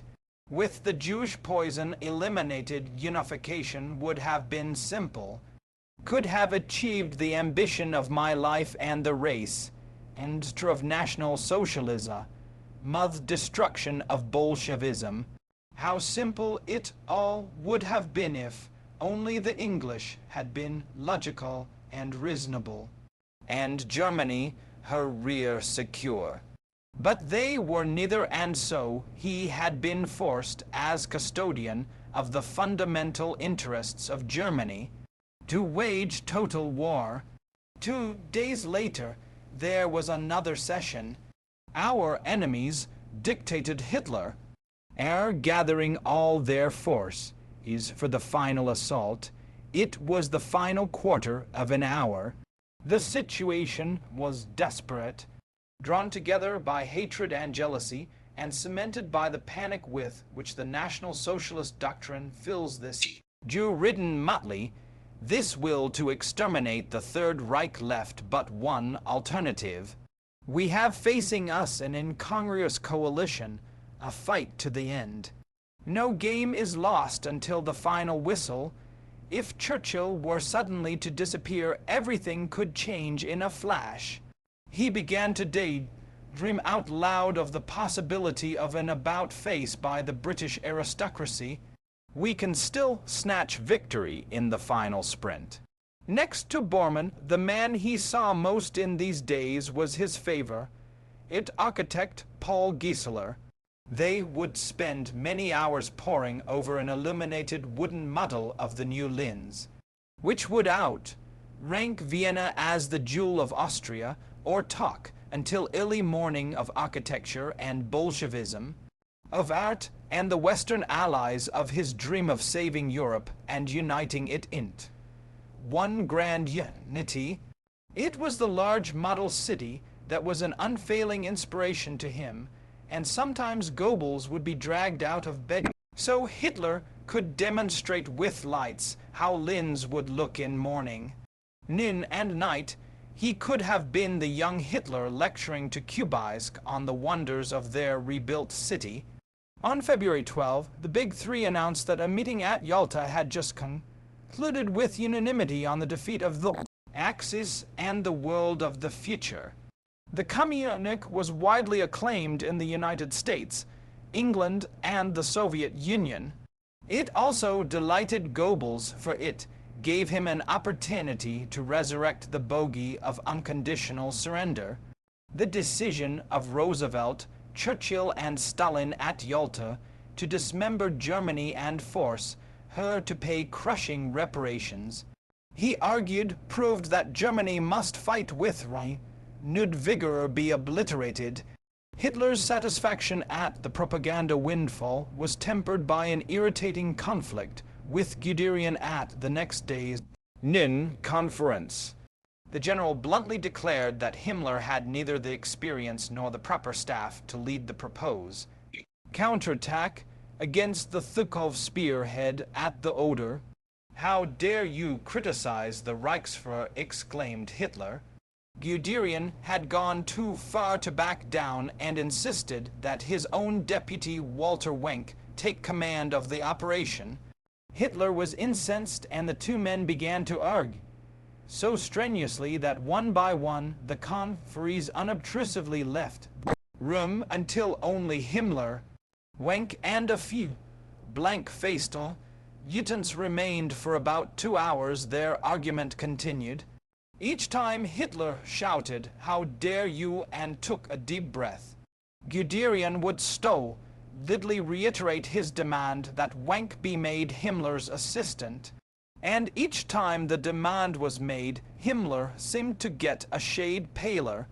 At last Hitler broke off his awkward pacing, stopped in front of the Reichsführer's chair, and said, with a sigh of resignation, "Well, Himmler, General Wenck is going to Army Group Vistula tonight to take over as Chief of Staff." He sat down, exhausted. "Let us please resume the conference," he murmured, and smiled wryly.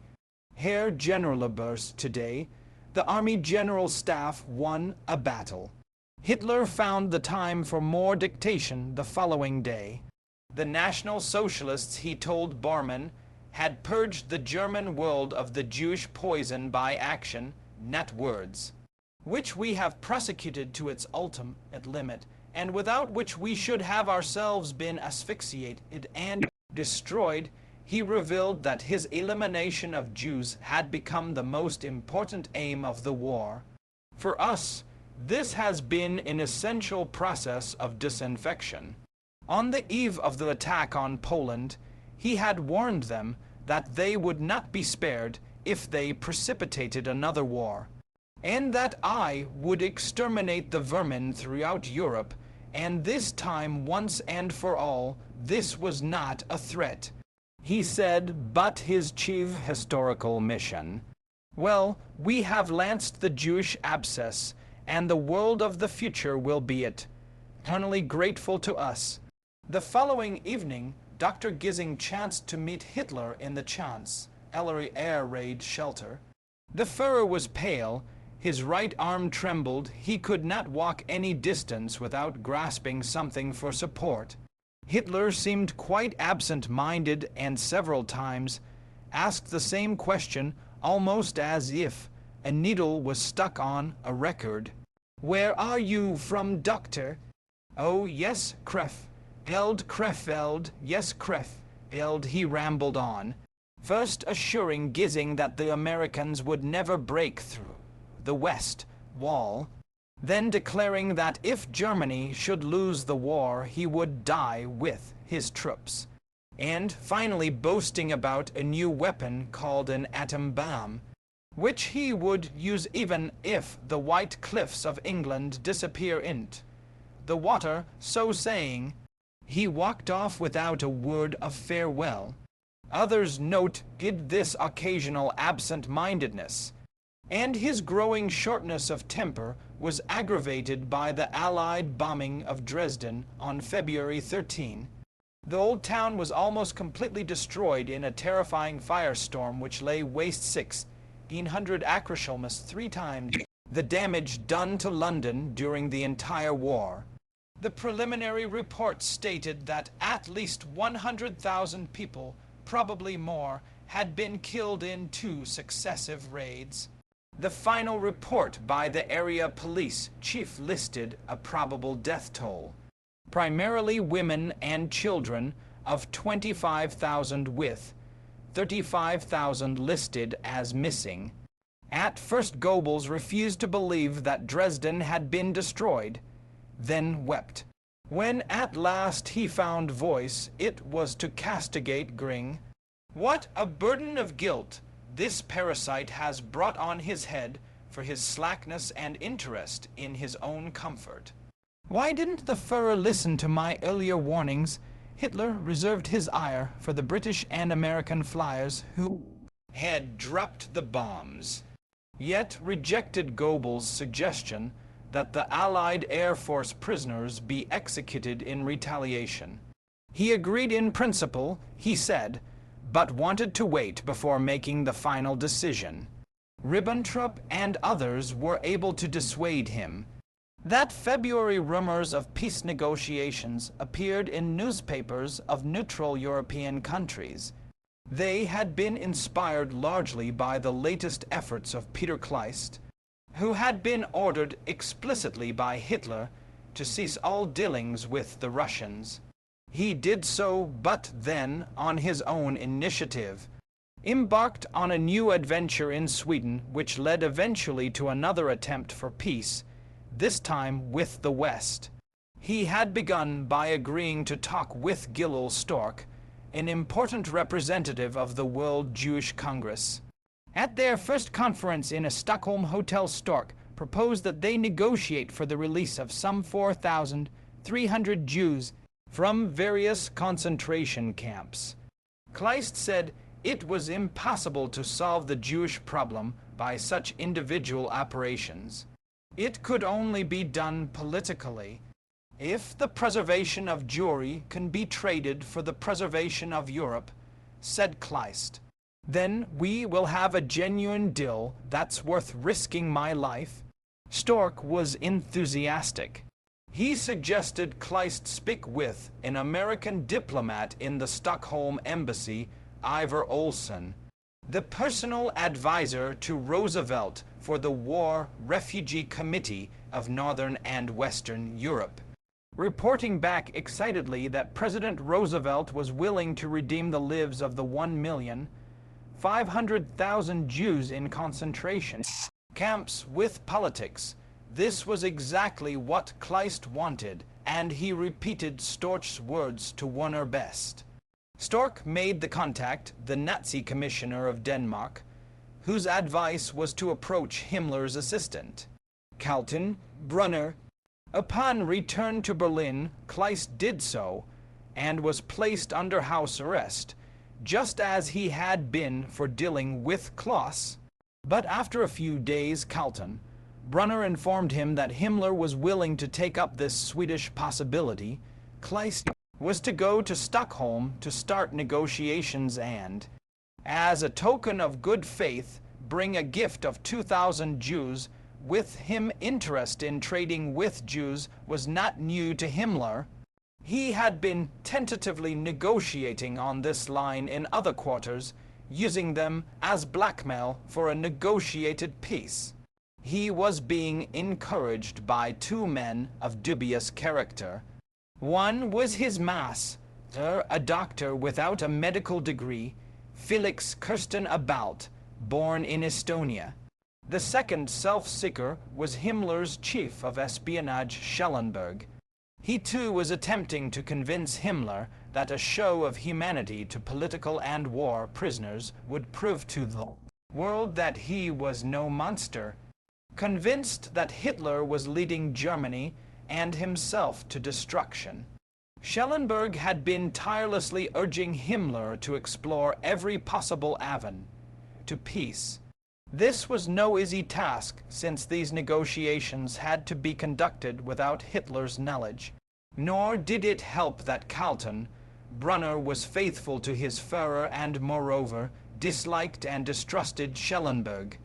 Carlton Brunner had continuously urged Himmler not to get into schemes that might result in Hitler's displeasure, or worse. That is, until he heard Kleist's latest proposition. He did trust Kleist, and that was undoubtedly one reason Himmler had been persuaded to send him back to Sweden. But the machinations within the SS were such that no sooner did Kleist begin preparing for his trip than he was recalled to Carlton Brunner's office and told that the case no longer concerned him. Carlton Brunner could not explain that Schellenberg, his enemy, had just persuaded Himmler not to share any credit with the Foreign Office and so was sending Dr. Kirsten instead of Kleist to handle the transaction. Kirsten promptly began negotiations with the Swedish Minister of Foreign Affairs for the freedom of Scandinavian prisoners in concentration camps, and these went so smoothly it was agreed that Count Folke Bernhard should come to Berlin to make final arrangements with Himmler personally. Ribbentrop knew nothing of all this until the Swedish ambassador in Berlin innocently sent an official message to Himmler requesting that Bernhard be granted an interview with the Reichsführer, being official. Since Kleist had been warned to keep quiet, his own chief of course, it had to go through the Foreign Office. For the first time, Ribbentrop realized that negotiations were being carried on by his rival behind his back. He sent for Fritz Hesse, who had so tirelessly worked for peace with England before the war. Did Hesse think that Count Bernhard would be a suitable person to transmit peace fillers? Hesse responded with a question of his own. Had the Führer given his consent for such negotiations? No, Ribbentrop admitted, but perhaps he could be persuaded. Together, they prepared a memorandum on the subject which was presented to Hitler. While it did not contain the key word capitulation, Hesse was not deceived. It was, he observed, little better than an offer to capitulate. He doubted that the West would consider such proposals, but said, "Very well. You can try, but I don't think anything will come of it." Ribbentrop began by negotiating with a personal enemy, Himmler. He was terrified that the Führer might find out that Bernhard was coming to Berlin to discuss other than humanitarian matters. To his surprise, the Reichsführer was more than willing to cooperate, then promised to issue an order canceling Hitler's instructions to destroy prisoners of war and inmates of concentration camps rather than abandon them alive to the enemy. First, he gave assurance that the Foreign Office would have his full personal support in the future. Ribbentrop struggled to hold back tears of joy as he revealed all this to Hesse. "Yes, now, we can at least try to save the German people," he said, and so dispatched Hesse to Stockholm on February 17. Himmler must have regretted his rash promise, to Ribbentrop almost immediately. He became terrified that the Führer might discover and misinterpret his actions and, once informed of Bernhard, At's arrival in Berlin. He refused to see him unless two of his own antagonists, Galton, Brunner, and Ribbentrop, first met with the Count. That, he figured, would prevent them from carrying tales to Hitler. Both were happy to oblige. Galton, Brunner was first in line but Bernard. At wanted to deal directly with Himmler and decided to tell as little as possible to his assistant. Bernard, At merely proposed that the Swedish Red Cross be allowed to work in the concentration camps and was surprised that Galton, Brunner not only nodded but said he quite agreed that Bernard should see Himmler personally. Within the hour, the Count was talking to Ribbentrop at the Foreign Office, or rather was listening. Curious as to how long this would go on, Bernard surreptitiously set his stopwatch. Ribbentrop went from one subject to another, parroting Nazi platitudes without pause, and finally declared that the living man who contributed most to humanity was Adolf Hitler. Unquestionably Adolf Hitler. He fell silent, and Bernard snapped the stopwatch at 67 minutes. The next day, Bernard was driven to Dr. Geb, Hart's sanatorium at Hohenlichen, 75 miles north of Berlin, Himmler's unofficial headquarters. Bernard found him disconcertingly affable. There was nothing at all diabolic in his appearance. He was quiet and polite. His small hands were meticulously manicured. Bernard told him that what had aroused indignation in Sweden was the seizure of hostages and the murder of innocent people. The Count Himmler replied earnestly, obviously was misinformed, and he asked if his guest had any concrete proposals. Bernard proposed that Himmler release Norwegians and Danes from concentration camps for custody in Sweden. This modest request touched off a stream of vehement accusations against the Swedes that made no sense at all to Bernard, but had probably been inspired by one of Himmler's sudden flashes of fear. "If I were to agree to your proposal," he said, his eyes blinking spasmodically, "the Swedish papers would announce with big headlines that the war criminal Himmler is trying to buy his freedom." Then he tacked and said he might just do what Bernard asked if Sweden and the Allies assured him that sabotage would stop in Norway, in terror of punishment for his crimes. "That's unthinkable," replied the Count, and asked for several other small concessions, which were granted. Encouraged Bernard wondered if Swedish women married to Germans could return to their homeland. This brought a blunt refusal. Himmler had been pushed to the limit, and his mood changed. "You may think it sentimental, even absurd, but I have sworn loyalty to Adolf Hitler, and as a soldier and as a German, I cannot go back on my oath. For that reason, I cannot do anything in opposition to the Führer's plans, and wishes only a moment before he had granted concessions that would have infuriated Hitler.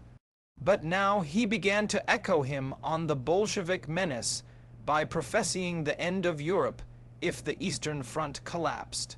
This was succeeded by sentimental reminiscences of the glorious early days of the Nazi movement, most wonderful years of my life." Bernard managed to break in with a polite question on German treatment of the Jews. "Won't you admit there are decent people among the Jews, just as there are among all races? But you in Sweden have no Jewish problem, and therefore can't understand the German point of view." At the end of the 2.5-hour conference, Himmler promised to give definite answers to all of Bernard's requests before he returned to Sweden. "I have many Jewish friends, you're right," was the reply, and Bernard presented his host, who was extremely interested in Scandinavian folklore. with a 17th century work on troll drums. Bernard had returned to Ribbentrop's office. The foreign minister seemed more eager to help than before, but his overbearing good humor only irritated Bernard, who excused himself as soon as he could do so politely. Ribbentrop immediately called Kleist and asked who was backing Bernard. What did he really want besides saving the Scandinavians? Kleist noticed a large leather billfold bulging with papers in a chair. It was Bernard. Kleist handed it over, assuming that Ribbentrop would examine the papers inside, but he put the billfold in a large plain envelope and asked that it be returned to the owner. Kleist was impressed. It seemed a unique gesture of chivalry amidst the dissolution of a total war. Ribbentrop's agent in Stockholm, Hess, was receiving little encouragement from the Swedish banker Wallenberg, who maintained that both Roosevelt and Churchill were determined to destroy Germany. He suggested that the Germans try the East. A clearly defined proposal to Stalin might succeed. Stalin, he said, is not committed to the West. A few days later, Hess saw a photograph in the Swedish papers which raised his hopes. It showed Wallenberg's brother on the steps of the Russian embassy, arm in arm with Madame Toland, the Russian ambassador.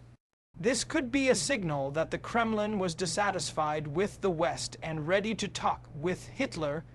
Encouraged, Hess returned to Berlin, but found his chief completely disinterested in any tidings from Sweden. Ribbentrop lay in bed, ill and depressed. It was all in vain.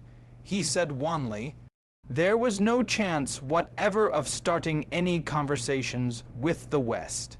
Our enemies want to destroy Germany altogether.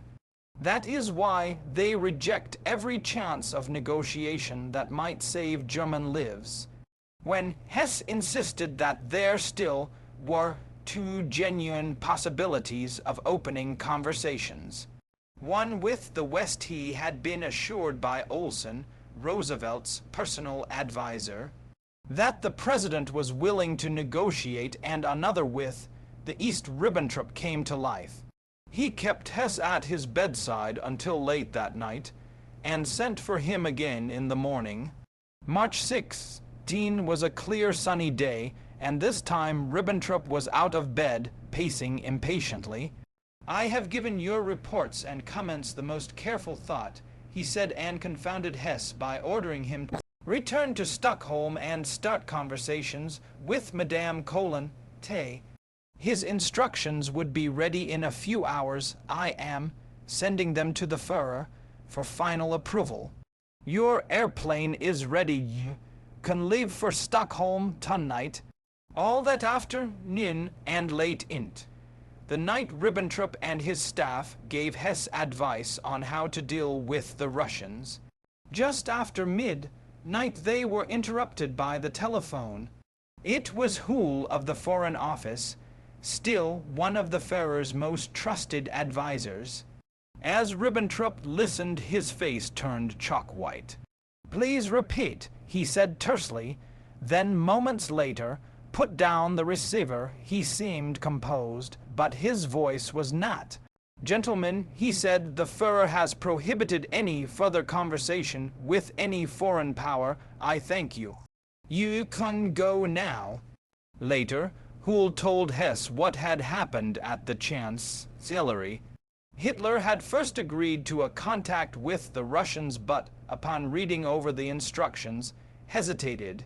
He paced around his room while a phonograph ground out music from Gitterdammer, then tore up the instructions.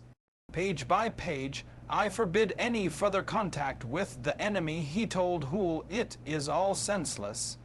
Whoever talks to the enemy is a traitor to the idea. We may fall in the fight against Bolshevism, but we shall not negotiate with it. Good night. A month earlier Hitler had complained to Frühling, should her I am lied to on all sides, he could rely on no one, and if anything happened to him, Germany would be without a Führer. His successor Göring had lost the sympathy of the people, and Reichsführer Himmler would be rejected by the party. He apologized for talking politics during lunch, then said, "Rack your brains again, and tell me who my successor is to be. This is a question that I keep on asking myself, without ever getting an answer." His spirits were raised a week later by Eva Braun's return to Berlin.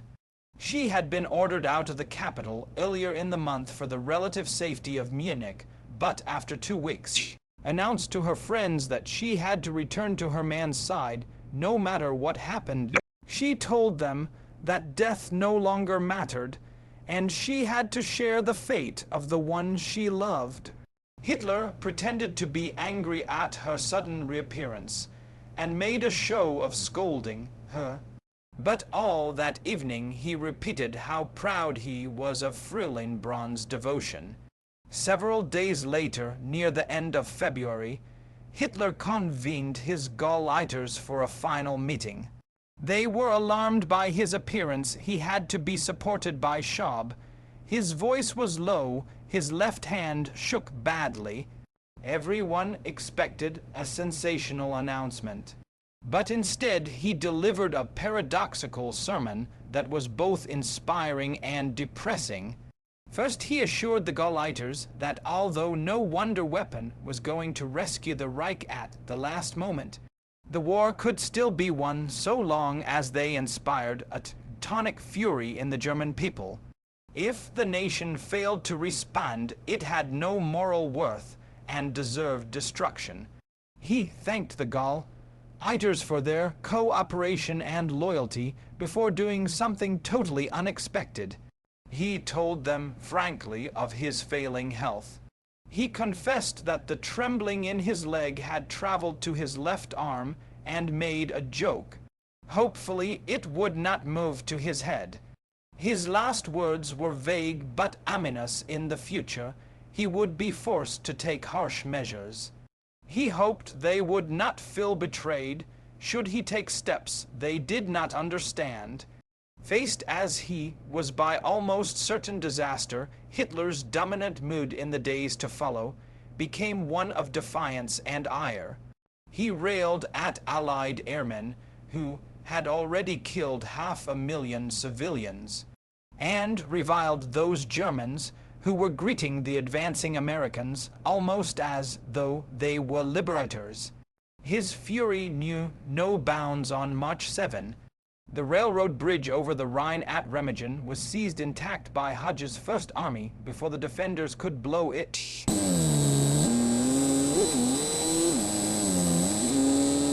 To Hitler, this was another betrayal, and he was determined to punish those responsible. It also gave him an excuse to get rid of the aging Rundstedt, who seemed only bent on retreat. In the emergency, he ordered his most trusted troubleshooter, Otto Skorzeny, to destroy the bridge. One group of Skorzeny fragmen managed to approach it with packages of plastic, a plastic explosive, but were discovered in time by an Allied secret weapon, canal defense lights, a powerful beam whose source was undetectable. By this time, the entire German defense system in the West was in jeopardy. Model's Army Group B had been smashed, its remnants shoved back across the Rhine. To the south, Hauser's Army Group G had been backed up against the river's west bank and was about to be surrounded.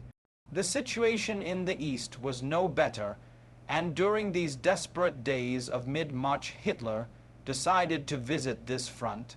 His generals warned him that the situation was so fluid he might be captured or killed, but he would not listen. As a concession, he had Kempka drive him forward in a Volkswagen rather than the famous Mercedes. Their destination was a castle near the Oder, where he pleaded with the commanders of the Ninth Army to contain the Russian drive on Berlin. Every day, every hour was precious, he said, since new secret weapons would be ready momentarily. On the trip back to Berlin, Hitler sat silently beside Kempka, deep in thought.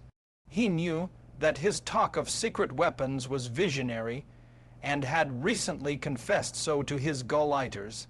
His atom bomb was many months from completion, and his other secret weapons were unrealistic political ones, such as the hope that the West would join in the crusade against Bolshevism. By the time he returned to the city, he had seen enough out front. Never again would he venture beyond the Chancellery grounds. His only hope was a last-minute political miracle. Hitler was aware that plots were being woven around him, of Ribbentrop's negotiations in Sweden, and that Himmler was dickering with the Jews, but he continued to allow these men to negotiate as if in his own name. He knew, for example, even while declaring that all negotiations were futile, if a negotiation failed, he would deny any knowledge of it. If it succeeded, he could take the credit. It is doubtful, however, that Hitler knew his trusted Speer was urging commanders such as Manteuffel to disobey orders to destroy bridges, dams, and factories rather than leave them to the enemy. On March 18, Speer brought his protest against this scorched earth policy directly to the Führer. It makes no sense for us to undertake demolitions which may strike at the very life of the nation. If Hitler had ever wavered in determination to scorch German earth. At this stage of the war, he wrote in a memorandum, Speer's words spurred him to action. He summoned his quondam architect moments after reading his memorandum and said icily, if the war is lost, the people will be lost also. It is not necessary to worry about what the German people will need for elemental survival. On the contrary, it is best for us to destroy even these things, for the nation has proved to be the weaker, and the future belongs to the stronger Eastern nation, the Soviet Union. In any case, only those who are inferior will remain after this struggle, for the good have already been killed. In the year 900, Germany's borders were the Oder and the Rhine. By the beginning of March 1945, Hitler's Großdeutschland was compressed between the same rivers, and his 1,000-year Reich was coming to an end. From both east and west, his enemies were poised for massive attacks which they were certain would bring quick final victory. On the morning of the 3rd, Montgomery launched his assault across the Rhine. 2 airborne division, shown British and 1 American, dropped across the river to support the infantrymen, and by nightfall, the Germans were in full retreat. 150 miles upriver, the unpredictable George Patton had also crossed the Rhine, surprising Montgomery as much as the Germans. It was a brilliant, improvised maneuver done in secret, without a round of artillery preparation and at a cost of only 28 men killed or wounded. A pontoon bridge was thrown across the Rhine, and as Patton crossed it, he stopped in the middle. I've been looking forward to this for a long time, he said, and urinate in the river. The rapid advance east of both Montgomery and Patton in the next few weeks caused consternation at Führer headquarters. Hitler was particularly aroused by the action of Cardinal Galen, who drove out from Munster to surrender the city to an American unit. "If I ever lay hands on that swine," exclaimed Hitler, "I'll have him hanged." He had also reached the limit of tolerance for his outspoken and feisty Army Chief of Staff. Guderian knew it, and on the morning of March 28, drove up to Berlin determined to have a showdown. He was particularly upset by the fate of 200,000 German soldiers, needlessly trapped hundreds of miles behind Russian lines in Courland. Once inside the partially destroyed chancellery, Guderian and his aide were escorted by a guard down a flight of stairs to a still reinforced door, guarded by 2 SS men. This was the entrance to Hitler's new home, a huge bunker buried far below the chancellery garden.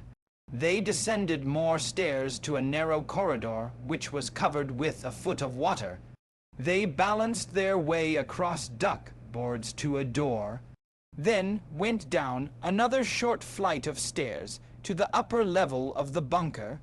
12 small rooms opened on a central vestibule, which also served as the general mess hall. Guderian and his aide traversed this passageway, then proceeded down a curving stairway and a final dozen steps to the lower level. Here, in the Führer bunker, were 18 cubicles, separated by an entrance hall which was divided into a waiting room and the conference room. Beyond these, in a small vestibule, was the emergency exit to 4 steep flights of concrete steps leading up to the chancellery garden. On the left of the conference room was a small map room, a rest room for the Führer's bodyguard, and the 6th room, suite of Hitler and Eva Braun. The air was stuffy despite a ventilating system whose shrill, monotonous whine penetrated every room of the bunker. The whole structure was protected by a 12-foot thick reinforced ceiling, topped by 30 feet of concrete. This would be Hitler's tomb, or his bastion of miraculous victory. Perhaps it reminded him of the terrible but heroic trench life of the Great War. Hitler shuffled in from his adjoining apartment, and the noon conference opened with a report by General Theodor Buss on his unsuccessful attempts to relieve a town on the east bank of the Oder. Hitler's criticism of Buss was interrupted by a spirited defense from Guderian. Stung, Hitler suddenly got to his feet with an agility which amazed the conferees, but Guderian was not intimidated. He boldly brought up the subject he and Hitler had fought over for weeks. "Is the Führer going to evacuate the Courland army?" he asked, never exclaimed Hitler with a wave of an arm. Large red blotches appeared on his deathly white face. Guderian stood rooted to the spot, then started toward Hitler. Jodl and his deputy shepherded Guderian away, but he kept talking in a loud voice. Finally, his aide inveigled him into the anteroom to answer a phone call, and by the time Guderian returned to the conference room, he had control of himself. Hitler was back in his chair, face pinched, and though his hands trembled, he had regained his poise.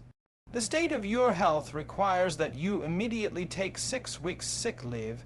As Guderian started to leave, Hitler told him to remain until the end of the conference. He quietly asked all to leave the room except Guderian and Keitel, then said, "General Guderian." It continued as if nothing had happened. After several hours which seemed interminable to Guderian, the session was over, but he was not yet free to go. "Please take good care of yourself," the Führer said solicit. "Honestly, in 6 weeks, the situation will be very critical." "Then I shall need you urgently." Guderian said he would pick a place to rest that wouldn't be over, and before the weekend, raised his arm in salute and walked away. On Easter Sunday, all resistance in the Ruhr collapsed, and Hitler was forced to face the reality of total defeat, a Reich hacked to pieces by the victors, his people exposed to the savage excesses of the Soviets and Americans. But he prophesied in dictation to Bormann, "The laws of both history and geography will compel these two powers to a trial of strength. either military or in the field of economics and ideology. These same laws make it inevitable that both powers should become enemies of Europe.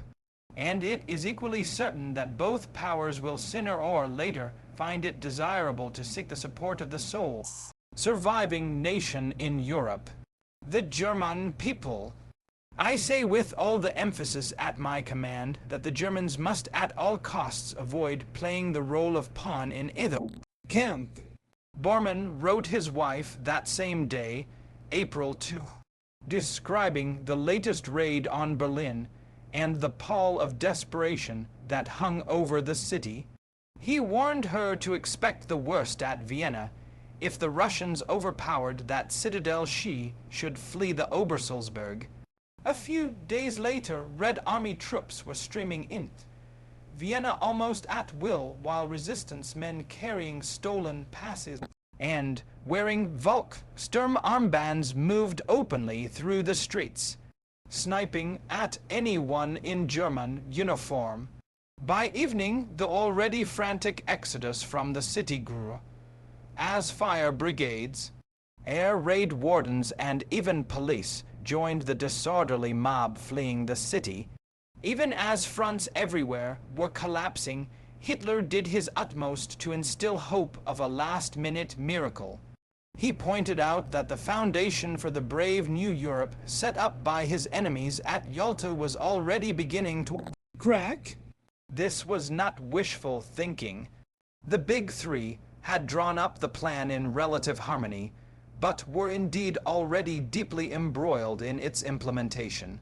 Their representatives meeting in Moscow to form new Polish government had reached an impasse, whereas Averell, Harriman, and the British ambassador contended that a more representative government must be set up to include immigrant Poles, with Molotov proclaiming that the Lublin government truly represented the people of Poland. This conflict was but a preamble to a more disruptive one. For several months, General Karl Wolff, formerly Himmler's personal adjutant and presently SS chief in Italy, had been negotiating with the Americans through an agent of Alan Dulles, the OSS representative in Switzerland. Wolff had the Führer's vague approval to explore the matter, but on his own initiative proposed surrendering all German troops in Italy, then secretly met with two Allied generals in Ascona, Switzerland, to discuss how this could be done without Hitler's knowledge. From the beginning, the Allies had kept Stalin informed about Operation Sunrise, as this venture was named, and from the beginning he had adamantly demanded that a Soviet officer take active part in the negotiations. The Allies explained with reason that Wolff would never come to a meeting under such circumstance, but this merely raised Stalin's suspicions. When he learned of the rendezvous at Ascona, his reaction was violent, which is bearing the brunt of the war against Germany, and labeled the whole affair not a misunderstanding but something worse.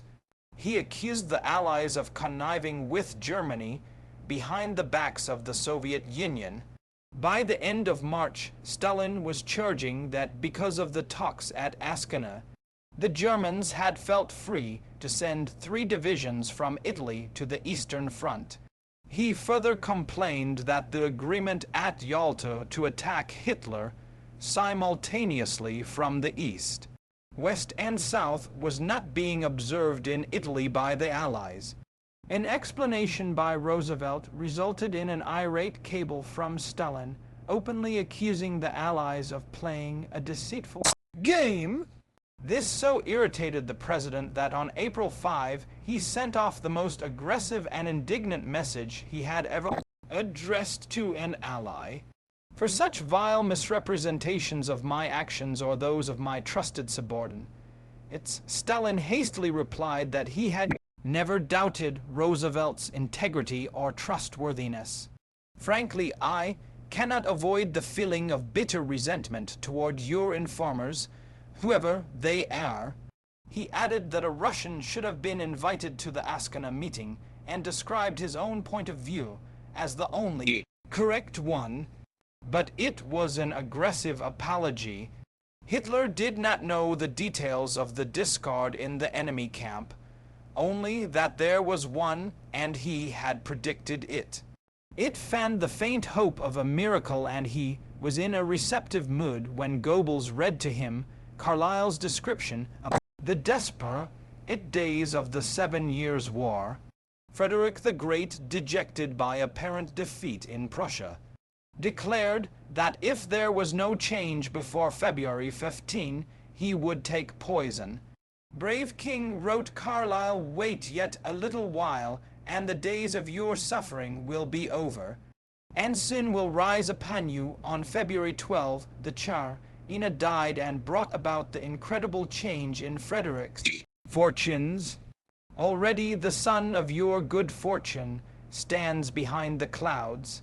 Tears stood in the Führer's eyes. It also whetted Hitler's interest in his own horoscope, and he sent for two that were kept in Himmler's research departments.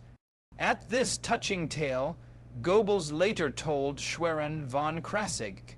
Both predicted victories until 1941, and then a series of reversals culminating in disaster during the first half of April 1945. But there would be a temporary success in the second half of that month, followed by a lull until peace in August. Germany would endure hard times until 1948, when she would rise once more to greatness. A skeptic by nature, Goebbels was not averse to grabbing at a straw. He was so impressed by the historical parallel that he repeated the story during a visit to General Bussey's headquarters near the Oder on April 12.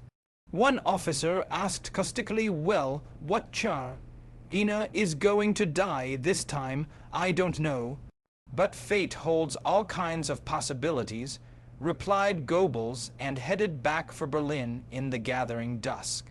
Across the Atlantic in Warm Springs, Georgia, Franklin Roosevelt was murmuring, "I have a terrific headache," before losing consciousness. He died 2 hours and 20 minutes later.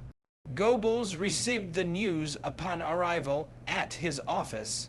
"This is the turning point," he exclaimed, and then asked incredulously, "Is it really true?" Some 10 people hung over him as he telephoned Hitler. "My Führer," he said, "I congratulate you. Roosevelt is dead.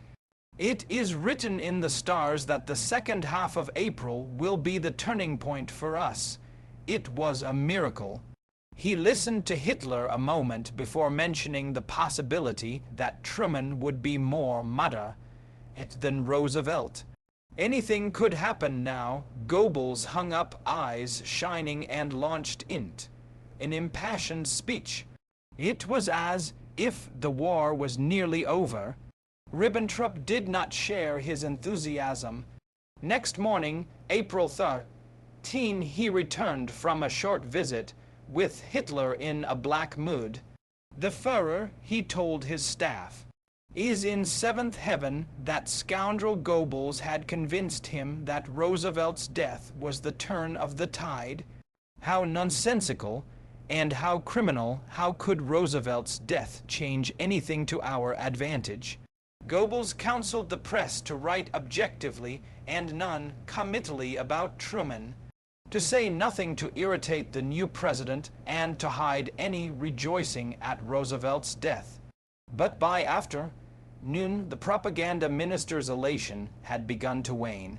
When General Buss called to ask if Roosevelt's death was the situation he had alluded to the day before, Goebbels replied, "Half, Herr Tedley, oh, we don't know. We'll have to see." The reports from the fronts indicated that the change of presidents had not at all affected enemy's military operations. And late in the day, Goebbels confessed to his staff, "Perhaps fate has again been cruel and made fools of us. Perhaps we counted our chickens before they were hatched. If Hitler suffered a similar letdown, he gave the opposite impression. German troops falling back toward the capital would create a hard nucleus of defense which would irresistibly draw Russian troops toward it. He called a special meeting and revealed a bizarre strategy to save Berlin. This would relieve other German forces from pressure and enable them to attack the Bolsheviks from the outside. The decisive battle would be won in Berlin, he assured a dubious audience, and he himself would remain in the city to inspire the defenders. Several urged him to go to Berchtesgaden, but he would not consider it. As commander-in-chief of the Wehrmacht and as leader of the people, it was his obligation to stay in the capital. He drafted an 8-page proclamation. Last he would write to the Tribune, sent it to Goebbels. Even the propaganda minister thought its bombast ridiculous. He began revisions with a green pencil, but had to give up and threw the statement in the wastebasket. Then he pulled it out and changed a few sentences. Without bothering to clear the final version, Goebbels had copies distributed along the front on the 15th. If every soldier on the Eastern Front did his duty, it said Asia's last assault would fail. For fate had removed Roosevelt, the greatest war criminal of all times, from the world, and the war would take a decisive turn. Incredibly, many of the soldiers were heartened by Hitler's words. Even the majority of citizens still kept faith with him, despite the relentless bombings from the West and the rapidly shrinking borders of the Reich. To the average German, the Führer was more than a man, he was a supernatural phenomenon. They held positive belief in his invulnerability, many clinging to the popular myth that a house wall bearing his picture could withstand any bomb.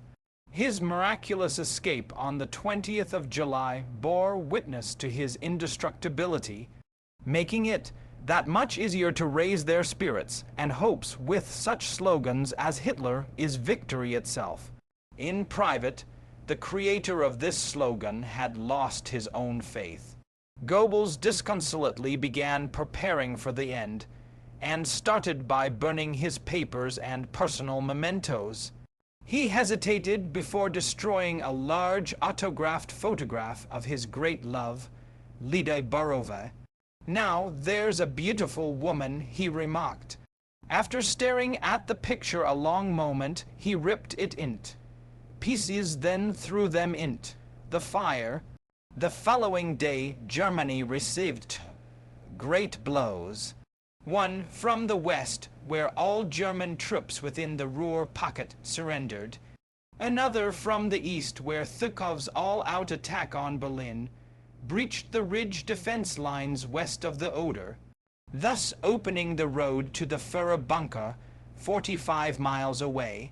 Though he still talked of victory, he was to remove the German gold reserves to a salt mine in Thuringia and convey to safety a sealed package that Bormann would give him.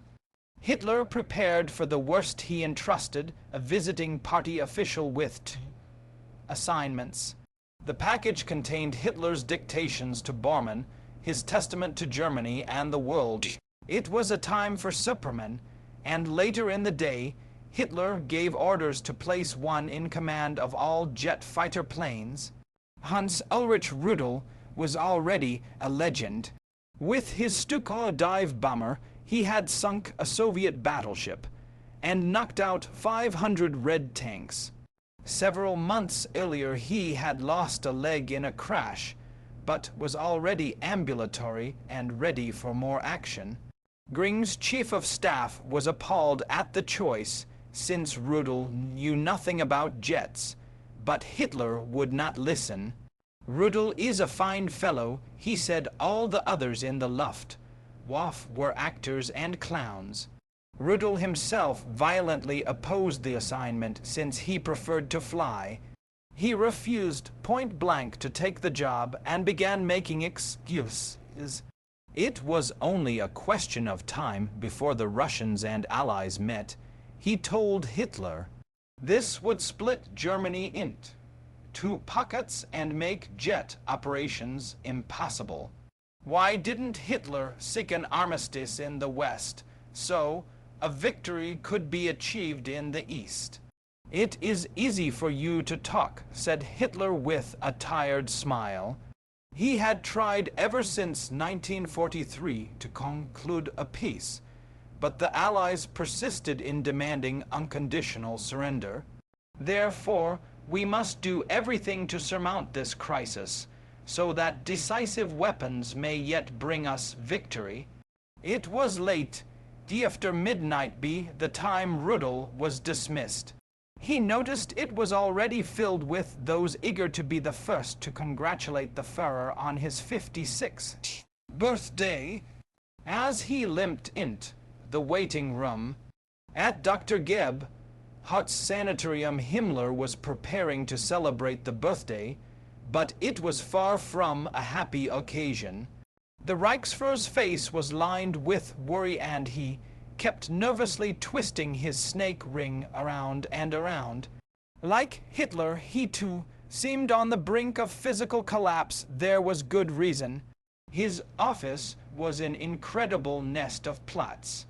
Some of his people were secretly negotiating in Sweden with his reluctant approval, while SS General Wolf was still dealing with the Allies in Switzerland, despite Himmler's flat order to desist.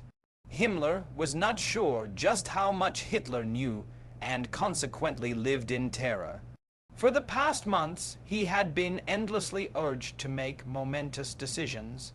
Everyone, it seemed, wanted him to do something, and earlier that day, Count Schwerin von Krassig had entreated him to persuade Hitler to seek and negotiate a peace through the Pope. Kirsten and Schellenberg wanted him to overthrow Hitler by a coup d'etat. Himmler would only say that the Führer had a different notion, but he won't reveal what the notion is. The Count was exasperated. "Then you must do away with the Führer whichever way you can. Everything is lost. And as long as the Führer lives, there is no possibility of bringing the war to a proper end." Himmler looked around in such terror that Schwerin von Krassig wondered if he had gone mad. All at once, Himmler became hysterical, repeating several times that he couldn't promise to do a thing. Instead, he fled to the sanatorium where more problems awaited him. Kirsten had just landed at Tempelhof with a representative of the World Jewish Congress, Norbert Masser. A last-minute substitute for Stork, that was not all. Count Bernhard was expected shortly in Berlin, and wanted another meeting with the Reichsführer. All of Himmler's problems seemed to have come to a head. Completely unnerved, he began to make feeble excuses. How could he meet people at once?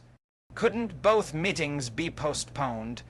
Finally, in desperation, he asked Schellenberg to have a preliminary talk with Masser. Schellenberg agreed, and, since it was just past midnight, they toasted the Führer's birthday with champagne.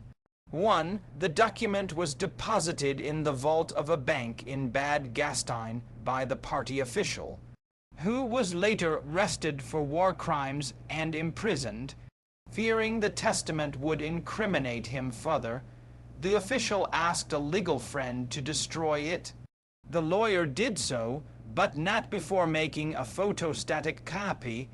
In 1959, these revealing statements, each page authenticated by Bormann's signature, were finally published under the title The Political Testament of Adolf Hitler, the Hitler-Bormann Documents, Chapter 31. FIVEMINUTSPASTMIDNIGHTORTHE CAPTAINALSOGOESDOWUNTHISSIPAPRIL 1945. The Allies celebrated the occasion with another 1,000-bomber raid on the capital, but nothing seemed to dampen Hitler's confidence. Throughout the 20th of April, he told birthday visitors that he still believed the Russians would suffer defeat in Berlin. In the afternoon, he met a group of Hitler youth in the Chancellery Garden and thanked them for their gallantry in the battle for the capital. Then he climbed down into the bunker and received Gras Admiral Karl Dönitz, who thought he looked like a man carrying an intolerable burden. Afterward, he greeted Keitel with warmth. "I will never forget that you saved me at the time of the attentat, and that you got me out of Raston.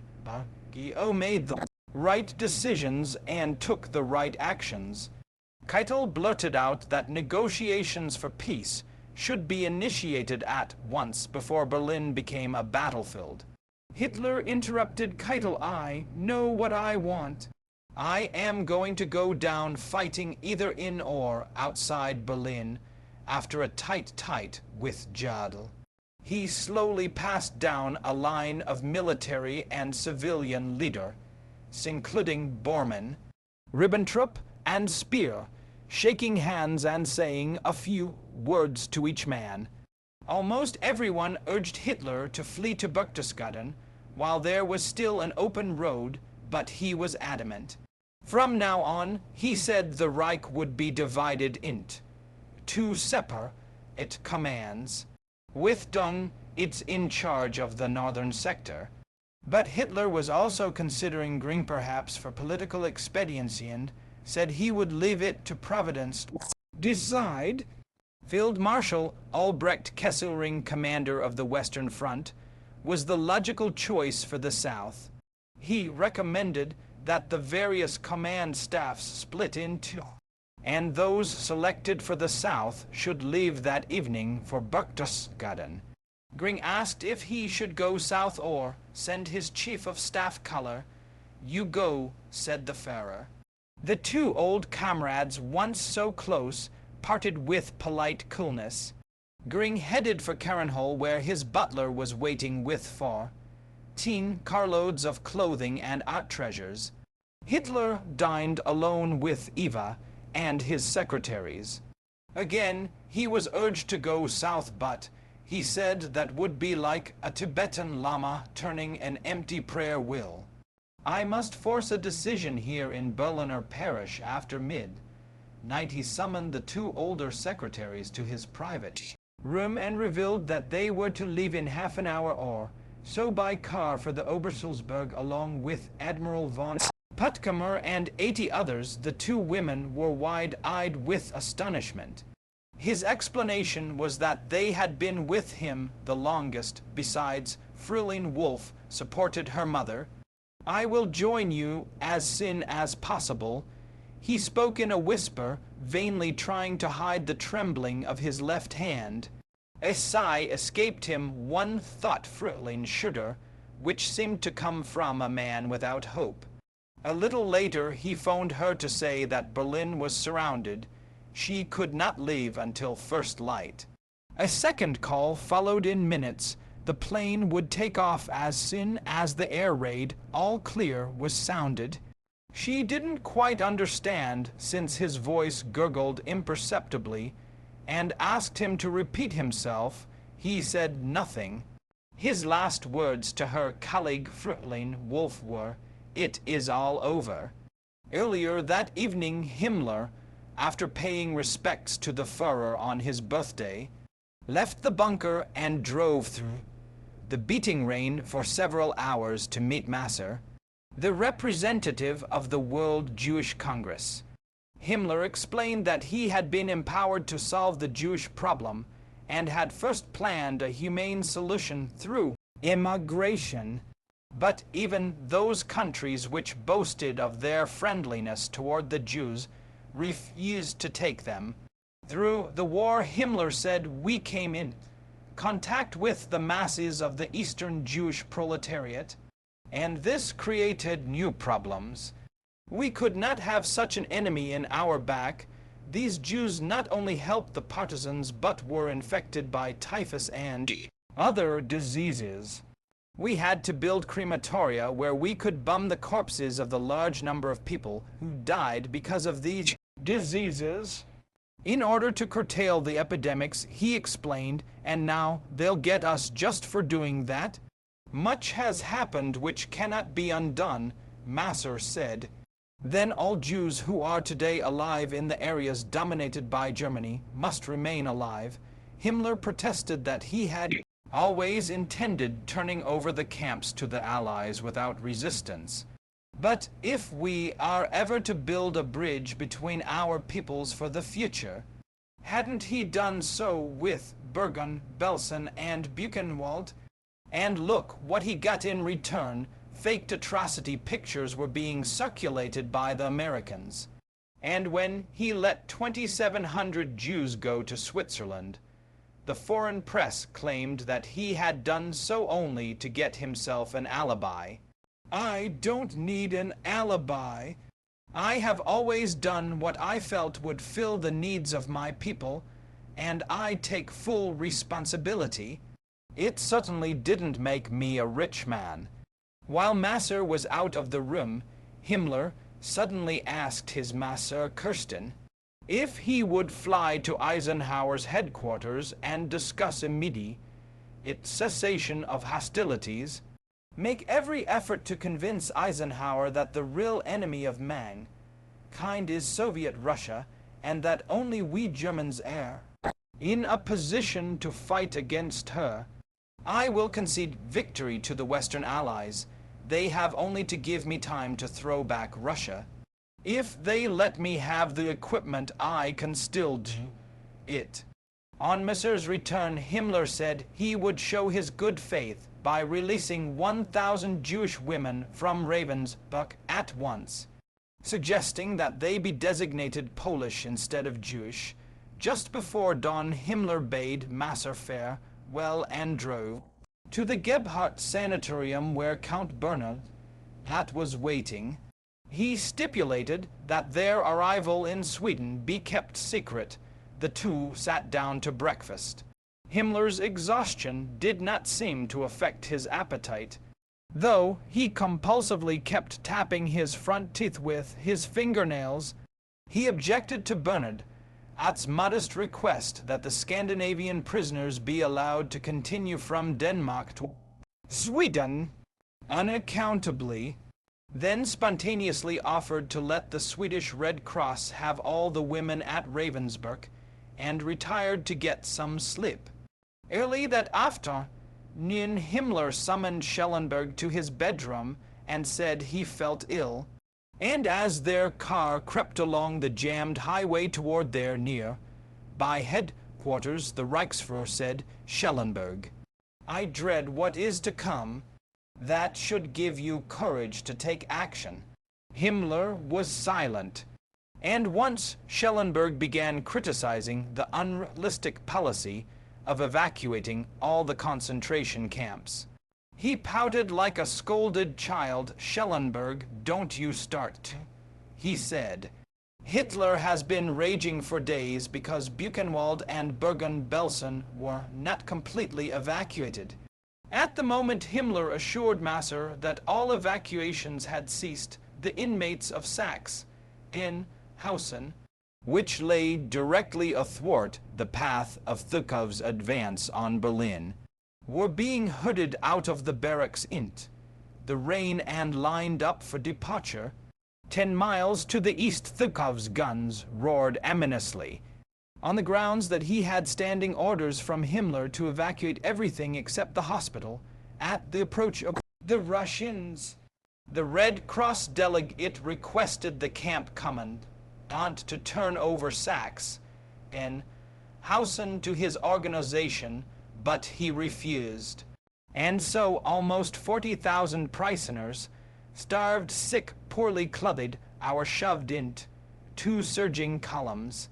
The guards harried them through the pummeling rain in a northwesterly direction, and those who couldn't keep up the pace were shot and left in the ditches, bitterly admitting to his aides later in the day that the war was irrevocably lost in it because of Hitler, but because the people had failed him. What can you do with a people whose men don't even fight when their women are raped? It was Goebbels. All the plans, all the ideas of National Socialism are too high, too noble for such a people. They deserve the fate that will now descend upon them. He even turned on his own aides. And you, we have you worked with me now, you'll have your little throats cut. But when we step down, let the whole earth tremble. Out the day Goebbels went from despair to resentment. Upon learning that 2 secretaries had fled to the country on bicycles, he complained, "Now I ask you, how could that ever have happened? How can there be any guarantee now of keeping regular office hours?" On the Eastern Front there were rumors that the leaders in Berlin had given up all hope, and that OKW was fleeing to Berchtesgaden. The Russians had broken through the lines of Army Group West at half a dozen points, and one Red Army task force was but 20 miles from Berlin and the Führer's bunker, and the explosions of its shells could be heard faintly in the bunker, as Jodl reported that a Zhukov column was threatening to encircle Manteufel's army. By noon of April 21, it had closed to artillery range. To counter this, the last small reserve under SS General Felix Steiner had just been positioned 25 miles north of Berlin. Hitler jerked upright from a slump. Like Skorzeny and Rudel, Steiner was a magic name. It was his desperate attack from Pomerania that had slowed Zhukov's advance in February. Hitler began poring over a map. Finally, he looked up. His eyes glistened. "Counterattack," he said with rising excitement. Steiner was to drive to the southeast and cut straight through the Zhukov spearhead. This would, with one bold blow, save Berlin and prevent Manteufel from being encircled. He dispatched a personal order to Steiner expressly forbidding any retreat to the west. Officers who do not comply unconditionally with this order are to be arrested and shot immediately. Are answerable with your head for execution of this order of all the impossible orders Steiner had received from the Führer. You, Steiner, this was the most fantastic. His Panzer Corps was one in name only. He had no intention of sacrificing his troops in such a hopeless cause, and would only make a show of compliance in easy decision for a man who had once considered kidnapping the Führer. Bormann also knew there was no hope. He telephoned his wife at Berchtesgaden and told her he'd found a wonderful hiding place for their children in the Tyrol. She was to pose as a director of bombed-out children seeking refuge. He had kidnapped 6 youngsters from the party kindergarten in Garmisch to make the group look more plausible. In the bunker on the morning of April 22, Steiner was the main topic of conversation. Had his attack from the north been launched to relieve Berlin? If so, how far had it gone? With each passing hour, Hitler became increasingly upset. Every time General Hans Krebs, Guderian's replacement as OKH Chief of Staff, told him there was nothing definite to report. At the afternoon Führer conference, after learning that Berlin was 3/4 surrounded, Hitler demanded to know once and for all how far Steiner had progressed in his attack. At last Krebs was forced to admit that the Steiner Corps was still being organized, and there just wasn't anything to report. Hitler's head jerked and he began breathing heavily. Harshly he ordered everyone out of the room, except his generals and Bormann. The rest stumbled over one another in their eagerness to escape in the waiting room. They stood in silent apprehension. Once the door closed, Hitler lunged to his feet. As he lurched back and forth, swinging his right arm wildly, he shouted that he was surrounded by traitors and liars. All were too low, too mean to understand his great purpose, he shouted. He was the victim of corruption and cowardice, and now everyone had deserted him. His listeners had never before seen him lose control so completely. He flung an accusing finger at the generals and blamed their ilk for the disasters of the war. The only protest came from Bormann. The officers were surprised. But Bormann's words were undoubtedly meant not so much as a defense of the military as to calm the Führer. Hitler shouted something about Steiner and abruptly flopped in his chair. The war is lost. Then with a trembling voice he added that the Third Reich had ended in failure and all he could do now was die. In anguish, he said his face turned white and his body shook spasmodically as if torn by a violent stroke. Suddenly he was still, his jaw slackened, and he sat staring ahead with blank eyes. This alarmed the onlookers more than his fury. Minute after minute passed afterward. No one could remember how many. Finally, a patch of color came to the Führer's cheeks, and he twitched. Perhaps he had suffered a coronary attack or fibrillation. Bormann, Keitel, and Bergdorf, chief of army personnel, begged him to have faith. If he lost it, then all indeed was lost. They urged him to leave for Berchtesgaden immediately, but he slowly shook his head and in a dead, tired voice said that if they wanted to go they were free to do so, but he was meeting his end in the capital. He asked for Goebbels. Those in the outer room had heard almost everything. Gilling grabbed a phone and told Himmler what had happened. The shaken Reichsfuhrer phoned Hitler and begged him not to lose hope. He promised to send SS troops at once. In the meantime, Hitler sent for Trottel Jung, Gerda Christian, and his new cook, Constanze Manzieli. They came to his Antar, where he was waiting with Eva Braun. His face was expressionless, his eyes dead. In an impersonal yet imperious manner, he told the four women to prepare to leave for the south by plane within the hour. All is lost, hopelessly lost, he said. The women stood rigid with shock. Eva was the first to move. She went up to Hitler, took both his hands in hers. She smiled softly as if to a sad child. But you surely know that I shall stay with you. I won't let you send me away. This brought life back to his eyes, and he did something no one in the family circle had ever before seen. He kissed Eva on the lips. In spite of herself, Trottel found herself saying, I also am staying. Gerda and the cook joined the chorus. Hitler again ordered them to leave, but they stood firm. He seized their hands in turn and said with emotion, if only my generals were as brave as you are, as if totally exhausted. He dragged himself to the next room where a group of officers was waiting. Gentlemen, he said, this is the end. I shall remain here in Berlin and shoot myself when the time comes. Each of you must make his own decision on when to live. Goebbels was still at home when he learned that the Führer wanted him immediately. As he was preparing to leave the ministry, word came that Hitler also wanted to see Magda and the children. At 5 o'clock, Frau Goebbels calmly told the nurse to get the children ready for a visit to the Führer. They were delighted. Would Uncle Adi give them chocolate and cake as usual?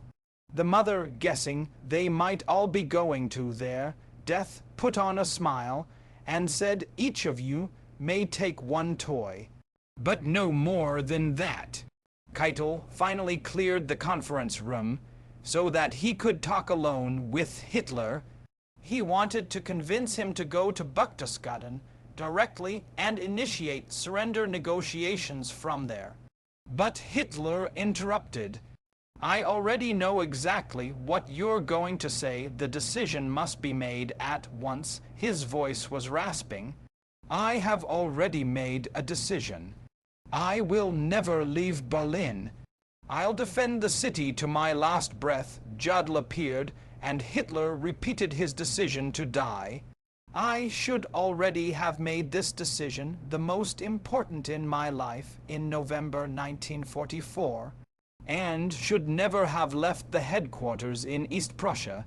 Hitler summoned Bormann and ordered him to fly to Berchtesgaden with Jodl and Keitel.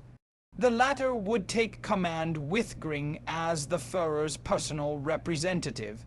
When Keitel protested, Hitler said, "Everything is falling to pieces anyway, and I can do no more. The rest," he added, "should be left to Gring.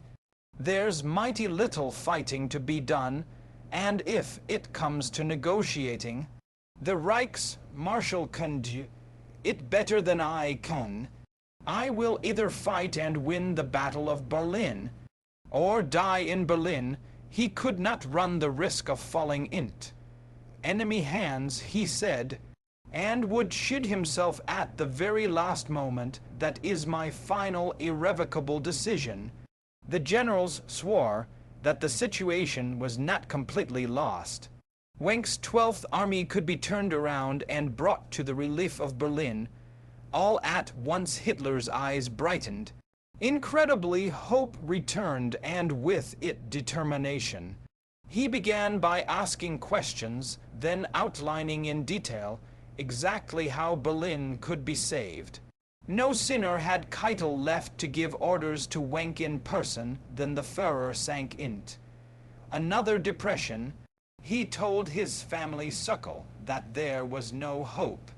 When someone pointed to the painting of Frederick the Great and asked if he no longer believed in a similar miracle of history, the Führer tiredly shook his head. "The army has betrayed me. My generals are good for nothing," he said. "My orders were not carried out. It is all finished. National Socialism is dead and will never rise again. Perhaps in 100 years, a similar idea would arise with power of a religion and spread throughout the world. But Germany is lost. It actually was not quite ready or quite strong enough for the mission I set for the nation." That evening, General Eckhard Christian, the Luftwaffe chief of operations, burst into Roller's headquarters just outside Berlin. "The Führer is in a state of collapse." He gave a frightening account of what had happened. Kuller drove to the new OKW headquarters and asked Jodl for confirmation of Christian's incredible story. Jodl calmly replied that it was true. Kuller asked if the Führer would carry out his threat to commit suicide. Yes, he was stubborn on that point. Kuller was indignant. He said he must leave at once to tell Gring in person that the Führer had said, "If it comes to negotiating, the Reichsmarschall can do it better than I can." Just before dawn on April 23, Kuller and his staff left for Munich in 15 JUs. At Berchtesgaden, Gring had already learned much of what had happened from an unlikely source. That morning he had told his caretaker and no one else a secret radio message from Bormann informing him that the Führer had suffered a nervous breakdown and that Gring was to take over command. Gring was torn between suspicion and credulity. What should he do? Act at once or wait? Kuller did not reach Gring's comfortable Anasten house on the Obersalzberg until noon. Excitedly he told about Hitler's collapse. Gring, of course, knew most of this and, to Roller's surprise, showed little reaction. He asked if Hitler was still alive. Had he appointed Bormann as his successor? Kaller replied that the Führer was alive when he left Berlin, and that there were still 1 or 2 escape routes. The city would probably hold out for a week anyway, he concluded. It is now up to you to act, Herr Reichsmarschall. Gring was hesitant. Might not Hitler have appointed Bormann as his successor? He asked again. Bormann, an old enemy, could have sent the telegram to make him usurp power prematurely. If I act, he will call me a traitor. If I don't, he will accuse me of having failed at a most critical time. He sent for Hans Lammers, the legal expert and custodian of the 2 official documents establishing a successor, drafted by Hitler himself in 1941. In these directives, Gring was appointed Hitler's deputy upon his death. He would also be Hitler's successor in case the Führer was prevented, permanently or temporarily, from performing his. Gring wanted to know if the military situation in Berlin warranted his taking over, but Lammers could make no decision. Well aware that his influence with the Führer had waned as Bormann's waxed, Gring asked if Hitler had issued any orders since 1941 which might have invalidated his own succession. No, said Lammers, he had made sure from time to time that the documents had not been rescinded. The decree, he declared, had the force of law and didn't even need to be promulgated again. Someone suggested that a radio message be sent asking the Führer if he still wanted Gring to be his deputy. One was drafted, My Führer, is it your wish in view of your decision to stay in Berlin, that I take over complete control of the Reich, in accordance with the decree of June 29, 1941, Gring read it and added, with full powers in domestic and foreign affairs, so that he might negotiate a peace with the Allies. Still concerned, he said, suppose I don't get any answer. We must give a time limit, a time by which I must receive an answer. Kaller suggested that they make it 8 hours, and Gring scribbled down a deadline, then added hastily, you must realize that I feel for you in this most difficult hour of my life, and I can find no words to express myself. God bless you and speed you here as soon as possible. Your most loyal, Hermann Gring. Leaning back heavily, he said, it's frightful. If no answer came by 10 p.m., he had to do something drastic. I'll stop the war at once. At the bunker, his telegram last from Gring to be intercepted in England by ultras seemed to outrage Bormann more than anyone else. He demanded Gring's execution. Hitler refused to go that far and sent his Reichsmarschall 3 conflicting messages. The first offered to disregard the death penalty for high treason if Gring resigned all his offices. The second rescinded the decree establishing Gring as his successor, and the third was couched in such vague terms, your assumption that I am prevented from carrying out my own wish is an absolutely erroneous idea whose ridiculous origin I did not know. That Bormann must have feared it was a prelude to forgiveness, perhaps more accurately reflecting Hitler's confused feelings. On his own he radioed the SS commandant at the Obersalzberg to arrest Gring for treason. Krebs phoned Keitel from the bunker and told him in detail about Gring's dismissal. Horrified, Keitel kept insisting there must be some misunderstanding. Suddenly, Bormann's voice broke into the conversation. He shouted that Gring had been fired even from his job as Reich chief hunter. Keitel did not deign to reply. The situation, he thought, was too serious for such sarcastic remarks after a brief, frustrating meeting with Hitler that afternoon. Keitel drove back to his headquarters with Jodl.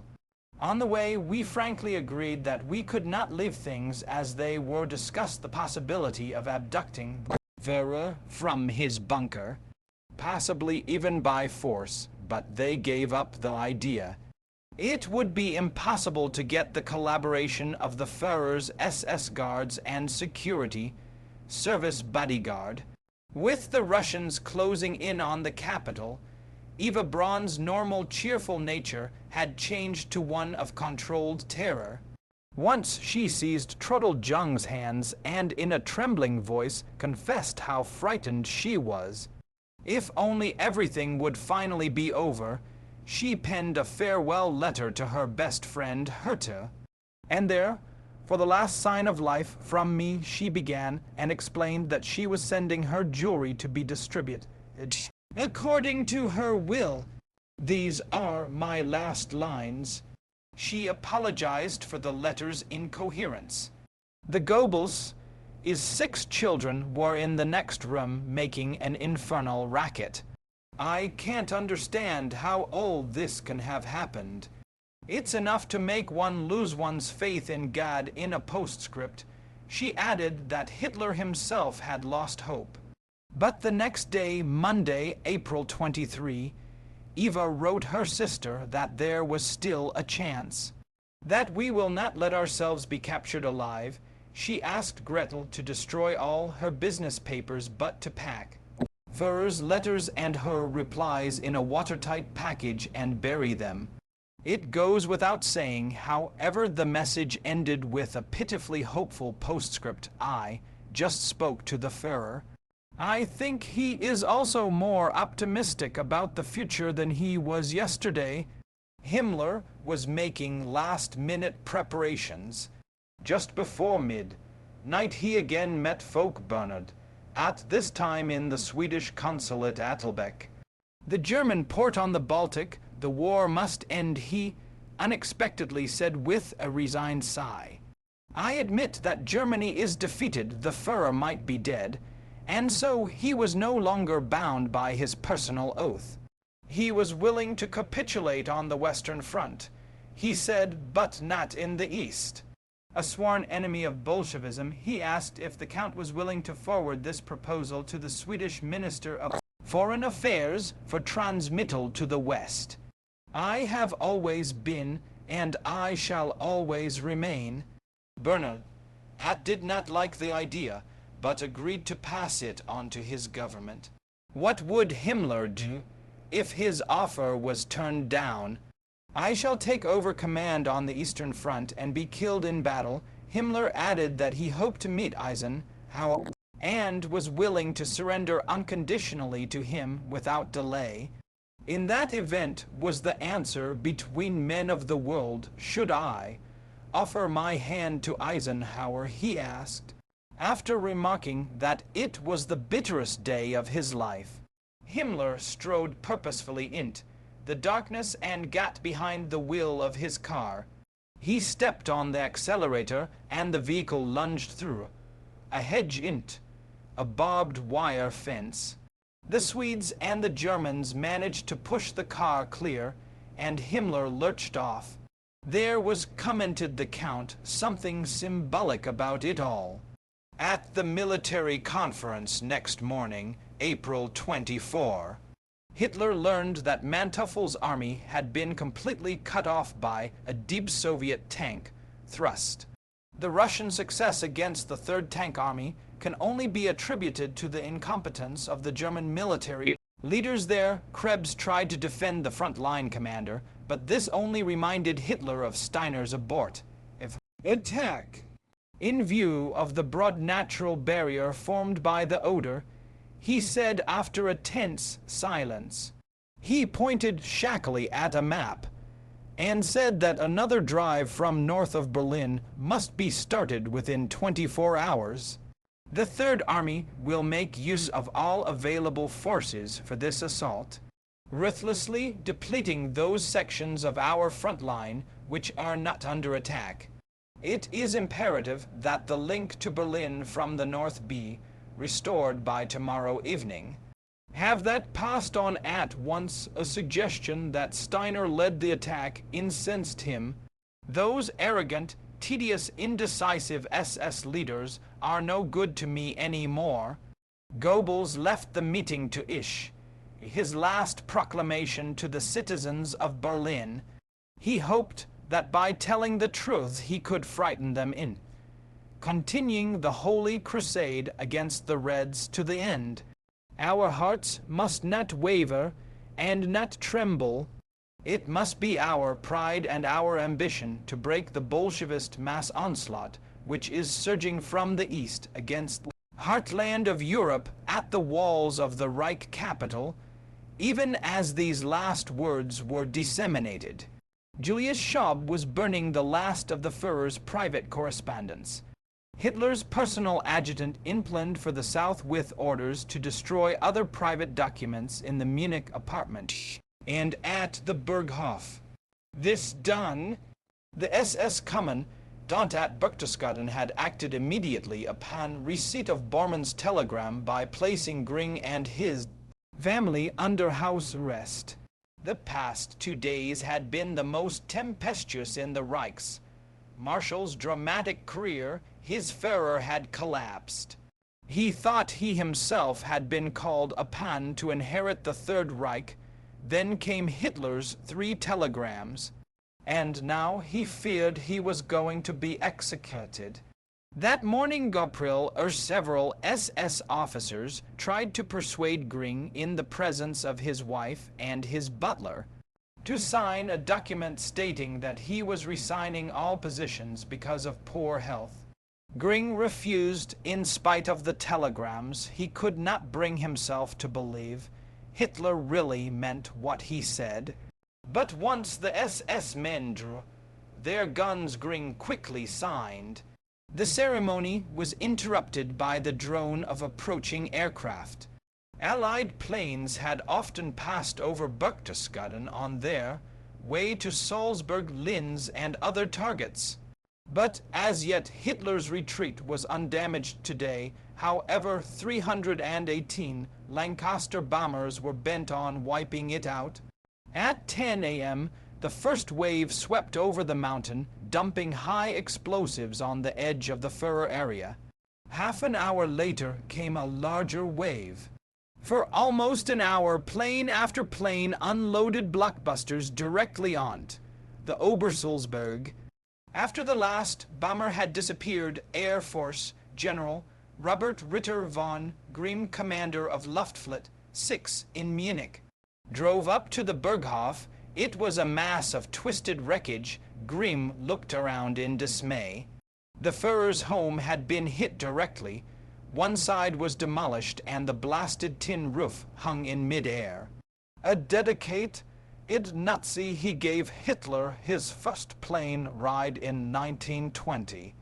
Grimm had received a telegram from Berlin to report to the bunker, and he now sought out Kaller, who he had been told had a similar order. Grimm began berating Gring for leaving the capital and performing treasonable acts.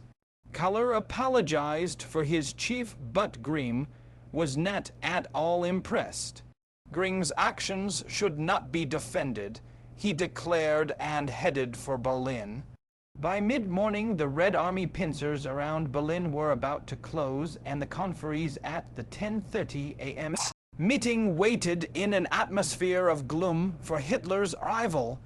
He too was despondent until Heinz Lorenz of the official German news agency reported that he had just monitored an announcement from a neutral country that an argument had broken out between Russians and Americans at the first meeting of their troops on the Mulde River.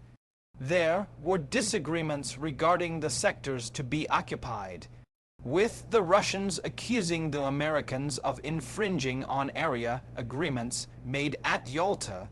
Hitler sat upright, eyes gleaming. "Gentlemen," he said, "here again is striking evidence of the disunity of our enemies. The German people and history would surely brand me as a criminal if I made peace today, while there is still Possibility that tomorrow our enemies might have a falling out. He seemed to gather strength as he spoke. Isn't it possible that at any days, at any hour could break out between the Bolsheviks and the Anglo-Saxons over their prize? Germany, he turned to Krebs, signaling him with a slight nod to begin the conference.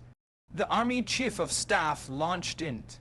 His report only to be interrupted twice by Hitler, where was Wenck?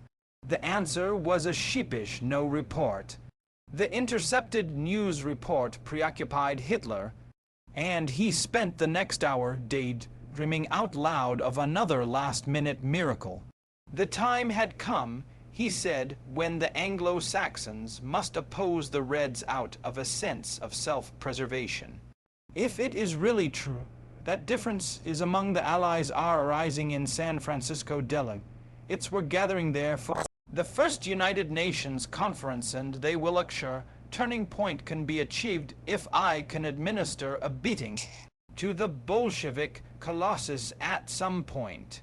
This might convince the others that only one person is able to contain the Bolshevik colossus, and that person is represented by me, the party, and the present German state.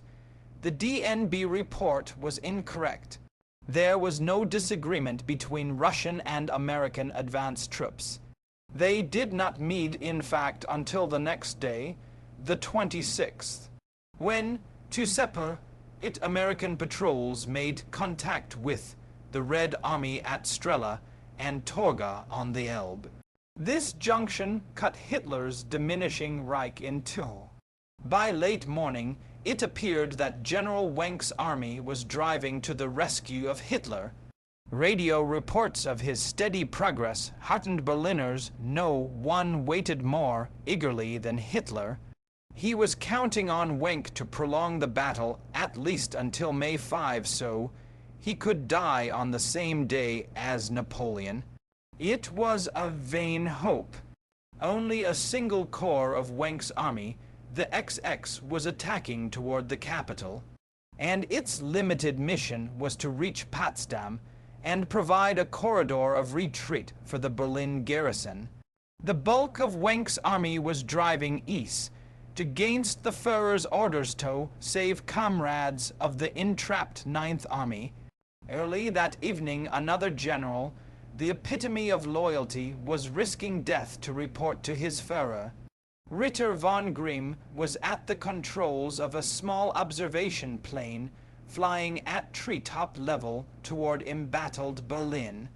Overhead, the sky raged with dogfights. Suddenly, a gaping hole appeared in the flooring of the cockpit, and Grimm slumped over.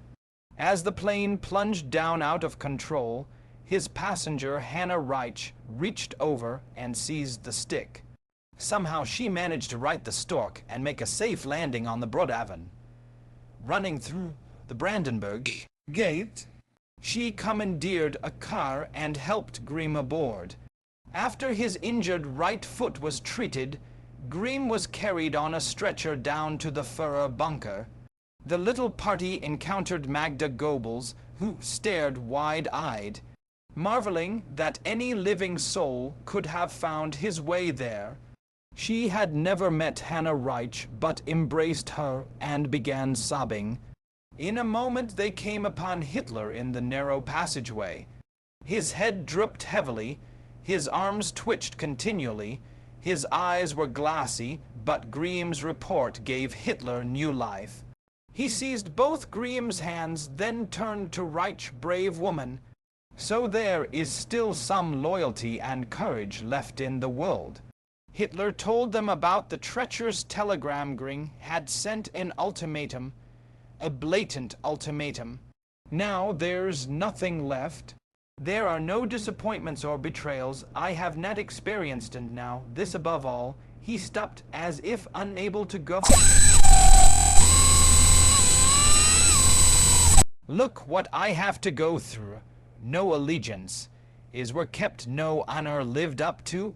Then, looking at Grimm with half-closed eyes, said in little more than a whisper, I hereby declare you Gring's successor as Oberbefehlshaber der Luftwaffe. In the name of the German people, I give you my hand, deeply moved." Both newcomers asked to be allowed to remain in the bunker to atone for Gring's deceit. Equally moved, Hitler assented. Their decision, he said, would long be remembered in the history of the Luftwaffe. By dawn, April 27, Berlin was completely encircled and the last two airports over, by the Red Army. Still a flurry of optimism swept through the bunker with arrival of a radiogram from Wenck, announcing that XX Corps had come to within a few miles of Potsdam. Goebbels' office immediately proclaimed over the radio that Wenck had reached Potsdam itself and predicted that he would soon be in the capital. And if Wenck made it, why not others? The situation has changed decisively in our favor. Berliners were told. The Americans are marching toward Berlin. The great change of the war is at hand. Berlin must be held till Army Wenck arrives, no matter at what costs. The daily Army Communique also broadcast in the clear divulged Wenck's exact position. He was appalled. "We won't be able to move a single step farther tomorrow," Wenck exclaimed to his chief of staff. The Russians surely had heard the same broadcast and would concentrate everything available at his position. It was, he said, almost a betrayal. At the Nin military conference, Hitler expressed his utmost faith in Wenck, whom he called a real man, but a moment later, as if realizing how empty hopes of rescue were, he said, "So that I can make my preparations." In the next breath, he expressed the hope that the Russians would bleed themselves to death in Berlin. "I shall he down today what calmer and do not wish to be awakened unless a Russian tank is just outside my bedroom." Then immediately closed the meeting with a philosophic quotation from Ritschl. "What have I lost? The dearest remembrance is what does all this mean? Sooner or later, the entire beastly mess must be left behind." After the conference, Hitler pinned an iron cross on a small, bleary-eyed boy who had just blown up a Russian tank. The youngster silently turned and walked to the corridor, where he crumpled to the floor, fast asleep. Krebs, his two aides were so affected that they began to complain loudly of the unbearable situation. Bormann came up behind them, draping his arms familiarly around their shoulders. There was still hope. Wenck was on the way and would soon relieve Berlin.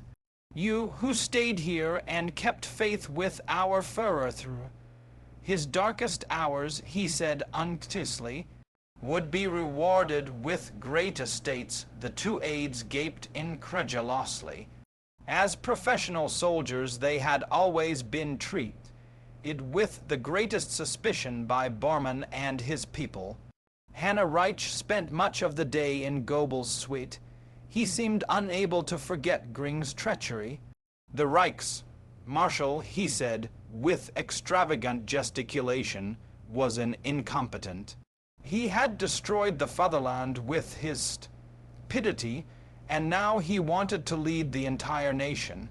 This itself proved that at heart he was always weak and a traitor. Goebbels gripped the back of a chair as a lectern and proclaimed that those in the bunker were making history and dying for the glory of the Reich, so that the name of Germany could live forever. Reich thought Goebbels was too theatrical, but she had only admiration for his wife. And when she felt self-control slipping, she left the room. "My dear Hannah," she said, "must help me to help the children out of this life. They belong to the Third Reich and the Führer, and if those two things cease to exist, there will be no place for them." Her greatest fear was that at the last moment she would weaken. Reich told the children stories of her flying experiences and taught them songs which they later sang to Uncle Adi. She also visited Eva Braun and thought she was a shallow woman who spent most of her time polishing her fingernails, changing her clothes, and combing her hair. It must have been a shock to Reich, who adored the Führer, to find him living openly with a woman. In the second conference of the day, Hitler reverted to reminiscences. He talked of compromise, as he had been forced to make a pan-assuming power in 1933, and how this situation had lasted until Hindenburg's death. This led to another pledge to remain in Berlin. He did so, he said, so he could proceed harshly against weakness. I would otherwise not have this moral right. I cannot constantly threaten others if I run away from the German capital in a critical hour. I must now obey the dictates of fate. Even if I could save myself, I would not do so. The captain also goes down with this ship. Tried to get Hitler to realize that the city was completely surrounded and that the circle of defense was fast shrinking. At the evening briefing, the military commandant of Berlin, General Helmuth Weidling, it was no longer possible, he said, to get supplies by air. He enlarged on the misery of the civilians and the wounded. But Hitler was more interested in complaining about those who had betrayed him. Many cannot understand my bitterness. I cannot imagine that a party leader to whom I have given an order could possibly conceive of not carrying it out. This damage is the total result, and the individual suffers.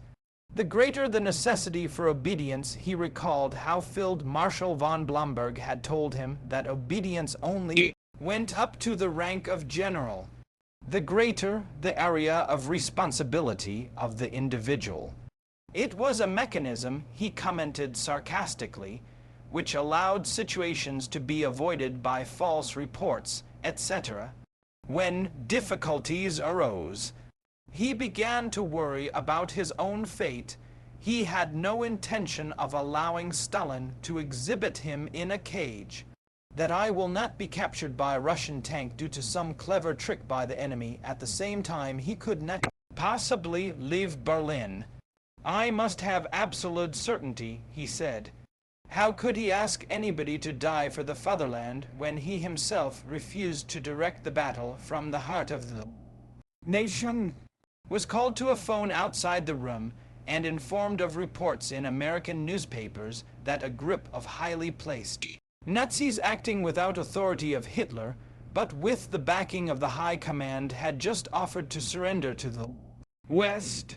During one of these reveries, Goebbels' assistant, Werner Naumann, Himmler's offer, submitted through the Swedish government, had somehow leaked out, but his name was not mentioned, nor was the source of the story revealed. Naumann returned to the conference and whispered the news to Hitler, who then exchanged a few urgent but subdued words with Goebbels.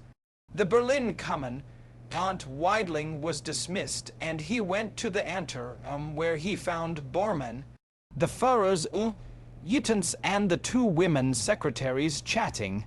Frustrated in the conference room, Weidling, Bony Carl to his troops, poured out all the things that Hitler had refused to hear. Their only hope, he said, was to leave Berlin before it was too late. Everyone agreed, even Bormann.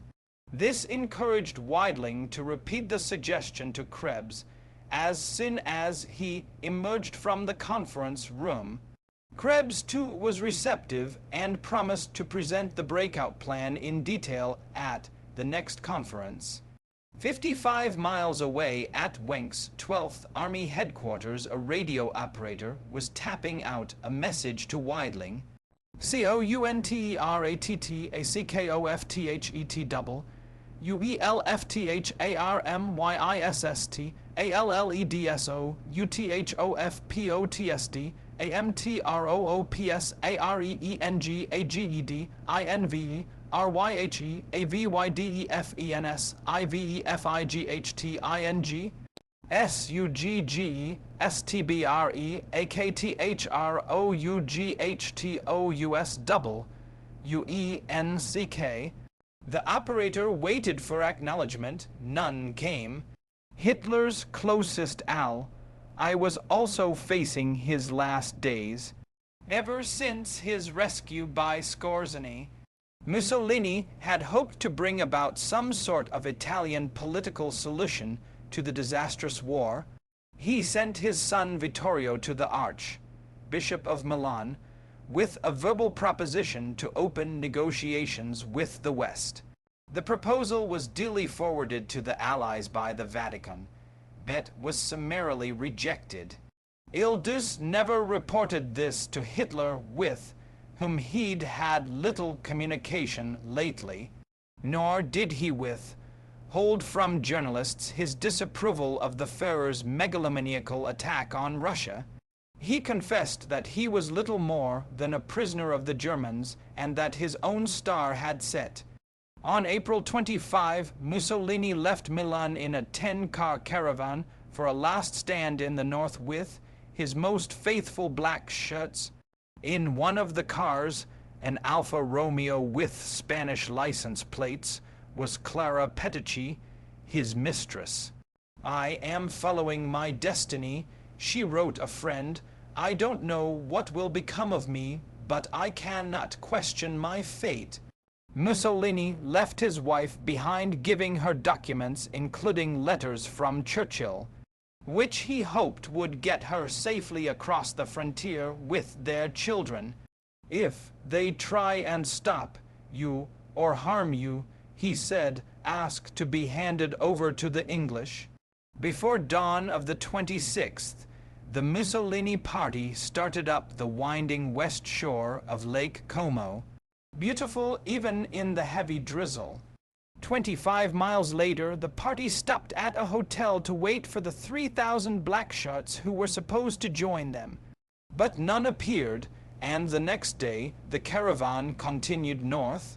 An argument broke out between those who wanted to kill the fascists immediately and those who wanted to turn Mussolini over to the Allies.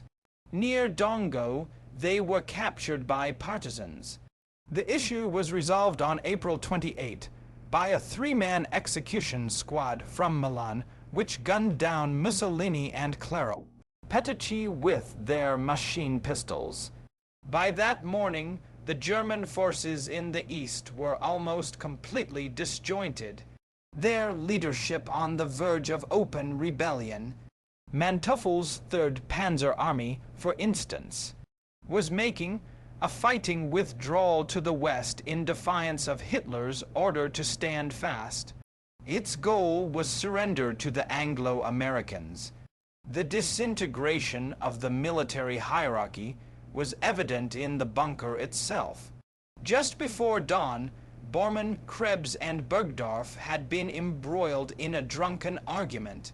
9 months ago, I approached my present task with all my strength and idealism, railed Bergdorf. I tried again and again to coordinate the party and the Wehrmacht, and because of this, he said, his fellow officers came to despise him and even called him a traitor to the officers' caste. Today it is clear that these accusations were justified and my labors were for nothing. My idealism was misplaced, and not only that I was naive and stupid.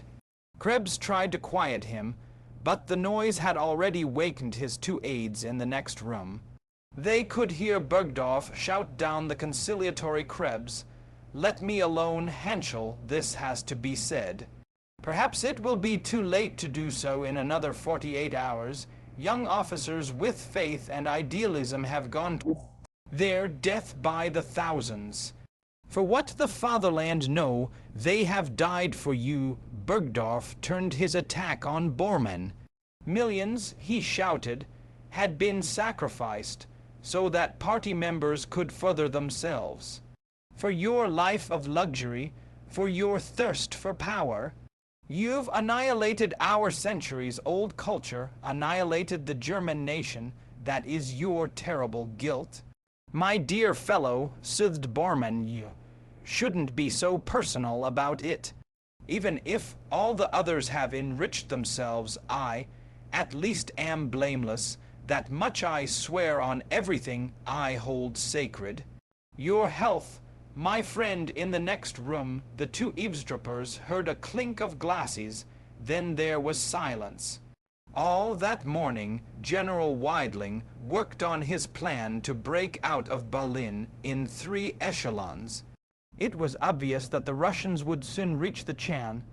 Celery and Bony Karl was so sure that he could get approval from the Führer at the evening conference that he ordered all his commanders to report at the bunker by midnight. In her quarters, Frau Goebbels was writing her son by a previous marriage, now an Allied prisoner of war. She told him that the glorious ideas of Nazism were coming to an end, and with them everything beautiful and noble and good I have known in my life. A world without Hitler and National Socialism was not worth living in. That was why she had brought the 6 children to the bunker. They were too good for the life that was coming after defeat, and a merciful God will understand my reason for sparing them that sort of life. May God give me strength for my last and most difficult duty. Bormann was sending his wife a radiogram that all was lost and there was no hope for him. She was to leave Berchtesgaden at once for the Tyrol with their children and the half-dozen kidnapped youngsters. In San Francisco, where the conference to set up a United Nations organization was in session, a Reuters reporter was told that Himmler had just offered to surrender Germany unconditionally. His telegram got through to Reuters without censorship, and a bulletin was dispatched throughout the world. A DNB man on the upper level of the bunker heard a BBC version of this story just before 9 p.m. on the 28th and brought it to Hitler. He read the message without emotion, as if resigned that the end had come, then summoned Goebbels and Bormann. The 3 conferred behind locked doors. All day long, Bormann had been making wholesale charges of treason, and only an hour earlier had radioed in. It's Treachereplacedlyalty.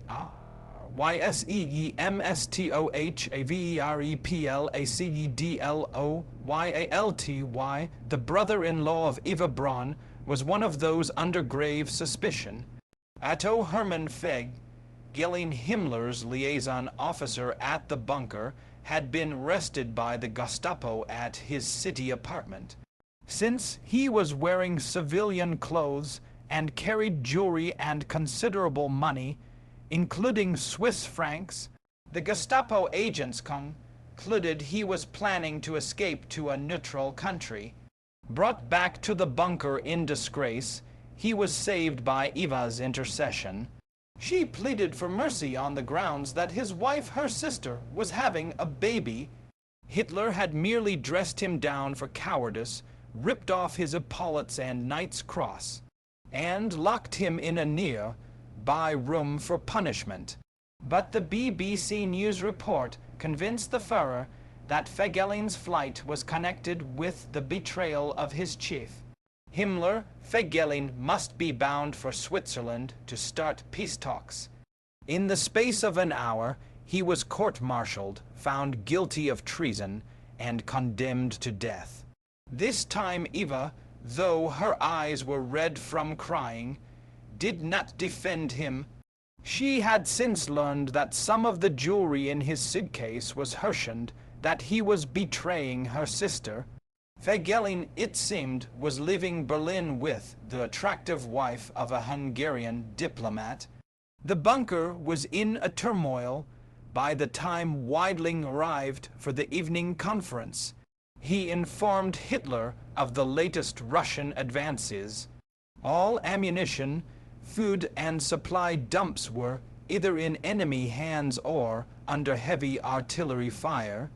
In 2 days, his troops would be put of ammunition and no longer able to resist.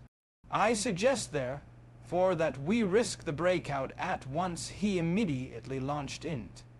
The details of his plan before Hitler could comment. As a soldier, pure hysteria, Goebbels exclaimed, but Krebs said it was feasible from a military viewpoint.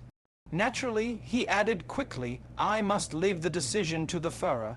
Hitler was silent. What if the breakout did succeed? He finally asked, we would merely flee from one frying pan to another. Am I, the Führer, supposed to sleep in an open field or in a farmhouse and just wait for the end? He left the conference to visit the wounded Grimm. Hannah Reich was already there. He slumped down on the edge of Grimm's bed, his face ashen, and told them of Himmler's betrayal. And to make his entry possible, we must call up every available aircraft to cover his approach. He ordered Reich to fly Grimm to the Rechlin airport so he could muster his aircraft from there. Our only hope is Wenck, he said, only with Luft. Waffe support could Wenck get through. That's the first reason you must leave the shelter. The second is that Himmler must be stopped. His lips and hands trembled, his voice quavered.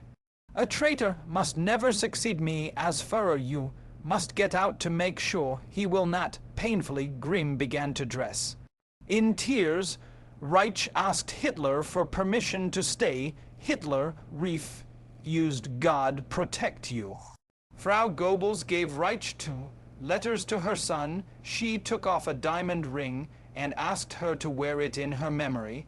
Eva Braun also gave Hannah a letter for her sister, Frau Fegelin. Later, Reich couldn't resist reading it. She thought it was so vulgar, so theatrical, and in such poor adolescent taste that she tore it up. The dark night was lit up by flaming buildings, and Grimm and Reich could hear intense small arms fire as an armored car brought them to an Arado 96 trainer. Hidden near the Brandenburg Gate, she taxied the little plane down the east-west axis, taking off in a hail of fire. At roof, top-level Russian searchlights picked up the Arado and flak explosions, began tossing it about like a feather. With full power she climbed out of the maelstrom. Below lay Berlin, a sea of flames. She headed north. Better to reign in hell than serve in heaven. Lucifer in Milton's Paradise Lost. Himmler's betrayal brought an end to Hitler's last hesitation and flickering hope. Despite his show of confidence to Grimm, he admitted to himself that Wenck too was a lost cause, and that the time had come to prepare for the end. He sent for Traudl Jung. She wondered what he had to dictate, then noticed a table elaborately decorated for some festivity. A tablecloth with the initials AH, the silver service, champagne glasses. Was he intending to celebrate his final farewell? He winked. Perhaps we can begin now, he said, and led the way to the conference room. He stood at his usual place before the map table today. It was barren and stared at the polished surface. My last political will, he said, as she took down his words. Her hand trembled. This was history in the making. She was sure it was going to be a confession, a justification, who would lie at the brink of death. But the words she jotted down were only recriminations, accusations. Usually he made numerous corrections, referencing every sentence. Tonight he spoke almost without pause, his eyes glued on the table. He charged that neither he nor anyone else in Germany wanted war, and that it had been provoked exclusively by those international statesmen who either were of Jewish origin or worked for Jewish interests. He declared that he would die with a joyful heart, but had ordered his military commanders to continue to take part in the nation's continuing struggle. To Trottle's wonder, he began to name a new government as his successor as President of the Reich and Supreme Commander of the Armed Force. Hitler appointed Admiral Dönitz. Goebbels was made Chancellor and Bormann Party Minister. Trottle could not understand if everything was lost, if Germany was destroyed and National Socialism dead forever. What would these new officials do? He was still staring at the table when he finished. For a moment he said nothing, then he began to dictate his personal will. Since I did not feel that I could accept the responsibility of marriage during the years of struggle, I have decided now, before the end of my earthly career, to take as my wife. Trottle looked up, startled, at last realizing why the table had been set for a celebration. She recalled Eva's cryptic words an hour earlier to Gerda, Christian, and herself. This evening, I bet you I shall cry, but Trottle could find no tears. As my wife, continued Hitler, the girl who, after many years of loyal friendship, came of her own free will to this city, already almost besieged, in order to share my fate. At her own request, she goes to her death with me as my wife. Death will compensate us for what we were both deprived of by my labors in the service of my people.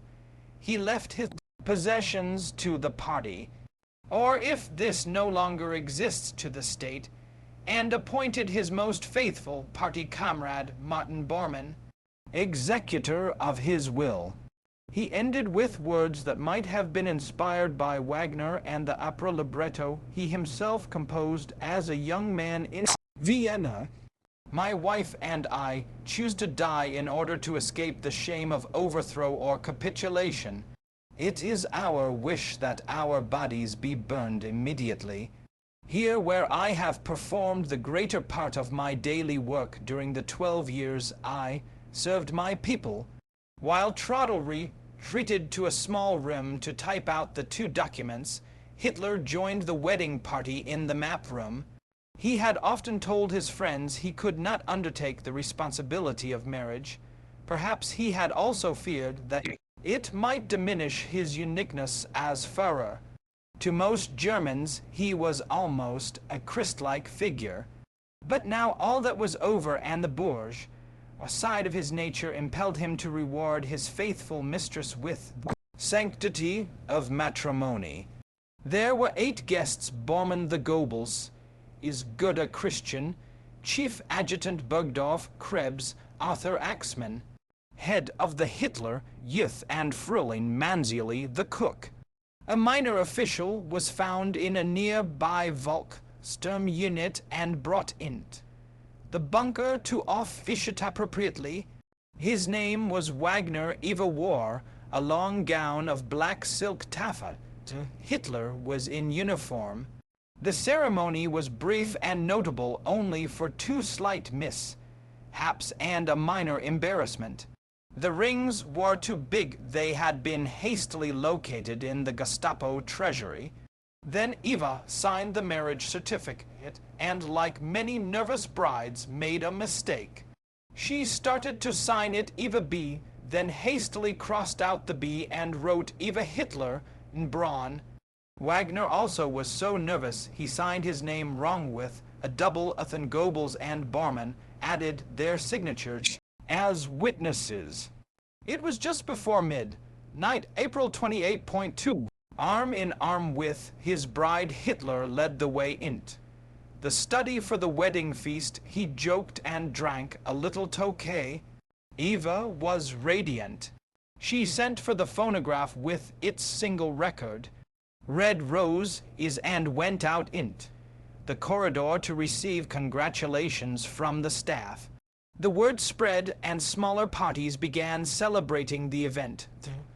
Out the bunker, Hitler was jovial but distracted and kept living the festivities to find out how Trottle was progressing with the 2 testaments. Just as she was finishing, Goebbels rushed in pale and excited.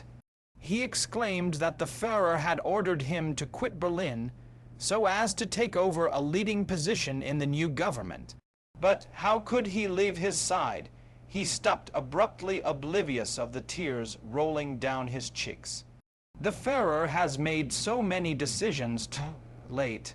Why, this one, the last one too early. He made her leave the typewriter so she could take down his last will, one to be attached to Hitler's.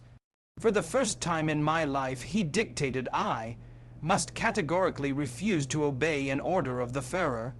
My wife and children join me in this refusal, in the nightmare of treachery surrounding Hitler. He continued, there must be at least one willing to stay unconditionally with him until death. It was almost 4 a.m. by the time Trottle finished all 3 documents. By then, Bormann, Goebbels, and Hitler were hovering over her, and one of them ripped the last page from her typewriter.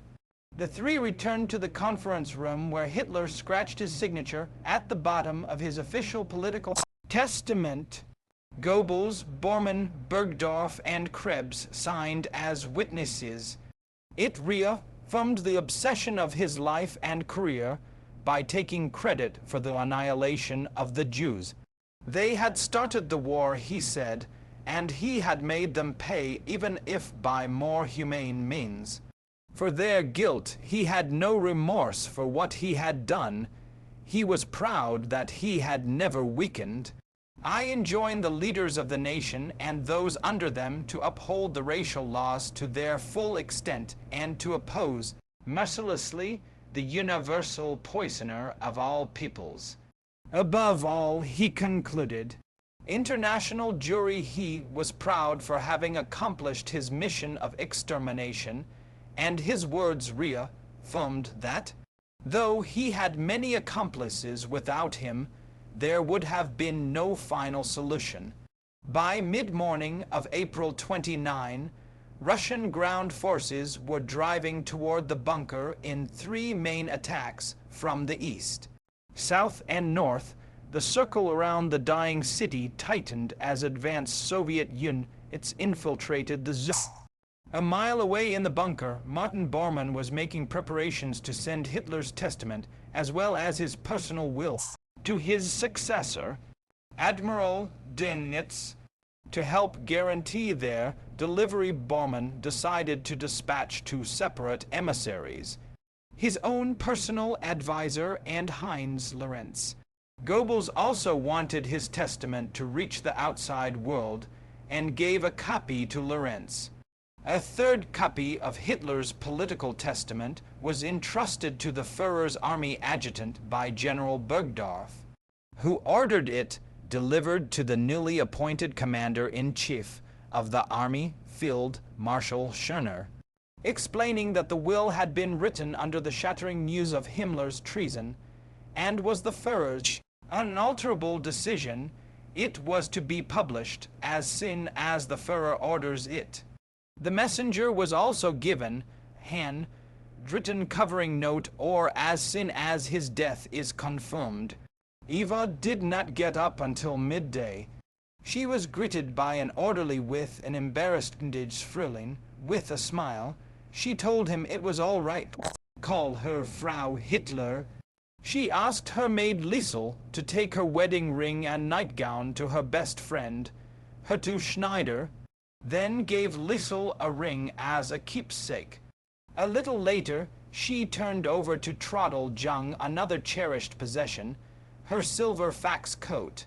I always like to have well-dressed people round me, she said, and I hope it will give you much pleasure. Trottle was too overwhelmed by the gift to foresee how absurd it would be to escape Berlin in such style. Take it. The day dragged on for those in the bunker. There was little to do but gossip and smoke. By now Eva Ivanova was smoking openly. The fumes did not seem to bother the Führer. Finally, at 6 p.m., he assembled the family circle in his study. which was screened from the anteroom by a red velvet curtain with gold fringes. After announcing that Wenck was not coming, he said that he and his wife were going to die unless some miracle intervened. He passed out files containing cyanamide. It was a poor parting gift, he told the two secretaries, and again praised their courage.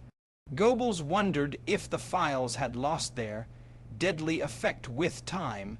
Hitler was seized with doubts of a different nature. They had been supplied by that traitor Himmler. He sent for his new surgeon, Dr. Ludwig Stump. Feger, Wo proposed one file be tested on Blundi. Hitler agreed, then recalling that Stump. Feger himself belonged to the SS, sent for a doctor in the hospital bunker. This man dutifully forced the liquid down the throat of the dog Hitler adored. It killed her. Early that evening, word arrived that Mussolini and his mistress had been assassinated by Italian partisans. Their bodies strung up by the feet in a Milan gas station. I will not fall in't. The hands of the enemy, dead or alive, said Hitler. My body shall be burned and so remain undiscovered forever. The news from Italy depressed Hitler, and he would have suffered additional anguish had he known that SS General Wolf had just succeeded in secretly surrendering to the Allies all German forces in Italy. After I die. At the final briefing of the day, General Weidling told of the bitter, hopeless battles in the streets. His divisions, he said with heavy heart, were little more than battalions. Morale was poor, ammunition almost exhausted. He brandished an army-filled newspaper filled with optimistic stories of the imminent relief of Berlin by Wenck. The troops knew better, he charged, and such deceptions only embittered them. Goebbels sharply accused Weidling of defeatism, and another argument erupted. It took Bormann to calm them down so that Weidling could continue. He concluded his report with the devastating prediction that the battle would be over within 24 hours. There was a shocked silence. In a tired voice, Hitler asked the commandant of the Chancellery area in SS General if he had observed the same conditions. He had. Weidling again pleaded for a breakout. Hitler pointed to a map and, in a resigned but sarcastic tone, said he had marked down the positions of the troops according to information from foreign radio announcements. Since his own troop staffs were not even bothering to report to him any longer, his orders were not executed any more, and so it was useless to expect anything. As he rose painfully from his chair to say goodbye, Weidling once more begged him to change his mind before ammunition ran out. Hitler murmured something to Krebs, then turned to Weidling. I will permit a breakout of small groups, he said, but added that capitulation was out of the question. Weidling walked down the passageway wondering what Hitler meant. Wasn't the breakout of small groups a capitulation? He radioed all his commanders to congregate at his headquarters in the Bendlerstrasse the next morning. After midnight, Hitler bade farewell to a group of 20 officers and women secretaries in the main dining room. His eyes were covered with a film of moisture, and to Frau Jung, he seemed to be looking far away. He passed down the line shaking hands, then descended the curving staircase to his suite. Throughout the bunker barriers dropped, and high-ranking officers chatted familiarly with their juniors. In the canteen, where soldiers and orderlies ate, a dance began spontaneously. It became so boisterous that a messenger from Bormann brought a warning to hold the noise down. He was trying to concentrate on a telegram he was writing to Ding. In it, Bormann complained that all incoming reports were controlled, suppressed, or distorted by Keitel. and ordered it to proceed at once and mercilessly against all traitors. By late morning of April 30, the Tire Garten was overrun by the Soviets, and one advance it was reported in the street next to the bunker. It was difficult to see that this news had any effect on Hitler. During lunch with the two secretaries and the cook, he chatted as if it were merely another family circle gathering. He was self-possessed and, if anything, quieter than usual. To Trottle it seemed to be a banquet of death, under the cheerful mask of resignation and composure. But it was no ordinary day, and no sooner had the three ladies left than Hitler summoned them back, along with Bormann, the Goebbels, and several others.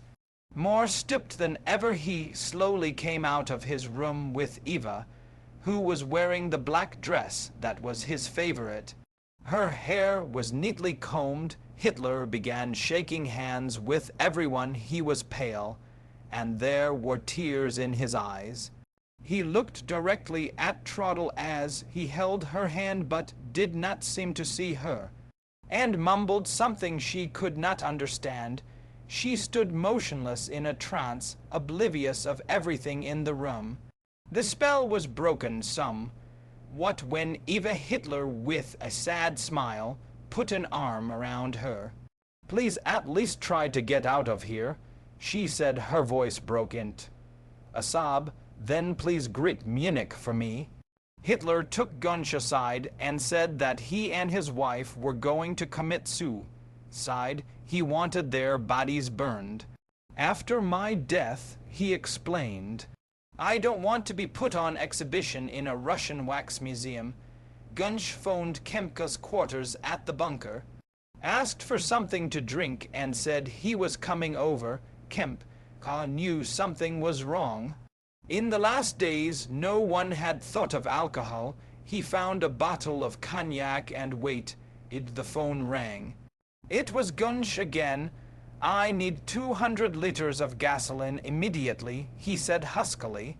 Kempka thought it was some kind of joke, and wanted to know why he needed so much fuel. Gunsch could not tell him on the phone. "I want it at the entrance of the Führer bunker without fail." Kempka said the only gasoline left, about 40,000 liters, was buried in the Tire Garten, which was under deadly fire. They would have to wait until 5 o'clock, when the barrage let up. "I can't wait a single hour. See what you can siphon out of the wrecked cars." Hitler was bidding his personal pilot for so many years an emotional farewell. As they clasped hands, Bauer begged him to escape by plane to Argentina, to Japan, or to one of the Arab countries where his anti-Semitism had made him such staunch friends. But the Führer would not listen. "One must have the courage to face the consequences. I am ending it all here. I know that by tomorrow millions of people will curse me. Fate wanted it that way." He thanked Bauer for his long service and offered his cherished portrait of Frederick the Great as a present. "I don't want this picture to get lost. I want it to remain for the future. It has great historical value."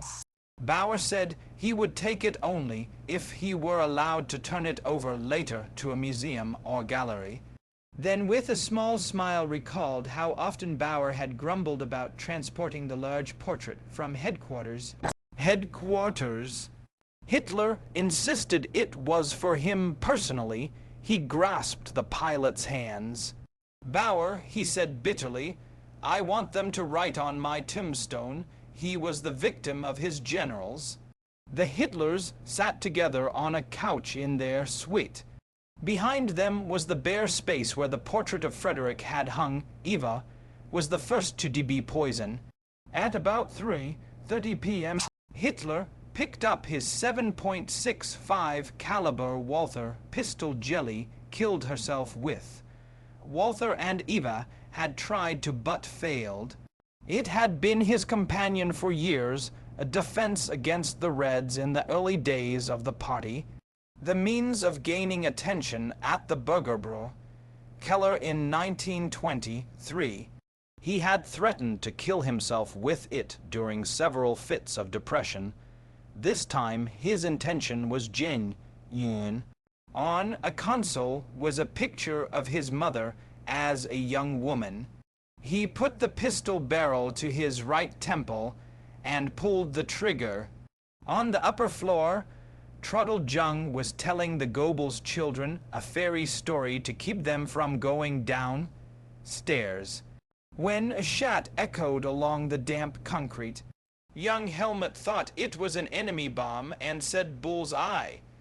In the conference room, Goebbels, Bormann, Axmann and Gonsch hesitated momentarily after hearing the shot, then broke into Hitler's Anter with Goebbels in the lead. Gonsch saw the Führer on the couch, sprawled face down across a low table. To his left lay Eva, slumped over the armrest, her lips tightly closed in death, her nostrils discolored by cyanamide. Her dress was wet, but not with blood. A jug lying on the table must have been knocked over as the Führer pitched forward. Unnerved, Gonsch stumbled back into the conference room where he was accosted by Kempka. "For God's sake, Otto," the chauffeur said, "what's going on? You must be crazy to have me send men to almost certain death just for 200 liters of gasoline." Gonsch brushed past him, slamming the door to the cloakroom so that no one else could wander in. Then he closed the door to the Führer's suite and turned eyes wide. "The chief is dead." The only thing Kempka could think of was that Hitler had had a heart attack. Gonsch lost his voice. Though he had seen the bullet hole in Hitler's right temple, he pointed a finger like a pistol and put it in his mouth, his shocked gesture inspiring the widely believed story that Hitler had shot himself in the mouth. "Where is Eva?" Gonsch indicated Hitler's Anter, and was finally able to say, "She's with him." It took Gonsch several minutes to stammer out the whole story. Linge peered out of Hitler's Anter, and asked for the gasoline. Kempka said he had about 170 liters in jerrycans at the garden entrance. Linge and Dr. Stump Feger carried out Hitler's body in a dark brown army blanket. The Führer's face was half covered, his left arm dangled down. Bormann followed, carrying Eva. Her hair was hanging loose.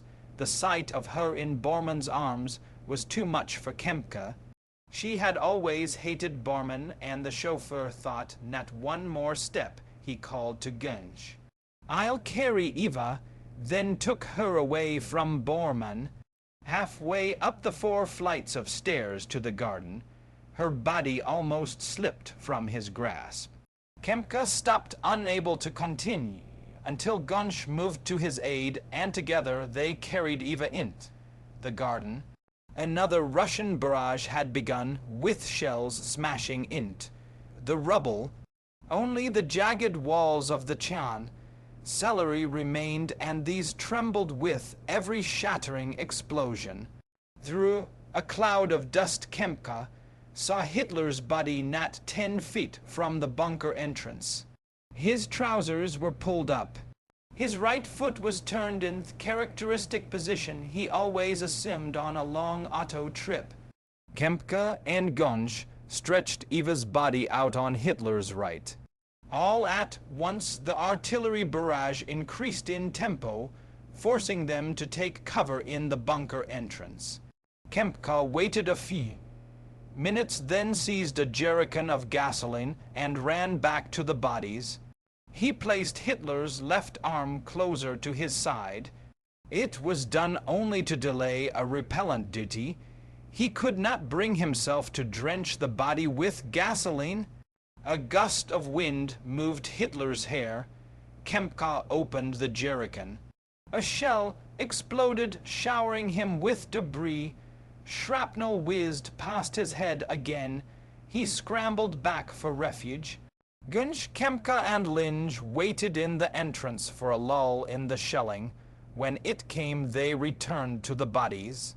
Shivering with revulsion, Kempka sprinkled them with gasoline. He thought, I can't do it, but I'm doing it. He saw the same reaction in the faces of Linge and Gunsch, who were also pouring gasoline from the entrance Goebbels, Bormann, and Dr. Stump. Feger peered out with morbid concern. The clothing of the corpses became so soaked that even the strongest gust of wind brought no stirring. The bombardment resumed, but the three men emptied con after con until the shallow depression in which the Hitlers lay was filled with gasoline. Gunsch suggested igniting it with a hand grenade, but Kempka said no. The idea of blowing up the bodies was too repugnant. He saw a large rag lying near, a fire hose at the entrance. He pointed it out to Gunsch, who doused it with gasoline. Goebbels handed Kempka a pack of matches. He set fire to the rag and tossed it on the bodies. A boiling ball of fire mush rummed, followed by dark clouds of smoke. It was a small blaze in a burning city, but horrifying. The men watched, hypnotized, as the fire slowly began to consume Adolf and Eva Hitler. Shaken, Gunsch and Kempka stumbled back to the entrance. More jerrycans of gasoline were delivered, and for the next 3 hours they kept pouring the liquid on the smoldering corpses. In a daze, Gunsch finally climbed back into the bunker. On the upper level, he noticed Trottel sitting on a small bench, a bottle of Steinger beside her. He took a drink, his big hands trembling. I executed the Führer's last order, he said very softly. His body is burned. She said nothing, but when he left to make another inspection of the bodies, she was impelled to see Hitler's apartment. The door was open. On the floor next to the couch was the brass hull of a poison capsule. It looked like an empty lipstick. On the right cushion of the couch she saw Hitler's blood. On an iron clothes rack hung the dog leash and his plain gray overcoat. Above it, his cap with the golden party emblem and his light deerskin gloves. She decided to take the gloves as a souvenir, at least one of them, but something stayed her hand. She noticed a silver fax coat in the wardrobe. It was the one Eva had bequeathed her, but Trottel could not take it. What use would it be? All she needed was a poison capsule. That evening, the charred remains of Hitler and Eva were swept into a canvas, and so Gunsch recalled, let down into a shell hole outside the exit from the bunker, covered over with earth, and the earth pounded firm with a wooden rammer. He was buried in the rubble of defeat, not as he had instructed architect Giesler in Munich. Here I was born. Here I started this movement, and here is my heart. There should have been someone present to recite the poem Bull Dur von Schirach had made from the Führer's own words. Could be that the columns which halt here, that these endless brown rows of men, are scattered in the wind, split up and dispersed, and will desert me. Could be. I shall remain faithful, even though deserted by all. I shall carry the flag, staggering and alone. My smiling lips may stammer mad words, but the flag will only fall when I fall, and will be a proud shroud covering my corpse. The flag fell where he fell, and when he died so did National Socialism and the 1,000-year Third Reich. Because of him, his beloved Germany lay in ruins. The greatest irony of all was that the driving force of his life, his hatred and fear of Jews, was thwarted. He had intended the elimination of 6 million Jews to be his great gift to the world. It would lead instead to the formation of a Jewish state. One among those sent south was Dr. Morrill. He was banished in anger for suggesting that Hitler take an injection of caffeine for his fatigue. "You will probably give me morphine," shouted Hitler, and ordered him to remove his uniform as the Führer's private physician and act as if you've never seen me. Morrill collapsed at Hitler's feet and had to be led away. He died a broken man soon after the war. It is generally believed the marriage took place in the early hours of April 29, since this is the date that appears on the document. In his nervousness, Wagner had placed one paper on top of the other when the ink was wet. Half an hour or so later, he noticed the original date was obliterated by a blot and began to retrace the figures. Before doing so, he checked his watch. It was 35 minutes past midnight, and so, thoughtlessly, he wrote down April 29. This revision is evident in the original document at the Eisenhower Library, if not in photostatic copies. Epilogue. To the surprise of the world, Hitler's death brought an abrupt, absolute end to National Socialism. Without its only true leader, it burst like a bubble. There were no enclaves of fanatic followers bent on continuing Hitler's crusade. The feared Alpine redoubt proved to be a chimera. What had appeared to be the most powerful and fearsome political force of the 20th century vanished overnight. No other leader's death since Napoleon had so completely obliterated regime. In death, the Führer remained controversial and mysterious. Even as his body smoldered, a rumor spread in the bunker that Axmann, the youth leader, had put some of Hitler's ashes in a box with instructions to secrete it outside of Berlin. News of his suicide was received with disbelief by some Germans. Assured an American counterintelligence agent that a courier had brought a message from their son that he and Hitler were safe and well in Argentina, Stalin also professed doubt. The parents of Fegelein, for instance. He told Harry Hopkins that Hitler's end struck him as dubious. Hitler had surely escaped and was in hiding along with Bormann. This version became USSR history until 1968, when a Soviet journalist, Lev Bezymensky, published a book revealing that the Russians had found the bodies of Adolf and Eva Hitler outside the bunker on May 4, 1945, which stated that splinters of a poison ampule had been found in the Führer's mouth and there was no bullet hole in the skull. As evidence, Bezymensky included an autopsy report of the Forensic Medical Commission of the Red Army. In other words, the Soviets implied that Hitler had taken a cowardly route to death. He had but one testicular conclusion made much of by some psycho historians, despite reports from 3 doctors who had examined Hitler indicating he was normal.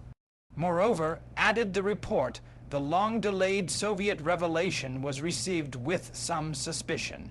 Although the detailed report was authenticated by 5 pathologists and experts in forensic medicine, it was supported only by photographic evidence of Hitler's corpse. The remains themselves, Bezymensky admitted, had been completely burned and their ash is strewn to the wind.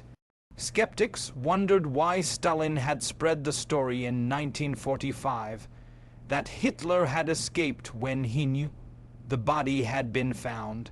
It was resolved not to publish the results of the forensic medical report, but to hold it in reserve in case someone might try to slip into the role of the Führer saved by a miracle. Secondly, it was resolved to continue the investigations in order to exclude any possibility of error or deliberate deception. Neither reason accounts for the wait of 23 years. They were not at all convinced by Beziminski's explanation first, nor was any explanation given for the destruction of the remains. Pictures of the corpses' dentures had been kept on file, and in 1972, Dr. Ryder Sagnays, a dental forensic expert from UCLA, discovered that these teeth exactly matched those in the X-ray head plates of Hitler taken in 1943. This hard evidence, Dr. Sagnays told the 6th International Meeting of Forensic Science is at Edinburgh, proved beyond doubt that Hitler was dead and that the Soviets had autopsied the right body. But where was the proof that Hitler had not shot himself? The skull, proving that there was no bullet hole, had been conveniently destroyed. Moreover, none of the eyewitnesses in the bunker had noticed the telltale discolorations of cyanamide on Hitler's lips, and only one empty poison capsule had been found. No mystery clouded Goebbels' death. On the 1st of May, after a futile attempt to negotiate with the Soviets, he told his adjutant, Günther Sugarman, "Everything is lost." He handed Sugarman a silver-framed photograph of Hitler and bade him farewell. Frau Goebbels roused their 6 children from bed, a kind that is now given to all children and soldiers, after a dentist named Kunz injected morphine to make the children sleepy. "Children, don't be afraid. She said the doctor is going to give you an injection." Frau Goebbels herself placed a crushed ampule containing potassium cyanide in the mouth of each child. Others in the bunker were getting last-minute instructions for escape. They were divided into 6 separate groups.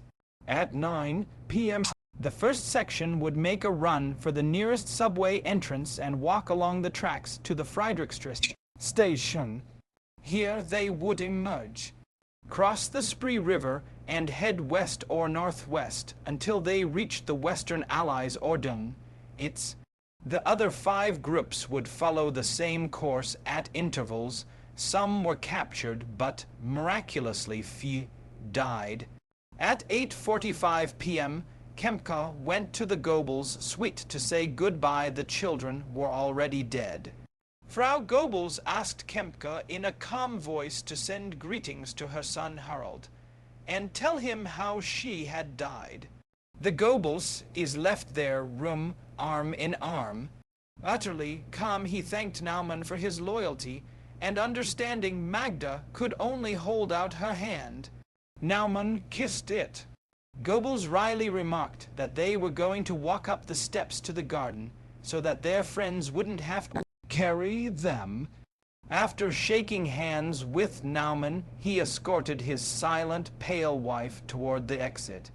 They disappeared up the steep concrete stairway. Then came a chat, followed by a second. Sugarman and the Goebbels. His chauffeur hurried up the stairs to find the Goebbels is sprawled on the ground.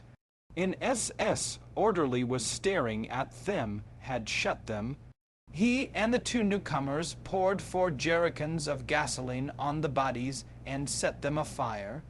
Without waiting to see the effect of the blaze, they returned to the bunker which they had been ordered to destroy. They dumped the last con of gas in the conference room and ignited it. The fate of Martin Bormann was more controversial than his master's. It was generally assumed that he had died while attempting to escape from Berlin, but declassified United States and British intelligence documents indicated that he might have escaped to Bolzano, Italy, where his wife had already fled from Buctus, gotten with their 9 children. For the next 27 years, there were recurring reports of Bormann's reappearance, particularly in Argentina. Then, late in 1972, an American author, Ladislas Farago, claimed he had positive proof Bormann was alive in South America. This sensational announcement was followed a few days later by another. The German authorities declared that they had just found Bormann's body near the Führer bunker. Dr. Sagnes, who had authenticated the Hitler corpse, asked permission to examine the skull so he could corroborate the dental identification. At first, permission was withheld, adding suspicion that the corpse might be a hoax. Finally, in the summer of 1973, Dr. Sagnes was allowed to examine the skeletal remains as well as the maxillary incisor bridge, which had been found 3 months after the skull was unearthed. Dr. Sagnes returned to UCLA to prepare a forensic analysis of the data. In September 1974, he presented his material to the World Congress of the Federation of Dentaire Internationale in London. The skull, he concluded, was indeed that of Bormann, and the mystery of Hitler's most faithful servant was finally solved. To the very end, Heinrich Himmler hoped for some arrangement with the Allies while fearing that something would go wrong. After Hitler's death, he fled to the north and requested the Führer's successor to appoint him the second man in his new German state. But Admiral Dönitz said, "That is impossible. I have no job for you." In desperation, Himmler turned to Schwerin von Kressig for advice. "Please tell me what is going to become of me," he asked the new foreign minister. "I am not interested in the least what will happen to you or any other man," was the exasperated answer. "Only our mission interests me, not our personal destinies." Kressig gave Himmler two choices: either commit suicide or disappear with a false beard. "But if I were you, I would drive up to Montgomery and say, 'Here I am, Himmler, the SS general, and ready to take responsibility for my men.'" That evening, Himmler cryptically told his closest friends that an important new task remained. A few could accompany him. He shaved off his mustache, put a patch over one eye, changed his name, and with some 9 followers, including his chief Waffen SS adjutant Werner Grothmann, went into hiding. When Grothmann discovered his chief had a cyanide capsule and intended to use it if necessary, he accused Himmler of taking an easy way out that was not open to his followers. It was the Reichsführer's duty, he said, not only to assume responsibility for his men's actions, but to make clear that the Waffen SS, the SD, and the concentration camp guards were from distinctly different organizations. Himmler demurred.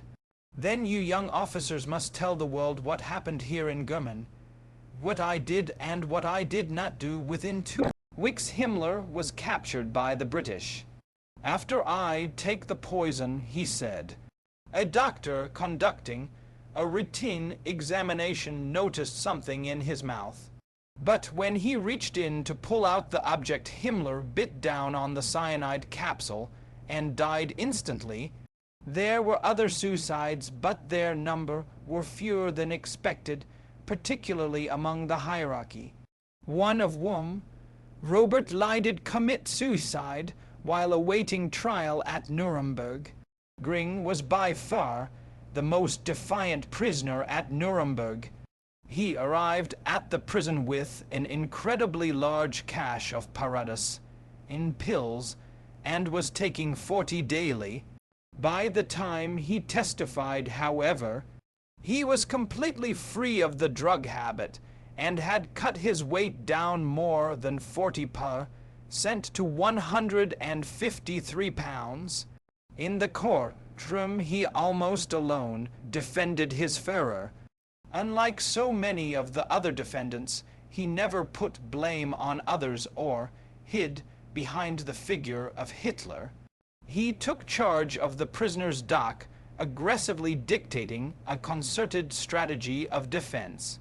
Back in the cell block, he would rub his hands enthusiastically and call himself the captain of the first-string team, boasting that he would give the prosecutors and the audience a run for their money if any fellow defendant protested or weakened the revivified Gring would bully and insult him int. Silence. It makes me sick to see Germans selling their souls to the enemy, he said during one lunch, then banged a fist on the table. Damn it, he added, I just wish we could all have the courage to confine our defense to 3 simple words. Lick my ass. Of the 22 major defendants, only 3 Schacht, Papen, and Fritz were acquitted. 8 received long terms of imprisonment, the rest were sentenced to death. At 10:45 p.m. October 15, 1946, Gring cheated the hangman with a cyanide capsule. 2 hours later, the executions began. The first to climb the 13 steps of the gallows was Ribbentrop. God protect Germany, he said loudly. My last wish is that Germany's unity shall be preserved and that an understanding be reached between East and West. It had taken the incontrovertible evidence at Nuremberg to convince him that masses of Jews had been killed. For Hitler had assured him time and again that the Jewish problem would be solved by deportation. I never dreamed, he told G.M. Gilbert, an American psychologist, it would end like this. Next came Keitel. Minutes earlier he had sobbed, while the chaplain gave him a last benediction. Now his chin was thrust out. I call on the Almighty God to have mercy on the German people for Germany. Everything. Thank you, he turned to the chaplain, an American. I thank you and those who sent you with all my heart. The hangman, Master Sergeant John Woods, had looked forward with relish to these executions. He adjusted the rope around Keitel's neck, then placed a black hood over his head. At the very last moment, the field marshal shouted, Deutschland über alles. During the trial, Keitel had confided to Gilbert that Hitler had betrayed him.